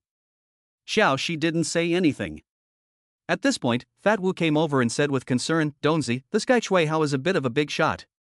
His father is a big real estate developer in Jiangzhou City, and his family has tens of billions of dollars. This kind of land grabber, there's no need to get too upset with him, I'm afraid you'll suffer. You can see that he provoked me, not the other way around. Han Dong smiled. Fat Wu shook his head and didn't know what to say. The tree that is too showy in the forest will be destroyed by the wind. Han Dong has really been too showy lately. Zhang Zikai and Xiingchun watched with cold eyes, and they actually felt a sense of satisfaction. You're a foreigner from the countryside, and you actually dare to go head-to-head with the local second generation, and they're not going to play you to death? They hoped that Chui Hao would teach Han Dong a lesson. They wanted to make him lose face and be unable to get back on his feet. It would be best if he could recognize his own identity and live with his tail between his legs. After the military training began, the main training subject today was, as expected, target practice. Zhangzhou University is still willing to spend money. Although the military training period is only 1 month, all the necessary programs are available, unlike some schools that just practice the marching pace to fool around. Everyone took a bus to the nearby military camp and entered the shooting range to practice with real guns and bullets. The guns used for practice are Type 95 automatic rifles. The instructor first taught everyone to familiarize themselves with the parts of the gun, how to load bullets, load magazines, how to push and pull the safety, how to aim, and shoot. Before the actual shooting, they first learned how to disassemble the gun. Han Dong is a cultivator, and his memory, physical coordination, and reaction ability are far superior to those of ordinary people. This kind of thing is easy and enjoyable for him. He learned it after the instructor had only demonstrated it once. He disassembled and assembled the gun in one go, even setting a record for the fastest time in the army. You have played with guns before? The instructor was dumbfounded. No, it's my first time. Han Dong said calmly. The instructor looked him over carefully and asked, "What's your name?" Han Dong, from the law school. Then come over and try shooting a few rounds. The instructor led him to the target. Following the instructor's instructions, Han Dong aimed at the center of the target and then pulled the trigger.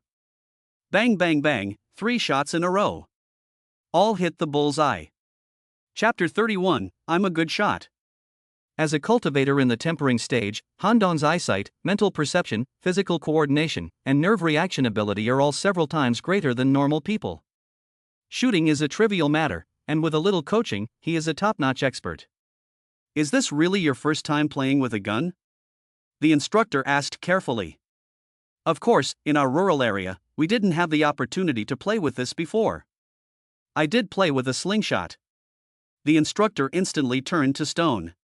Instructor, what's wrong with you? Oh, no, I'm fine. I'm just shocked. The instructor came to his senses and asked eagerly, do you want to be a soldier? If you join the army, you'll definitely become the best sniper. Sorry, sir, I don't have any plans to join the army. Han Dong smiled. That's a shame. The instructor looked at Han Dong again, with a look of regret. Sir, can I practice pistol shooting at the same time? No one else can, but you can. The instructor obviously liked him as a shooting talent and went to apply for a pistol target with his superiors. This is a Type 64 domestic standard pistol. Under the instructor's guidance, Han Dong quickly became familiar with the gun, disassembled and installed it with great ease, then raised his hand and fired several shots, all hitting the bullseye. A genius, a talent like this is 1 in a million. If he joins the army, he can be trained to be a military leader in a year. The instructor said to himself that it would be a waste of talent if Han Dong did not join the army. Han Dong didn't take him seriously, and joked that he was a great cultivator, and there were so many important things to do outside, so wouldn't it be a waste of time to join the army? Instructor, you are the only one who knows about my situation, so don't tell anyone else. I'm afraid that the enthusiasm of my classmates will be dampened. Han Dong actually didn't want Cui Hao to know that he was so good, lest he cause any more trouble. Okay, I won't tell anyone for now. You can make a big splash when the final results are accepted. That's the best. While the other students were still learning how to disassemble a gun, Han Dong had already started practicing shooting at targets. In just one day, he had achieved a unity of man and gun, as if he were familiar with it as a part of his body. The instructor looked at him with the same eyes as if he were an alien. The unity of man and gun is a very high level. Even the top marksmen need years to cultivate this feeling. But this freshman, Han Dong, actually achieved it in one day. This is a goddamn genius among geniuses. The instructor couldn't help but swear. After the military training was over, Mu Wanji called and said that she had already found a house for him to look at. If he was interested, he could go and take a look. Han Dong said yes, and then Mu Wanji sent him a WeChat location. It was a place called Dongyuan, about 5 kilometers from Jiangzhou University. After declining Wu's invitation to dinner, Han Dong drove to Dongyuan. Dongyuan is not in a villa area, but a garden-style compound. Together with the surrounding Chinese-style courtyards, it forms a classical architectural complex on this street, full of cultural heritage. There was a small square in front of the gate, so Han Dong parked his car here. Mu Wanji and a middle-aged man in his 40s were already waiting at the door. Han Dong, let me introduce you. This is my friend, Mr. Cui Hongji, the CEO of Hongji Real Estate. Hongji, this is the doctor I told you about. His name is Han Dong. He is a top student at Jiangzhou University Law School. Mu Wanji smiled. Mr. Han, nice to meet you. Cui Hongji was very polite, smiling and shaking hands with Han Dong. Mr. Cui, nice to meet you. Han Dong smiled. The real estate boss, his surname is Choi. I wonder what his relationship is with that brat Choi Ho. Mr. Han is young, but his medical skills are so superb, much better than my son who only knows how to have fun. Oh, he is also a freshman in the Department of Economics and Management at Jiangnan University. Choi Hao. Yes, how did you know? Oh, he's very famous among the freshmen. I'm afraid it's not a good reputation. Chui Hongji obviously knows his son very well. Let's not talk about him. Mr. Han, let's take a look at this house first. Okay. Chui Hongji led the way, and the three of them arrived in front of Dong Yuan. There were 5 steps at the entrance, symbolizing step-by-step promotion. After going up, there was a drumstone on the left and right. At the top of the gate, there was a large traditional Chinese character plaque, Dong Yuan. Opening the redwood door, you are greeted by a wall of mirrors, with a circular frame window in the middle, showing the pine tree that welcomes guests. Walking along the corridor, you enter the courtyard. The entire courtyard covers 10 mu, which is quite luxurious in the old city where every inch of land is precious. Chui Hongji smiled and said, I built this house for my own use, so the interior decoration and layout took a lot of effort. The main building has 5 floors, 3 above ground and 2 underground, and covers a very large area. There are 4 two-story buildings on each side, and together with the main building, they form a herringbone 9-palace pattern, showing a magnificent air. The house is divided into a front courtyard and a back courtyard, both of which are quite large. The whole house is built in the classical Suzhou style, with black tiles and white walls, and overhanging eaves and pointed corners.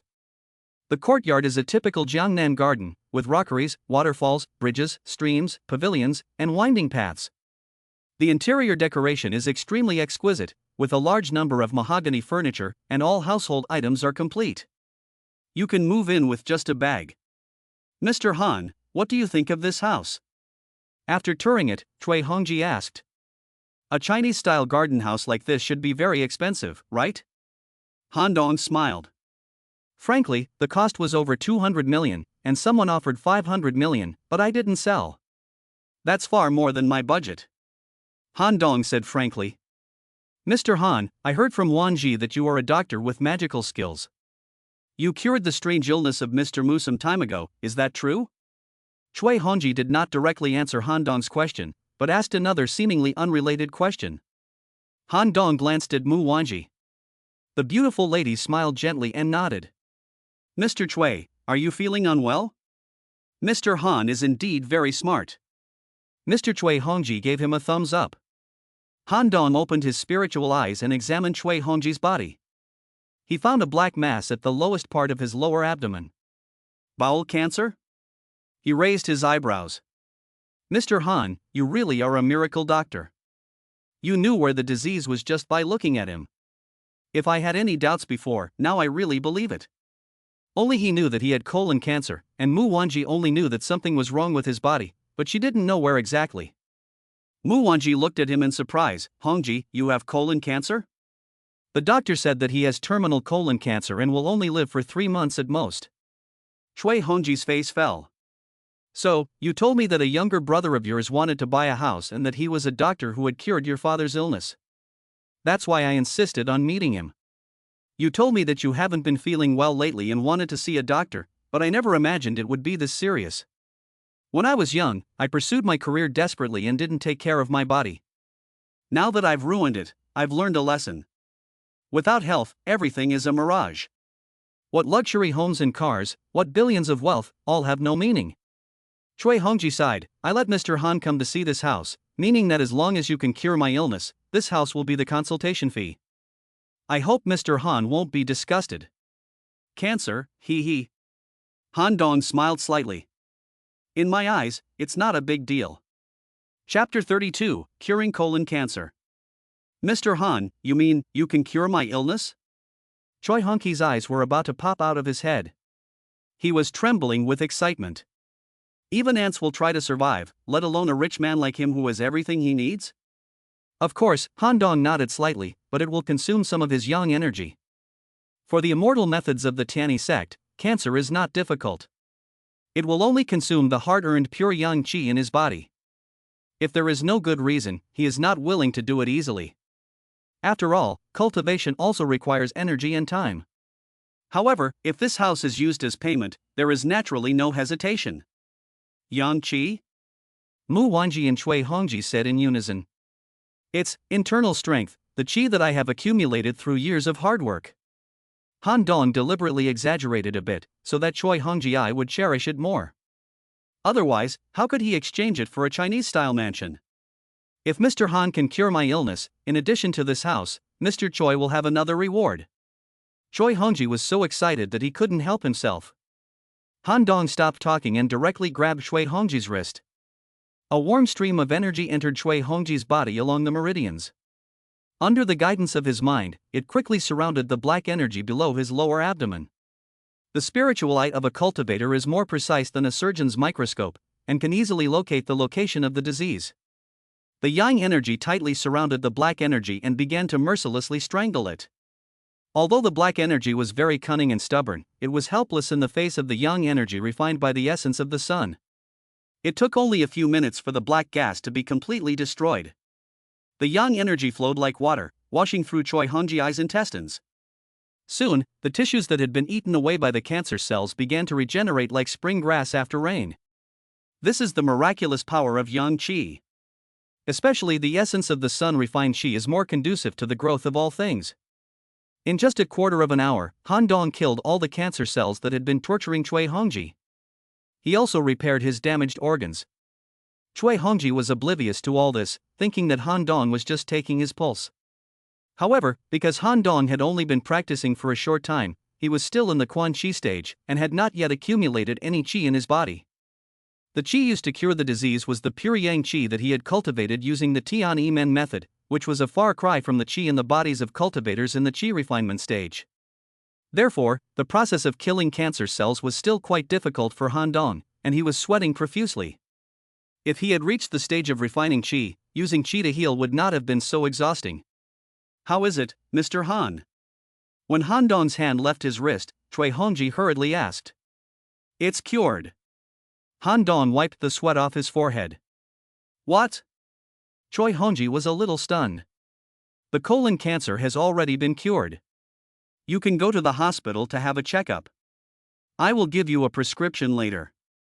After taking a few courses of treatment, you will never get it again in your life. Han Dong said lightly. Is that true? Mr. Han, this is no laughing matter. Chui Hongji began to breathe rapidly.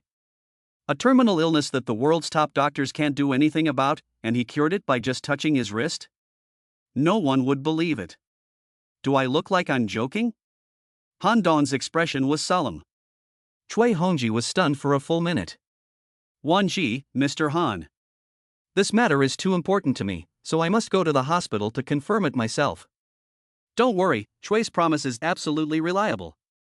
Go ahead, and we'll be in touch. Han Dong said lightly.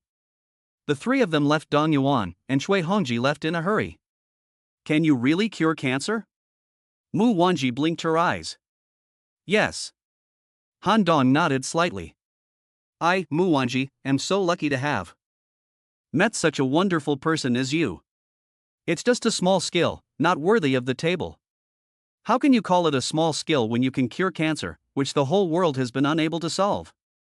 Han Dong thought to himself that for a cultivator, this was a minor feat, but he was too lazy to explain it further. Where are we going next? I'll show you another house. I'm sure you'll like it. Mu Wanji smiled. Another house? This one was chosen for you by your sister. Please take a look. Mu Wanji smiled and said, Have you heard of the 5th generation of housing? I've seen it online. Then let's go see it. The two got into their car and drove out of the square, one in front of the other. The place Mu Wanji mentioned was not far from Jiangda, a maximum of 3 kilometers away, and was called the Sky Garden. The community has excellent greening, with residential buildings rising one after another, each surrounded by greenery. There is one elevator for one household, and each household has an air garden, allowing you to enjoy the space of a villa while living in an apartment building. The car can drive along the spiral driveway directly to your front door and park in front of it. The house they wanted to see was on the 28th floor of Building 8. Mu Wanji was in the front, followed by Han Dong in the back. The two cars drove up the spiral driveway one after the other, and then drove all the way to the top floor. There is only one family per floor in this building. The two cars parked side by side in front of the door, very spacious. Mu Wanji pressed the code and opened the silver gray door, which had a very sci-fi feel. After entering the door, Han Dong just took a look around and fell in love with the house. The house is a penthouse duplex with 6 rooms and 2 living rooms upstairs and downstairs. There is a courtyard outside the first floor, about 100 square meters, full of green plants and flowers, as well as hammocks, deck chairs, a gazebo, and a koi pond. It is a great leisure area. The best part is the rooftop. From the second floor, the entire rooftop is vast and boundless. In the middle, there is a 25-meter-long standard swimming pool. There is a lawn, tables and chairs, umbrellas and other leisure equipment.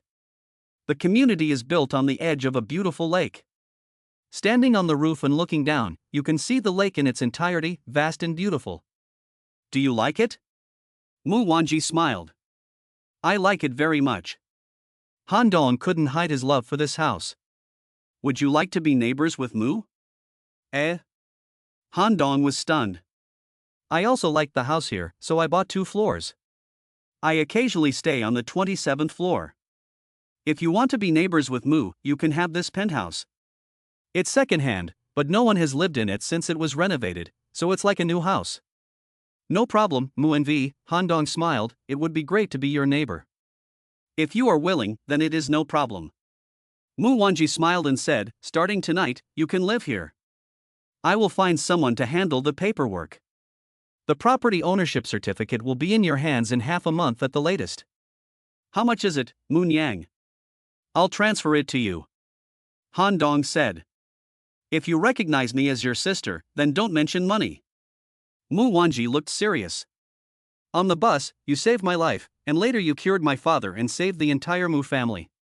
Isn't it only natural that I give you a house? The Mu family has already paid the consultation fee, so don't bring that up again. They only paid for my father's treatment. What about you saving my life? Doesn't that count? I also received a bravery award, didn't I? That was given to you by the state, but this is my personal gift to you. It doesn't conflict with each other. Mu Wanji said softly, Han Dong, just accept it.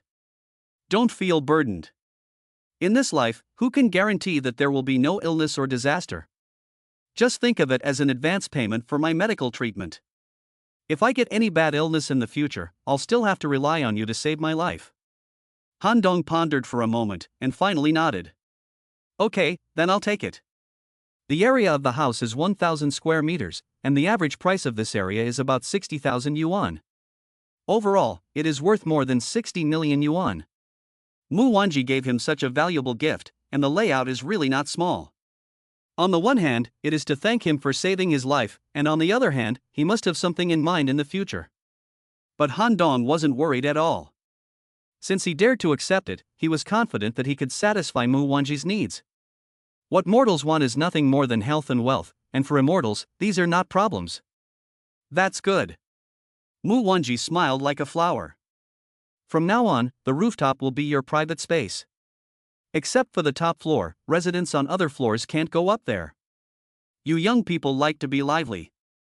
Occasionally, you can bring your friends here to have a pool party or something, and just have fun. I understand. Thank you, sister. You can stay here tonight. There's everything you need in the house, so you don't need to buy anything else. Mu Wanji said gently, I live alone too, and I have a nanny at home, so you don't need to cook or do any housework. What else could Han Dong say? It's true that older sisters know how to take care of people. Chapter 33, You have wine, I have a story. Mu Wanji returned to the 27th floor and instructed her maid, Ajin, to prepare dinner. To celebrate Han Dong's housewarming, she had the maid prepare a full dinner. Mu Wanji also opened a few bottles of her own red wine. Cheers! The two of them touched their glasses and drank. Han Dong had little experience with red wine, but good things are good things. It was sweet and mellow on the palate, with a long aftertaste, and without the bitterness of most red wines, with a faint hint of fragrance. After 2 glasses, a slight drunkenness came over them. Mu Wanji's cheeks were flushed, her eyes were sparkling, and she was beautiful beyond words. She is 33 years old, the age when peaches are ripe, fresh, plump and juicy. Especially when she is slightly drunk, she is as charming as a peach blossom in full bloom. The romantic dinner, the lighting, and the night are so moving. It is inevitable that the blood of a young virgin will be stirred. Sister Mu, why are you so at odds with your family? Han Dong had to find a way to distract himself. It wasn't that he thought Mu Wanji was too old, but that he was afraid of breaking the rules because his pure yang body was not yet fully developed. Do you want to hear about Mu's story? Mu Wanji looked at him with a hint of sadness in her eyes. If you don't want to talk about it, don't force yourself. My story is actually nothing special. It's the same story of almost every wealthy family. Mu Wanji's voice was soft and low. More than 10 years ago, the Mu family experienced a disaster due to the global financial crisis. If it weren't for the help of outside funds, they would have gone bankrupt. And my father's way of solving the crisis was the same as most wealthy people, which was to get married. Han Dong nodded. It seems that the script for high society is not much different from that of a movie or TV show. You must think that I was the one who married into the family, but that wasn't the case. I was still in college in England when it happened.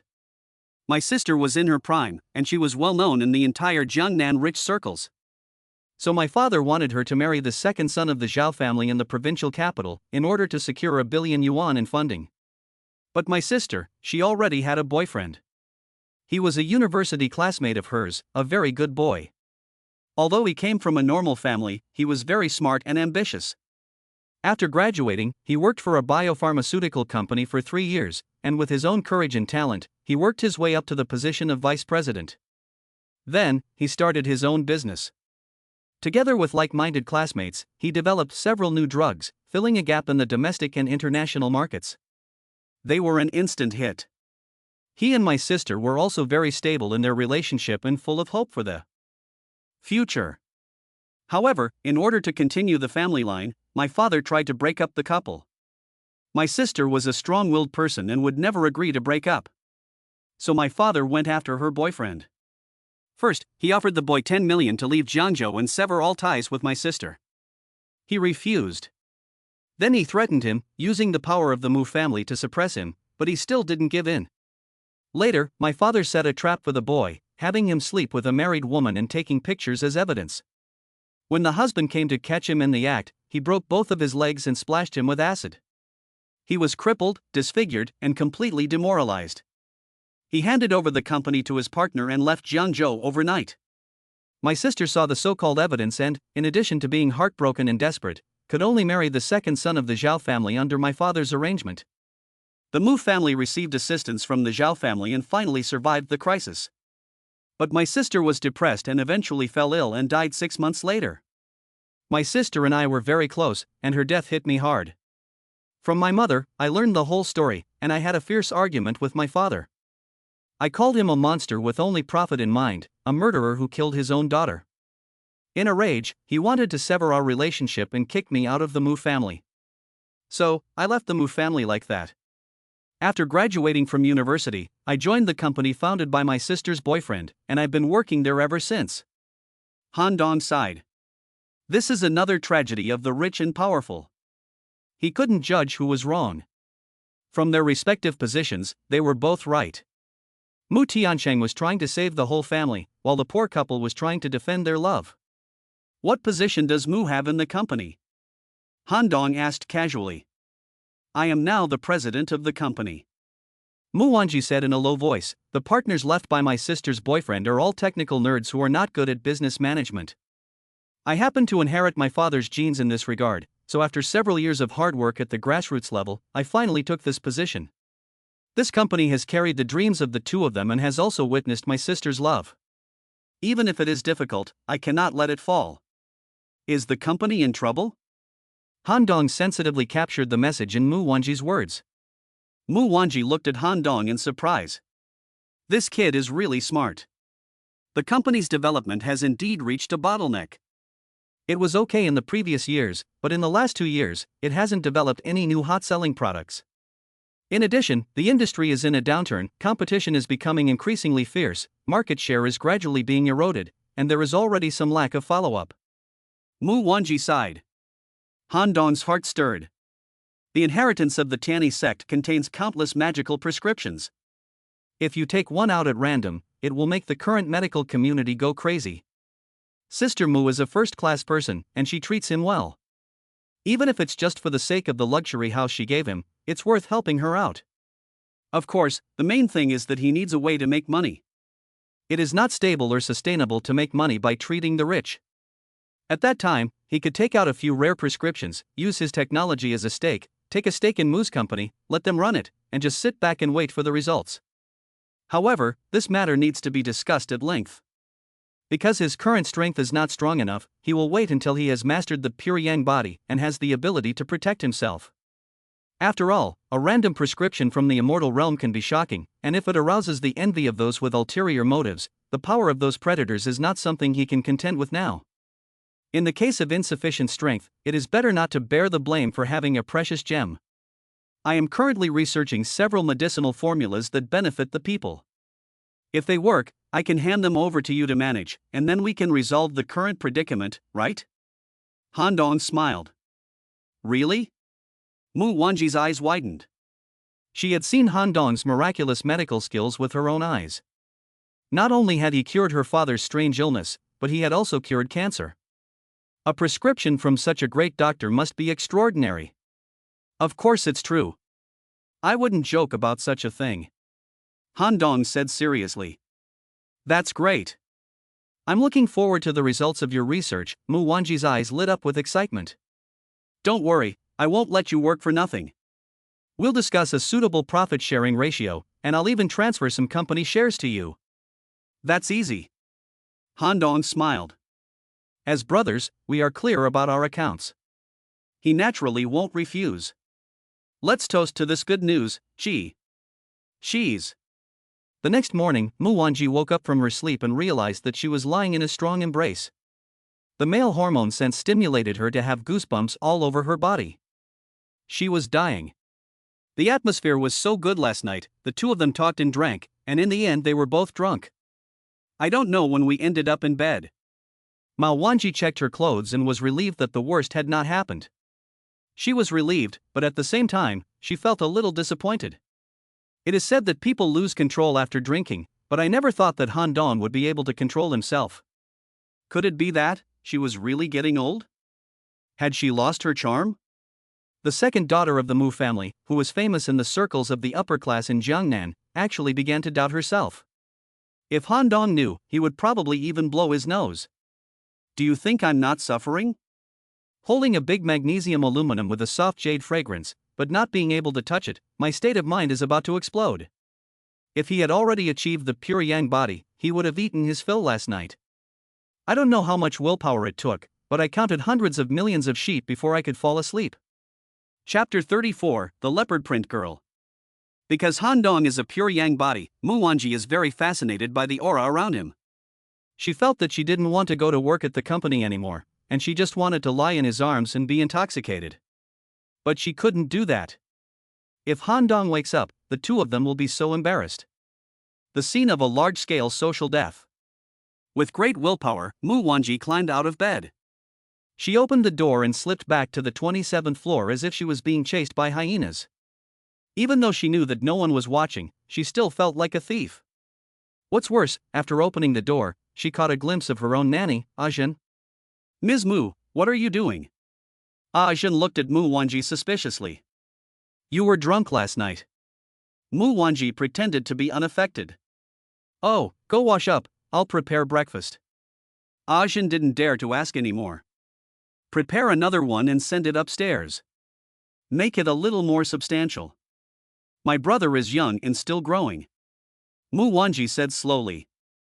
Yes, madam. Ajin readily agreed.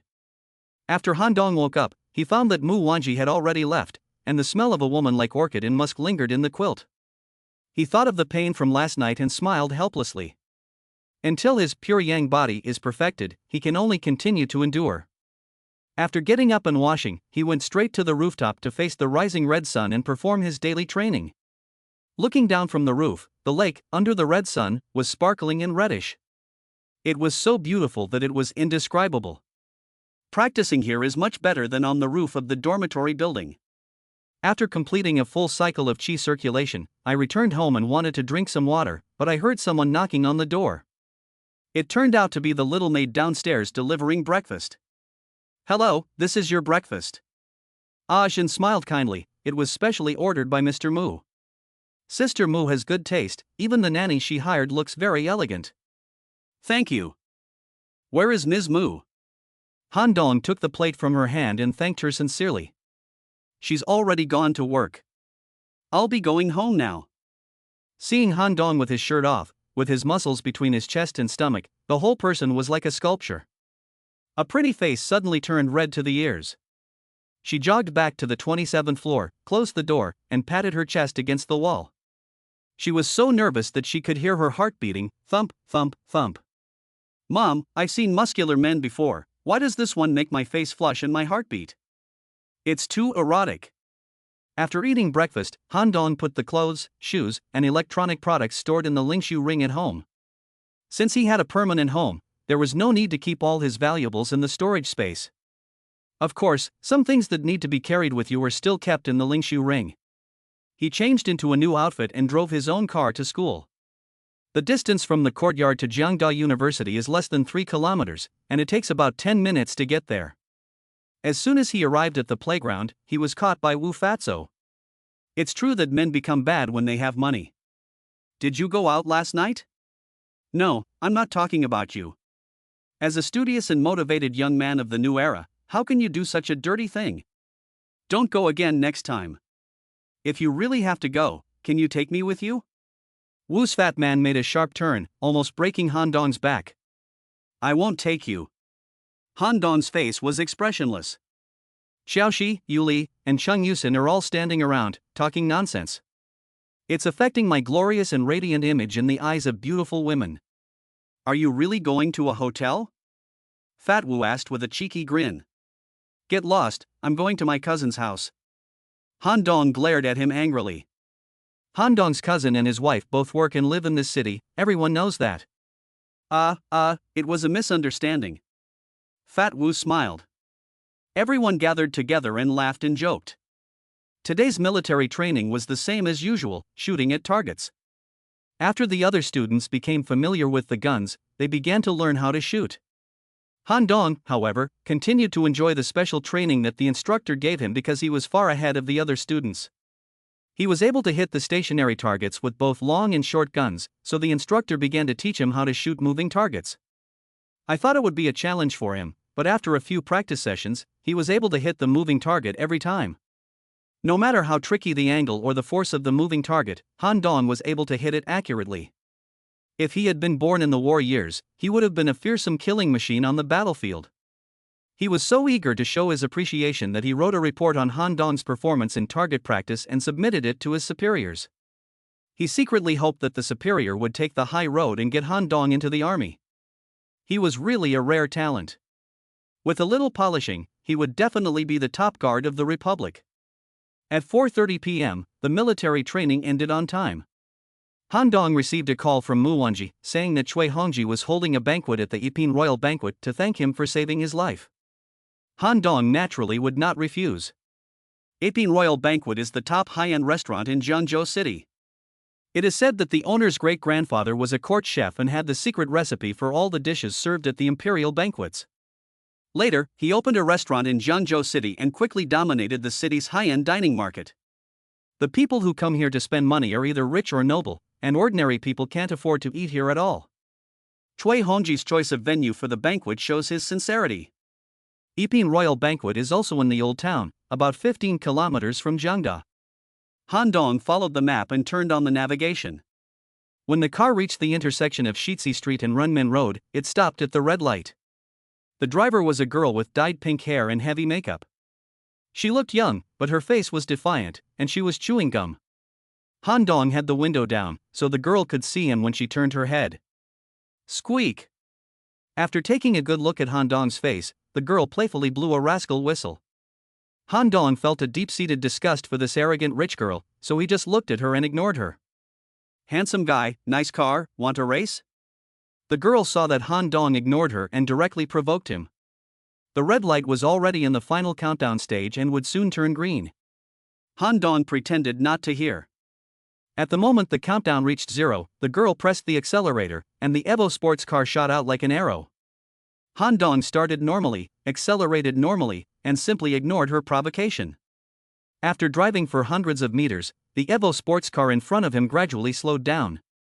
When Han Dong got close, the car suddenly swerved and stopped in the middle of the street. Squeak!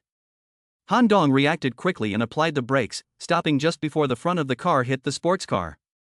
Other vehicles on the road were not so lucky. A red Mazda, in a panic, sprinted into the roadside greenbelt, but was fortunately stopped by the bushes. 2 other cars were also rear-ended by the other cars. The scene was in chaos. The girl got out of the car and knocked on Han Dong's car window. Han Dong opened the door and stood in front of her. The girl was wearing a leopard print short skirt, with her long legs exposed, and she had an unexpectedly good figure. Judging from her facial features, the girl had a pretty face, but unfortunately, her pink hair and non-mainstream heavy makeup made her look vulgar. What, you're not going to give me face? The girl looked at him with a bad expression and her eyes narrowed. Are you fucking sick? Han Dong glared at her angrily. How dare you scold me? The girl flew up and kicked Han Dong in the crotch. This destroying the offspring kick completely angered Han Dong. What kind of monster is this? He has no heart at all. He doesn't care about other people's lives. Chapter 35, Teaching the Second Generation. I'm not only going to scold you, I'm going to beat you too. Han Dong lightly stretched out his arm and caught the girl's flying leg. With a little force, he flipped her over and she fell prone on the Evo. Han Dong slapped her on the buttocks. Ah, the girl exclaimed. Crack, crack, crack. Han Dong swung his arm and gave her a severe beating. You second-generation scum need to be taught a lesson. Your father doesn't care, but I do. Otherwise, I don't know how many people will be harmed. He beat her while scolding her. The car owners who had been forced to stop were all gathered around to watch the fun. In any case, Han Dong helped them vent their anger, and they felt quite vindicated. Son of a bitch. Do you know who I am? How dare you lay a hand on me? You must be tired of living. The girl was fierce, struggling desperately, and cursing non-stop. However, Han Dong was too strong, and with one hand on her back, he was like a mountain. No matter how she struggled, she couldn't break free from Han Dong's grip. Is he going to follow the example of other second-generation masters and use his father's name to get out of trouble? I don't care who you are, you have to be taught a lesson if you do something wrong. Han Dong was really angry, and his slaps came down like a storm. Although he tried to be gentle, the girl was after all delicate and weak, and could not withstand such a severe beating. At first, she was still not convinced, but after being slapped a dozen times, her voice had already weakened. There is no child who is not afraid of being beaten. The question is whether the parents are willing to do it. After scolding and threatening, and realizing that Han Dong was not moved at all, and that the slaps on his butt were getting heavier and heavier, the girl finally gave in. Okay, stop hitting me. I'm sorry, okay? The girl began to sob, her makeup smudged with tears. Do you know what you did wrong? Yes. Will you dare to do it again next time? No. Seeing that the girl had admitted her fault, Han Dong immediately stopped and let her down from the car. I don't care what your background is or how powerful your family is, but the road is not your private property, and you can't be so selfish. There are so many cars on the road, and behind each car is a family. If you don't care, you could cause a serious accident. If a driver really loses his life because of you, you'll have ruined a family. This is a sin. Do you understand? Han Dong was angry at the way she looked, and couldn't help but scold her again. The girl looked at him with a pained expression and didn't dare to retort. Young man, well said. The drivers who were watching applauded. Someone had called the police earlier, and a police motorcycle came whizzing by and stopped on the side. The traffic police officer came over to ask about the situation and scolded the girl with a stern face. At the same time, she was given a corresponding punishment, points were deducted and a fine was imposed. As for the cars that had a minor collision as a result, they were also compensated by the insurance company of the girl's car. After the incident was settled, Han Dong was the first to start his car and leave the scene. The girl wanted to stop Han Dong, but her lips moved, but she didn't call out. But she stared at Han Dong's license plate and secretly memorized it. When Handong arrived at the Ipin royal banquet, Chui Hongji and Mu Wanji were already there, along with a middle-aged man in a Tang-style robe and cloth shoes who kept playing with a Z bead in his hand. Let me introduce you. This is the big boss of Gusu City, Mr. Lian Shanglong. Chui Hongji was beaming with a hearty laugh. Shanglong, this is the folk doctor I told you about, Mr. Handong. Brother Han is young and promising. Lian Shanglong said with a smile that didn't quite reach his eyes. Mr. Lian is too kind. Handong's mouth curled up slightly and he laughed lightly. Mu Wanji frowned slightly. She wondered what Mr. Chui Hongji wanted with Lian Shanglong. As a resident of Jiangzhou City, she naturally knew the identity of Lian Shanglong. He is a gangster who made his fortune through demolitions, taking advantage of the booming real estate market. However, Lian Shanglong is very smart and has done well for himself, becoming the underground king of Jiangzhou City. He is involved in almost every entertainment-related business, including game arcades, discos, nightclubs, internet cafes, cinemas, bathhouses, clubs, karaoke bars, and more. In his early years, Lian Shanglong was ruthless, and it is said that he had many lives in his hands. But after he got rich, he started to clean up and became the boss of a company. But what kind of person he is at heart, everyone in Jiangzhou City knows. On an occasion like this, what does Chui Hongji mean by inviting the big boss of the underworld? The few people drank and ate while saying some bland and insipid pleasantries. Handong thought the food was good. After all, it was the same food that the emperor had eaten, so he didn't say much, just buried his head in his food. After 3 rounds of wine and 5 flavors of food, the main course was served. I went to the hospital for a checkup, and the doctor in charge said that the colon cancer diagnosis was probably a misdiagnosis, otherwise it would not have been cured so quickly. It was just a bowel disorder. Chui Hongji said in a lukewarm tone. Anyway, I am still very grateful to Mr. Han. If he hadn't pointed it out, I probably wouldn't have gone for another checkup and wouldn't have known that I actually didn't have any problems. Hospital misdiagnosis is also a common occurrence. Lian Shanglong said lightly, although it was a false alarm, we must keep Brother Han as a friend. We 2 brothers still have some weight in Jiangzhou City. If you encounter any trouble in the future, just ask. As long as it is not a serious crime such as murder or arson, we can fix it for you. Mu Wanji understood. Chui Hongji was trying to get rid of her after she had recovered from her illness and was ready to renege on her debt. The reason he brought in Lian Shanglong was to use his identity to intimidate them. Chui Hongji, I have known you for many years, but I never thought you were such a person. Mu Wanji was really angry. Wanji, where are you getting this from? Chui Hongji looked innocent. What did you say at the Dong Yuan? As long as Han Dong can cure your illness, the house is the consultation fee, and there will be a big thank you. He cured you on the spot, and now you want to renege on the deal. If I had known you were like this, I would never have introduced him to you. Han Dong hadn't done anything yet, and Mu Wanji was furious. After all, Chui Hongji was a friend she had introduced to him, and now he was treating his lifesaver like this, making her feel ashamed. Ms. Mu, you are being unfair. Lian Shanglong took a sip of tea and said slowly, Hongji's doctor said that the colon cancer was a misdiagnosis, otherwise it would not have recovered so quickly. Do you believe that there is someone in this world who can cure cancer in a quarter of an hour? I don't believe it anyway. If there is, then he would be a god. Since he didn't cure it, the promise of a consultation fee is not valid, right? We Jianghu people value the word justice. You must not take what is not yours, or you will lose your integrity. Mu Wanji was about to argue, but Han Dong threw her a glance, indicating that she didn't need to say anything more. In fact, he had long anticipated that Chui Hongji would not hand over the house so easily. Chapter 36. If you knew it would end this way, why did you do it in the first place? After all, this is one time and that is another. When you know you have a terminal illness, you feel that property and other things are extraneous to your body, and you can't take them with you when you die.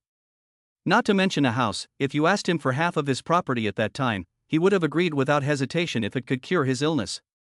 When he realized that his illness had really gone, his thoughts would naturally change. At this time, he felt that property was very important. How could he give up the Guofeng mansion, which was worth 500 million? Naturally, he wanted to use his relatively powerful status in society to pressure the other party and achieve the effect of a free ride. After all, what can a country bumpkin do? The only person he was a little afraid of was Mu Wanji. If he could get Lian Shanglong to step in, he could deter her. The Mu family is certainly not afraid of Lian Xinglong, but Mu Wanji is only a discarded child of the Mu family. She has not been in contact with the family for many years, and what is left is only a little blood relationship with the Mu family. Although Han Dong is not very old, he carries in his mind the memories of the life of the Golden Crow Emperor, and his understanding of human nature is naturally far beyond that of ordinary people. So he has long since made a backup plan. Since President Chui thinks that I didn't cure your illness, then I didn't. Han Dong smiled. However, if you have any problems in the future, please be a little more stubborn and don't come to me for help. Shouldn't I be the one to say this? Lian Xinglong's expression was sullen. Since you don't know how to be grateful, don't come to me for help if you encounter any problems in the future. The conversation was not going well, so Han Dong stood up, took Mu Wanji by the hand and walked out, waving goodbye without looking back. Seeing the two disappear out the door, Cui Hongji and Lian Shanglong smiled at each other. A student with a baby's breath, a woman who has lost her family's favor, a little intimidation, and they will back down. Outside the door of the first-class imperial banquet, Mu Wanji said angrily, I never thought that Cui Hongji was such a person. How could I have been so blind as to befriend him? What kind of friend? Han Dong asked. Mu Wanji looked up at him. Where are you going with this? I just have some business dealings with him, nothing else. Mu Wanji's pretty face turned red. This little rascal, does he think she's that easy? That's good, Han Dong said coldly. I can get him without any worries. You have a plan? Mu Wanji asked doubtfully. I knew he would do this, so I left a little something out during the treatment. Don't worry, in a few days, he will come back to me. By then, it won't be just a house. Mu Wanji looked at him in surprise. This little guy sometimes made her feel like a simple child, and at other times like a 1,000-year-old demon. But she didn't pursue the matter. A wise woman knows when to keep her mouth shut. When a man wants to tell you something, he will naturally tell you. Two flowers blooming on the same branch, each representing a different branch. After Cui Hongji and Lian Shanglong parted ways, he was in a good mood and drove to the home of a female college student he was supporting. He had been depressed for a while after being diagnosed with cancer, and hadn't been able to visit her for a long time. Now that his health has recovered, he is thinking of this charming little demon and his heart is burning with passion. After a bit of maneuvering, there was no prelude, and he wanted to get right to the main course. Unexpectedly, after just a few strokes, he felt his intestines being stabbed by a steel spike, and the pain made him howl like a pig. Ow! After the pain started, it was uncontrollable and was getting worse. Cui Hongji covered his lower abdomen, curled up into a shrimp, rolled on the ground and wailed, and beads of sweat rolled down his forehead. The girl was so scared that she quickly dialed 120. Soon, an ambulance came and took Cui Hongji back to the hospital. After a series of tests, it was discovered that there was no abnormality in the area of pain. In other words, Cui Hongji was healthy. But Cui Hongji still couldn't stand the pain, and his howls were heart-wrenching. The doctor had to give him some painkillers. After the medicine took effect, he finally felt no pain. But once the medicine wore off, the pain of a steel needle piercing his internal organs struck him again. So he could only keep receiving intravenous infusions and taking painkillers. Cui Hongji vaguely felt that perhaps only Han Dong could save him. But he had previously teamed up with Lian Shanglong to trick someone, and he really couldn't bring himself to beg. Mu Wanji could have helped him, but he had offended his friend as well. So, Cui Hongji made a decision he had to make: transfer to another hospital. If this hospital can't cure him, then he'll go to a better one. Since the cancer was already cured, he didn't believe that no one could cure this inexplicable pain. If Jiangzhou City can't cure it, then go to Shanghai next door. If Shanghai can't cure it, then go abroad. I have a lot of money, so I'm not afraid of the trouble. So, Cui Hongji took a plane, either to transfer to another hospital or on the way to another hospital. Unfortunately, every hospital gave the same result: he was not sick. But he felt so much pain. It was excruciating. In the end, the painkillers didn't work very well, so he had to be given an anesthetic. The doctor told him that if he continued like this, he would probably die from an overdose of anesthesia. He would either die of pain or from the anesthesia. Cui Hongji lowered his head in despair. He knew that only Han Dong could solve this problem. He felt a deep sense of regret. If he had known this would happen, he would have never done it. After a week, he was also tortured by the heart-rending pain and was left half dead. He had no choice but to call Mu Wanji with a sheepish face. "Hello, who is this?" "Wanji, it's me, Hongji." Chui Hongji endured the pain and, "I'm sorry, I don't know you." Mu Wanji's voice suddenly turned cold. Oh, don't hang up yet, Wanji, please." Chui Hongji's voice was humble and flattering. "I was wrong, I apologize to you, and to Mr. Han, please forgive me." Mu Wanji was stunned at first, but then she understood. It must be a trick left behind by Han Dong, and it has worked. Otherwise, he would never have been so subservient. "We've already broken up, so it doesn't matter whether we forgive or not. As for whether Mr. Han is willing to forgive you, you'd better ask him." Mu Wanji said coldly. "Wanji, I don't have Mr. Han's contact information, so please convey my goodwill." Chui Hongji swallowed a mouthful of saliva with difficulty. "My body is having problems again. As long as Mr. Han helps me solve it, not only will Dong Yuan be delivered on schedule, but I will also give you a big reward." "Heh," Mu Wanji sneered, writing a blank check and then reneging on it? No. This time, we'll sign the real estate transfer agreement first. As soon as Mr. Han cures my illness, we'll immediately go through the transfer procedures. What do you think? After the last time you played that trick, what position do I have to speak in front of Mr. Han? I'll give you the phone number, you talk to him yourself." Mu Wanji hung up the phone in a bad mood and immediately sent Han Dong's mobile phone number to him. It was noon, and Han Dong was eating with his roommates in the dining hall. Chui Hongji's phone rang. "Hello, who is this?" Han Dong took out his cell phone from his pocket and walked to the window to answer. "Hello, Mr. Han. It's me, Chui Hongji. What's up?" Han Dong's mouth curled into a mocking smile. "Mr. Han, I was wrong about the last time, and I apologize. As long as you can help me relieve my pain this time, the promise I made last time is still valid." "Wait. Didn't you say that it was a misdiagnosis last time? How can there still be a problem?" "It wasn't a misdiagnosis. You cured my illness. I was just being greedy and said that on purpose, hoping to get out of paying. I was confused and greedy, and I hope Mr. Han, a wise and virtuous man, will forgive me, a common mortal." Chui Hongji almost cried out. The week of torture had taken away all his dignity. Now Han Dong told him to kneel in front of him, and he would do it without hesitation. Chapter 37, Playing with the Audience.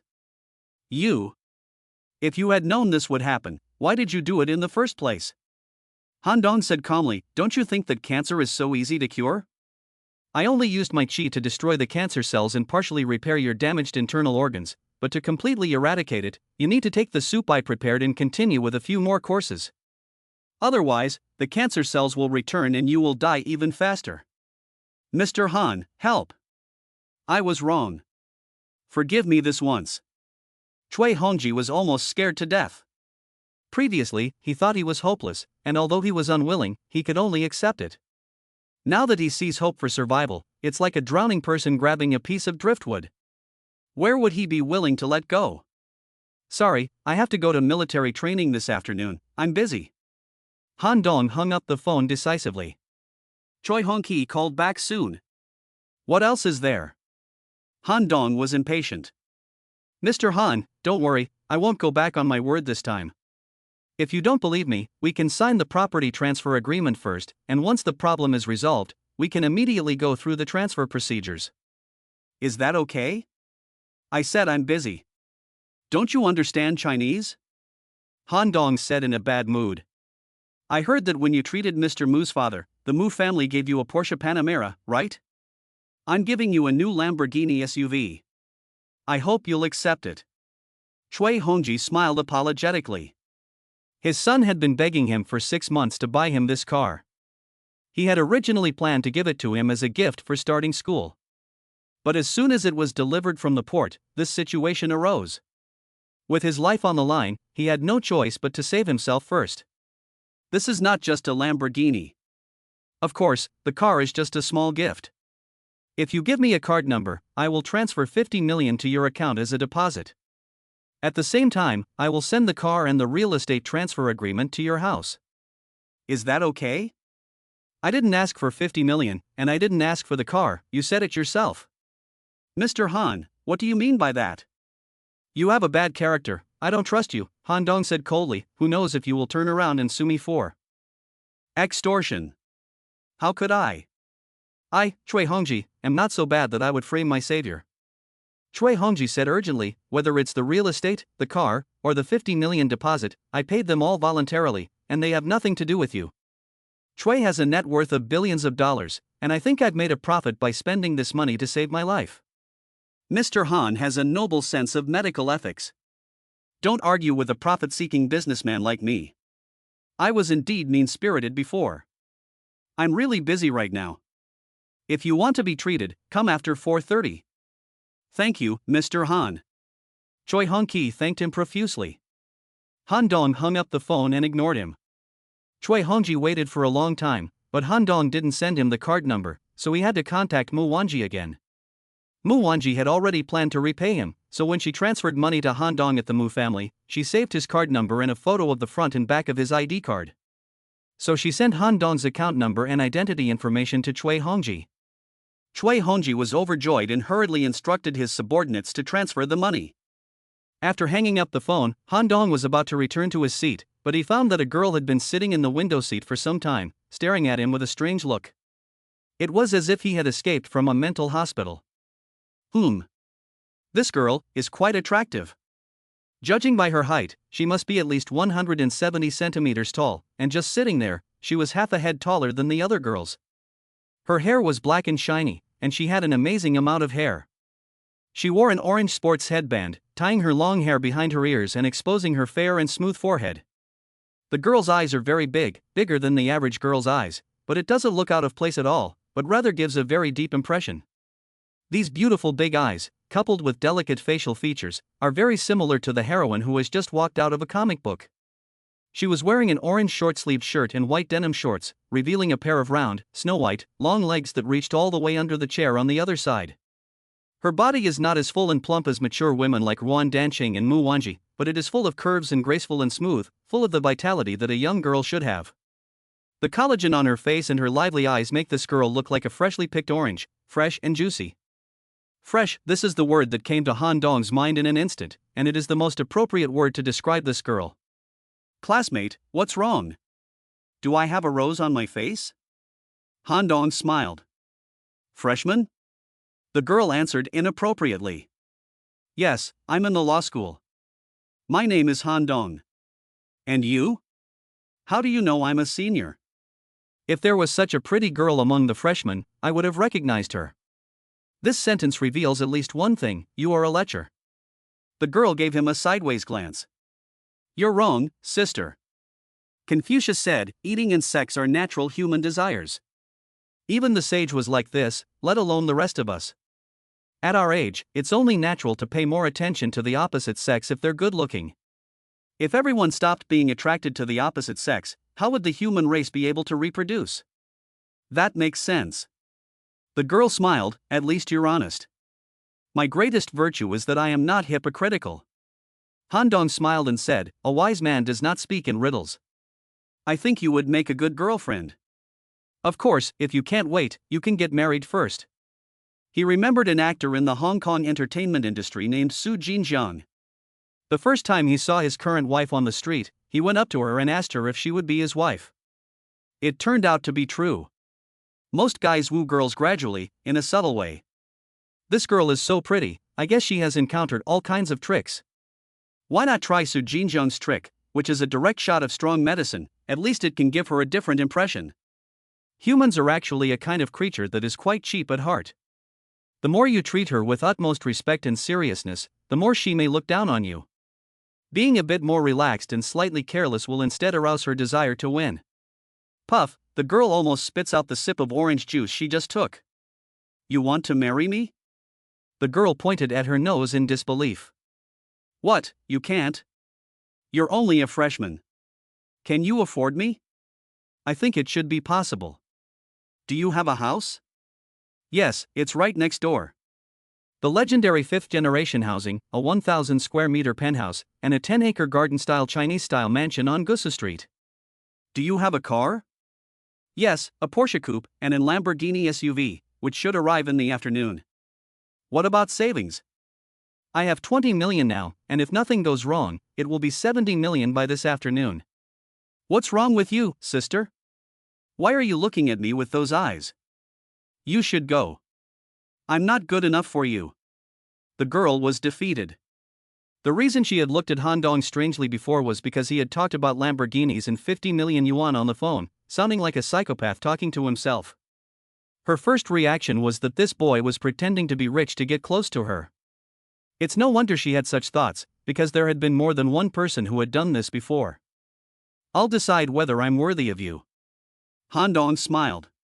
Can't we just be honest? I have no problem with rich second-generation kids, but pretending to be one in front of a girl is just disgusting. I'm not a rich kid. Han Dong looked innocent. Then you are. I'm a first-generation rich man. Han Dong smiled and said, I earned all my money myself. The girl sighed and rubbed her forehead. She had thought that this freshman looked quite handsome, and was very different from those so-called fresh meat who lacked masculinity. At least he had something that attracted her. She never thought that he was so vain and a liar. He thought that this would increase his attractiveness to the opposite sex, but he didn't know that girls hate boys who are full of lies and love to act like a show-off. Seeing her expression, Han Dong immediately understood. The girl must have thought he was deliberately calling her to brag about his wealth in order to attract her attention. What a stupid misunderstanding. Do you think I deliberately used this method to get close to you? Han Dong said indifferently. Isn't that the case? The girl gave him a cold look. You are beautiful and many people are after you, but that is no reason to look down on all the other men. Han Dong said calmly, I just met you for the first time and I think you are a good match. But that's just good. You are not the kind of person that I would go to great lengths to get close to, and I would not do that for any woman. Because I never treat women as goddesses, so you don't have to be too narcissistic. At least not in front of me. The girl looked at him with a slight surprise. She could feel the arrogance in this boy. It was impossible to fake it. Could it be that she had misunderstood him? The girl was a little confused. But, a freshman boy who says he has over 70 million in savings, a luxury car, a mansion, and that he earned all of this himself, no matter how you look at it, it sounds like the ravings of a mental patient, right? My name is Han Dong, Han from Han Fizi, and Dong from East, South, West and North. I'm a freshman at the law school. You'll hear this name sooner or later. Han Dong didn't say anything else, turned around and left, leaving her a dashing back. Strange guy. The girl rolled her eyes and then focused on the plate in front of her. Chapter 38, You Reap What You Sow. Han Dong returned to his seat. Hong Tao saw the cell phone in his hand and was like Columbus discovering the new world. Dong, is that the super expensive Huawei folding screen? Hong Tao's eyes lit up, and he grabbed it. After opening it, the screen is so big, it must be super fun to play games on it, right? He's never seen the world. Fat Wu patted him on the head. Dongzi won 1 million yuan in prize money. He can afford a phone for a few thousand yuan. He also has a Mate Porsche model, which I discovered long ago. Hong Tao was like a treasure, grinning and eating chicken. He didn't bother to pay any attention to Fat Wu. Dongzi, what were you just talking about with Miss Wei? Did you fail to make a conversation? Wu's fat eyes blinked, revealing a wicked smile. Sister Wei? You know her? Of course, everyone knows the school beauty on the Jiangda 5 Wonders list. There is such a list? Han Dong asked curiously. You see, lately he's been staying out late at night, not hanging out with his buddies, so he's out of the loop, right?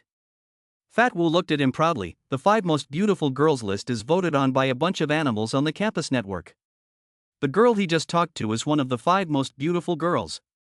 Her name is Wei Shuqing, she's 175 centimeters tall, and she's the ace of the Jiangnan University women's basketball team. With her elegant style of play and her appearance of a manga-style beauty, she has earned the reputation of Jiangda's Akaji Haruko. She ranks among the top 3 on the school flower list, along with Song Xingqian and Rong Yufei. How is it? Is it difficult to flirt? That's it. Han Dong smiled. In fact, the hardest part of trying to woo Qingzi is getting past the physical education department's bullies. Wu Yuan aside. Wei Shuqing is the ace of the women's basketball team and the flower of the Sports Institute. Everyone who practices sports is tall and strong, and they stick together. How can they allow boys from other departments to get their hands on the goddess of their department? There are many boys who pursue Wei Shuqing, but in the end, they are all repaired by the boys of the Sports Institute in various positions.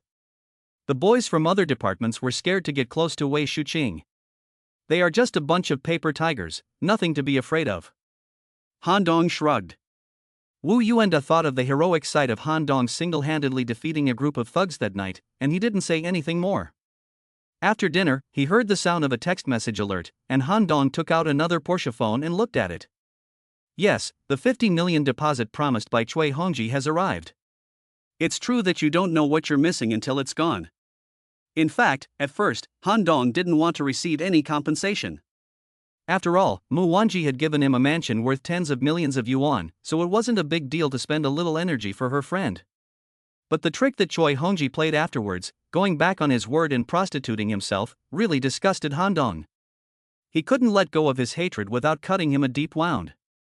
After the afternoon military training, Mu Wanji sent him a WeChat message saying that Cui Hongji had personally delivered the Lamborghini Urus and the real estate transfer agreement to the Sky Garden.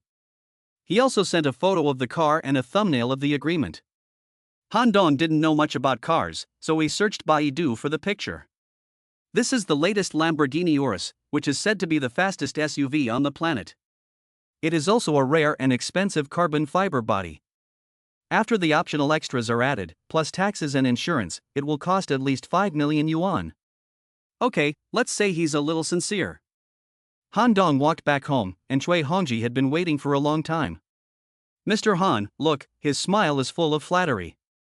Originally, Cui Hongji was still very plump, chubby, with a slightly protruding belly, but in just 1 week, he had lost a lot of weight, as if a popped balloon had deflated and deflated. Seeing his unshaven and haggard appearance, Han Dong barely suppressed a laugh. Wow, you've lost weight in just 1 week. Han Dong said lightly. Mr. Han, you're laughing at me. Cui Hongji laughed nervously. Sit there, let me take a look. Cui Hongji sat in the chair, looking like a little schoolboy who had made a mistake. Even Mu Wanji found his appearance a bit comical. Han Dong grabbed his wrist and, with a thought, immediately withdrew the qi needle that had been stuck in his colon. The needles were made of yang qi, which was invisible and could not be detected by any instrument. As soon as his blood flow accelerated, the needles would activate and keep stabbing his intestines. The pain was unbearable. No wonder Cui Hongji was so emaciated. How do you feel? Han Dong asked. It doesn't hurt anymore. Cui Hongji was ecstatic. Although he was given an anesthetic, he could still vaguely feel the discomfort of the needles. However, when Han Dong touched his wrist, the discomfort disappeared and he felt instantly relaxed. Cancer is not so easy to cure. It is temporarily painless, but if you want to eradicate it, you have to take several courses of herbal medicine. In fact, it has already been cured. Han Dong deliberately exaggerated the situation to make him feel that the treatment process was not simple. Thank you, Mr. Han. Cui Hongji thanked him profusely. That herbal medicine. Give me an address. I'll have the medicine delivered to you when it's ready. No, just let me know when you're ready, and I'll come pick it up myself. Cui Hongji wouldn't dare give the medicine to anyone else. It was a matter of life and death. It's fine, as long as you don't mind the trouble. Han Dong said lightly. Mr. Han, I've arranged a banquet at the Apine Royal Banquet. Why don't you and Wanshi come and join us for dinner? Cui Hongji's expression was very sincere. No need, I already had a thank you dinner, there's no need for another one. Han Dong shook his head. Well, Cui Hongji was obviously prepared, and immediately took out 2 black cards from his body and smiled. One of these cards is a Epine Royal Banquet Diamond VIP card. You can go at any time, there will always be a seat, no need to make a reservation in advance, and all expenses will be automatically charged to my account. The other card was given to me by Lian Xinglong. As long as you spend in any store under the Longxing Entertainment banner, you will get a 50% discount and enjoy the service of the free VIP room. This is my little gift. I hope Mr. Han will accept it. You have already paid the consultation fee, so you don't need to pay for this. Han Dong said lightly. It's a small gift, not a token of respect. Mr. Han, don't be polite with me. Cui Hongji was really scared this time. He was afraid that he would offend Han Dong. Since he is so sincere, you should accept it. Mu Wanji said softly. Han Dong nodded. Seeing Han Dong's approval, Cui Hongji breathed a sigh of relief. He was very tactful and did not bother him too much. After a few more words of greeting, he quickly left. The next day, Han Dong casually prescribed a health-preserving formula and went to a Chinese medicine shop to buy a large pile of cheap medicinal herbs, ground them into powder, mixed them together, and wrapped them in many small packages. He called Cui Hongji to come and pick them up. He gave him 7 packets the first time, 1 for each day, enough for him to take for a week. He also told him to come back for another course of treatment after a week. Cui Hongji left, thanking him profusely. He dared not play any more tricks and, as agreed, found someone to go to the housing authority to complete the transfer of Dong Yuan. This garden-style mansion with the word Dong in its name was destined to belong to Han Dong. Mu Tiansheng spent only 20 million yuan on his treatment, while Cui Hongji spent more than 500 million. He really brought this on himself. At the end of the month, the property certificates for the Sky Garden and Dong Yuan were issued. Han Dong looked at his name on them and felt like he was in a different world. A month ago, he was still a poor boy from the countryside who had come to the city to study. Now he was a wealthy man with 2 luxury homes, 2 luxury cars, and hundreds of millions of dollars in savings. Where can you find a reason for this? Chapter 39, The King of Guns. The military training is nearing its end, and it is time to accept the results. On this day, the leaders of the school and the military gathered together on the stage for a routine inspection. One by one, the squads walked along the track, their movements in perfect unison, under the instructor's command. Everyone's face was full of youthful vigor. Marching in step, the students meticulously completed the movements as ordered by the instructor. They had quite a bit of the temperament of a soldier. In the team competition, the 7th company, where Han Dong was a member, won the 3rd place, which was not bad at all. The real highlight was the big competition that followed. Because of the limited time for military training, the programs of wilderness survival and 5 km cross-country training were cancelled, and only the 2 programs of obstacle course and shooting were retained. Han Dong absorbed the essence of the day every day to strengthen his body, and in the individual obstacle course, he easily won 1st place. This was done on the premise that he deliberately slowed down to avoid shocking the world. Even so, his performance broke the record held by the army's best soldier.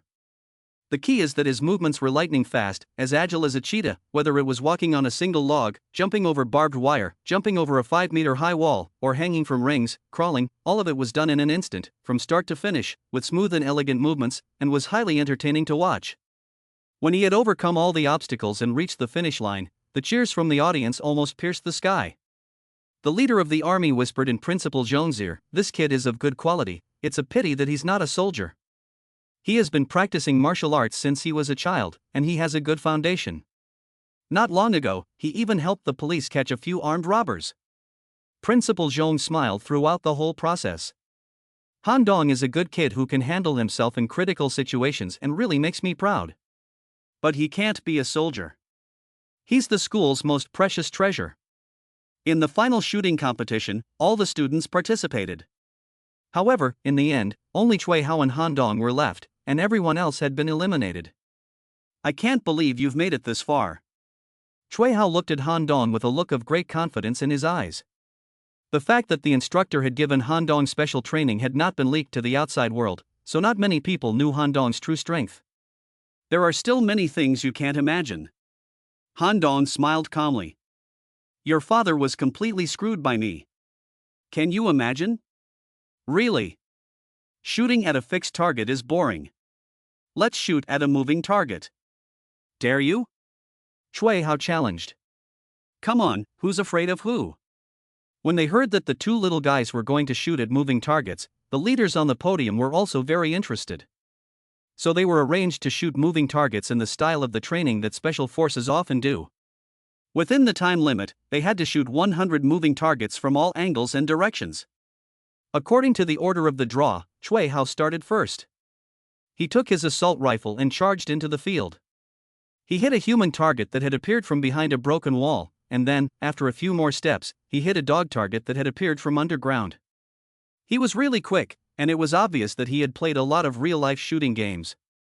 After hitting all the moving targets, he finished in 7 minutes and 18 seconds, hitting 87 of them. This is a very good result. When the referee announced the result, the audience burst into applause. What do you think? Do you want to play again? Chui Hao looked at Han Dong confidently with his gun in hand. Is that all? Han Dong smiled contemptuously and rushed into the field with his gun. Bang, he shot down a human target, then a snake-like assault, and then another human target. His movements were obviously faster than Chui Hao's, and they were clean and elegant, without a hint of showiness. Bang, bang, bang, bang. The crisp sound of the gunfire continued uninterrupted, and amidst the smoke and dust, one target after another fell.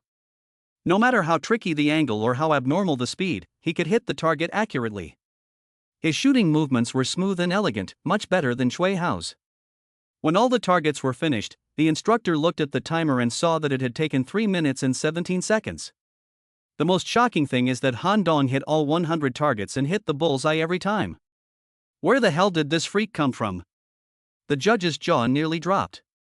He was so excited that he stuttered when announcing the results. Number 73, Han Dong, completed all the targets in 3 minutes and 17 seconds, hit all 100 targets and every shot hit the bullseye, and got 100 points. This is impossible. Chui Hao's face turned green and he loudly questioned. What, can't take a loss? Fat Wu sneered. Even the best marksman in the army can't do this. Why should he? Chui Hao insisted on his opinion. If you don't believe me, go and check for yourself. Han Dong held out his hand and made a please gesture. Chui Hao, of course, was not polite, and hurriedly ran in to check each target position. The more he looked, the more he was shocked. In the end, he looked like a pickled egg, wilted. Is there a problem? The referee glared at him in dissatisfaction. Is he questioning Han Dong? He is questioning the impartiality of the judge. No. Chui Hao lowered his head. Don't think that if you can't do it, no one else can either. A frog in a well mentality will limit your horizons. Han Dong looked at Chui Hao indifferently.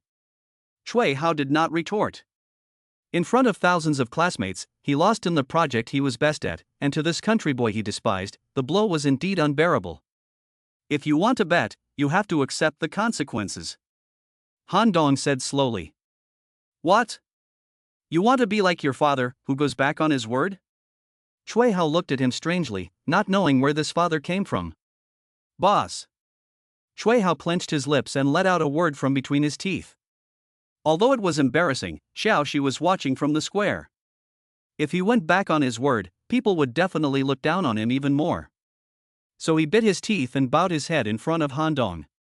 He swore in his heart that he would get his revenge.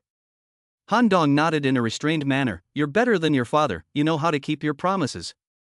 Chui Hao, full of resentment, didn't notice Han Dong's wording and returned to his own square in a sulky manner. Han Dong gave a handsome military salute to the podium. The audience burst into thunderous applause, cheering and cheering, almost piercing the sky. He is so handsome. The girls were all starry-eyed. Xiao Shi had a smile on her lips and joined in the applause. Han Dong is indeed different from other boys.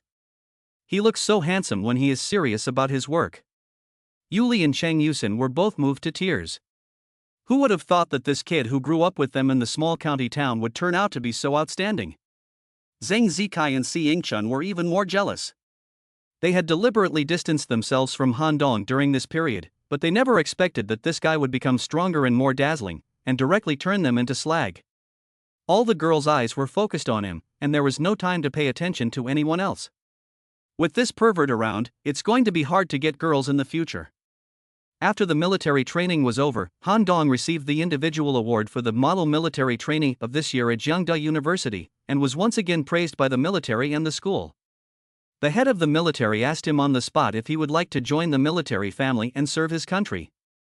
Han Dong thought for a moment and replied with dignity, if it were wartime, I would be 100% willing to pick up a gun, drive away the wolves, and protect my country. I would even be willing to die in battle. But now is a time of peace, and I think that learning skills on a university campus for the time being is more suitable for me. I don't know if I will become a soldier in the future, but I have more important things to do now, so I can only disappoint the commander's love. Good. Boy, this is the spirit of a modern college student. Principal Zhong, you have recruited another good talent. The army chief praised him angrily. Principal Zhong couldn't stop smiling and led the applause. The applause thundered again. The military training around the school was over, and the freshmen had successfully completed their mission. The results of the inspection were very satisfactory to both the school and the military. The school sent dozens of buses to take all the freshmen back from the barracks to the school. Chapter 40. Teacher Shin, you're not normal. Today is the last day of September, and then there will be a long holiday for the National Day. After eating lunch in the cafeteria, Han Dong was thinking about where to go on vacation when Shin Xinyun's phone rang. Han Dong, where are you? Just finished eating. Do you need me for something? I'm in the office of the Youth League Committee. Come over now. I got it. After hanging up the phone, Han Dong walked to the administrative building of the law school. The office of the Youth League Committee is on the top floor, not far from the office of the dean and secretary, and it is also the power center of the law school. When Han Dong entered, Shin Xinyun was writing furiously at her desk, looking like she was working hard. What do you want with me, Miss Shun? Han Dong sat on her desk in a sloppy manner. Shin Xinyun ignored him and kept typing furiously. Only after a report was completed did she turn off the computer, picked up a package from under the desk, and placed it on the desk. Here you go. Shin Xinyun's expressionless. What is it? Han Dong was stunned. The clothes you left at my house. Shin Xinyun said indifferently. Han Dong remembered that last time he ran away, he left his pants at her house. He wasn't sure if Shin Xinyun had seen him and Wu Yu, so he just took the clothes without saying anything, following the principle of if the enemy doesn't move, I don't move. Don't you have anything to explain to me? Shin Xinyun's face was expressionless. What needs to be explained? Han Dong said indifferently. Why did your pants end up in my house? Shin Xinyun's face was not good. You should ask her. Han Dong said angrily, you can't drink, so what are you trying to prove? You drank like a drunk, and I took you home, and you were lying on the sofa, fast asleep. Sister Wu Yu offered me a cup of water to drink, but you suddenly kicked her, and she was caught off guard, and the cup of water splashed all over my crotch. If it wasn't for Sister Wu Yu's timely treatment, our family would have been left with no descendants. Do you know that? So, you undressed in front of us two girls? What else? The boiling water is so hot that if you don't take it off, it will continue to expand the burn area. Did Wu Yu treat you? Han Dong didn't know what Wu Yu had told her, and was a little stunned. Why are you so quiet? She's a doctor, it's her duty to save lives and treat injuries. There's nothing wrong with that. A forensic doctor is not a doctor. Shin Xinyun slightly pouted her lips. After all, it was a relatively special part of the body that was injured. She felt that there was something wrong with her. Han Dong couldn't respond to this. However, why did it feel like Teacher Shin's expression was not quite normal? Could it be that she was jealous? This is a bit unexpected for Han Dong.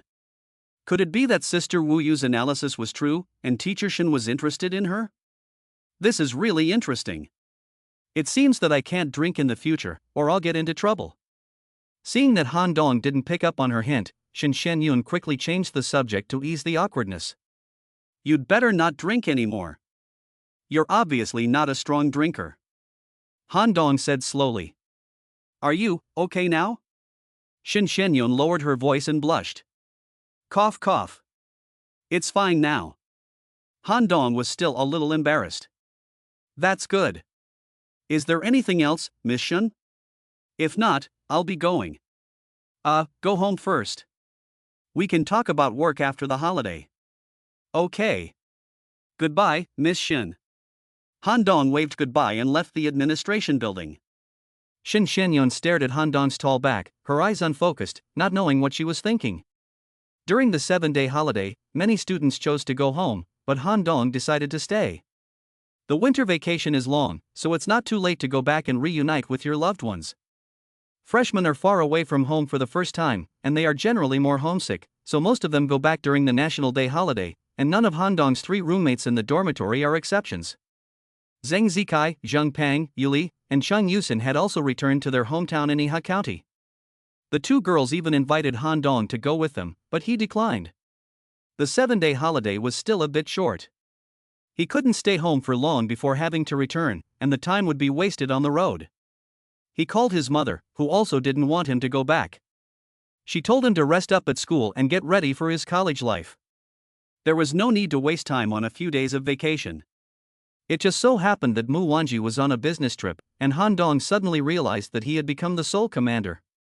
But there was nothing wrong with that. It was peaceful. After leaving school, Han Dong went to Dongyuan to take a look. He was quite satisfied with this Chinese-style mansion that covered an area of 10 acres. Cui Hongji had been very obedient during this period of time, and he often sent cleaners and gardeners to take care of the yard for free to keep it clean inside and out. After drinking the medicine prepared by Han Dong, he felt that his body was getting better and better, even healthier than before he got sick. He was increasingly in awe of Han Dong and dared not play any tricks. Frankly speaking, even if you are powerful and rich, but your life is in someone else's hands, it is like holding your life in your hands. Of course, he also promoted himself in his own circles. Although he did it unconsciously, Han Dong had already gained a certain reputation in high society through the cases of curing the two big shots Mu Tiancheng and Cui Hongji. Half of the wealthy people in Gusa City knew that there was a young miracle doctor at Jiangzhou University who could even cure cancer. The only drawback was that the consultation fees were relatively expensive. If Han Dong knew this, he would definitely feel that he was a victim of injustice. He never took the initiative to ask for a consultation fee, and it was always the patient who wanted to give it. After a while of boating on the artificial lake in the middle of the courtyard, Han Dong felt that living alone in such a large house was indeed a bit lonely. For the time being, it was better to live in that empty courtyard. After he had a large family and a wife and children, he would bring his parents and relatives over, and the whole family would live here, which would be lively. Han Dong was sitting in a boat with a black canopy, drinking tea, and boating on the lake when Cui Hao arrived in a hurry. The kid was driving a BMW X6, and a tall, fair-skinned beauty was sitting in the passenger seat. You're from out of town, so you probably don't know, but Gusa Street is located in the old city center of Jiangzhou. Most of the buildings on this street are protected ancient buildings. It can be imagined how difficult it is for our family to build a house on this street.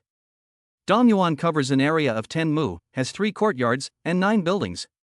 My father said that this is a mansion that can be passed down for generations, and when I get married in the future, it will be passed down to me.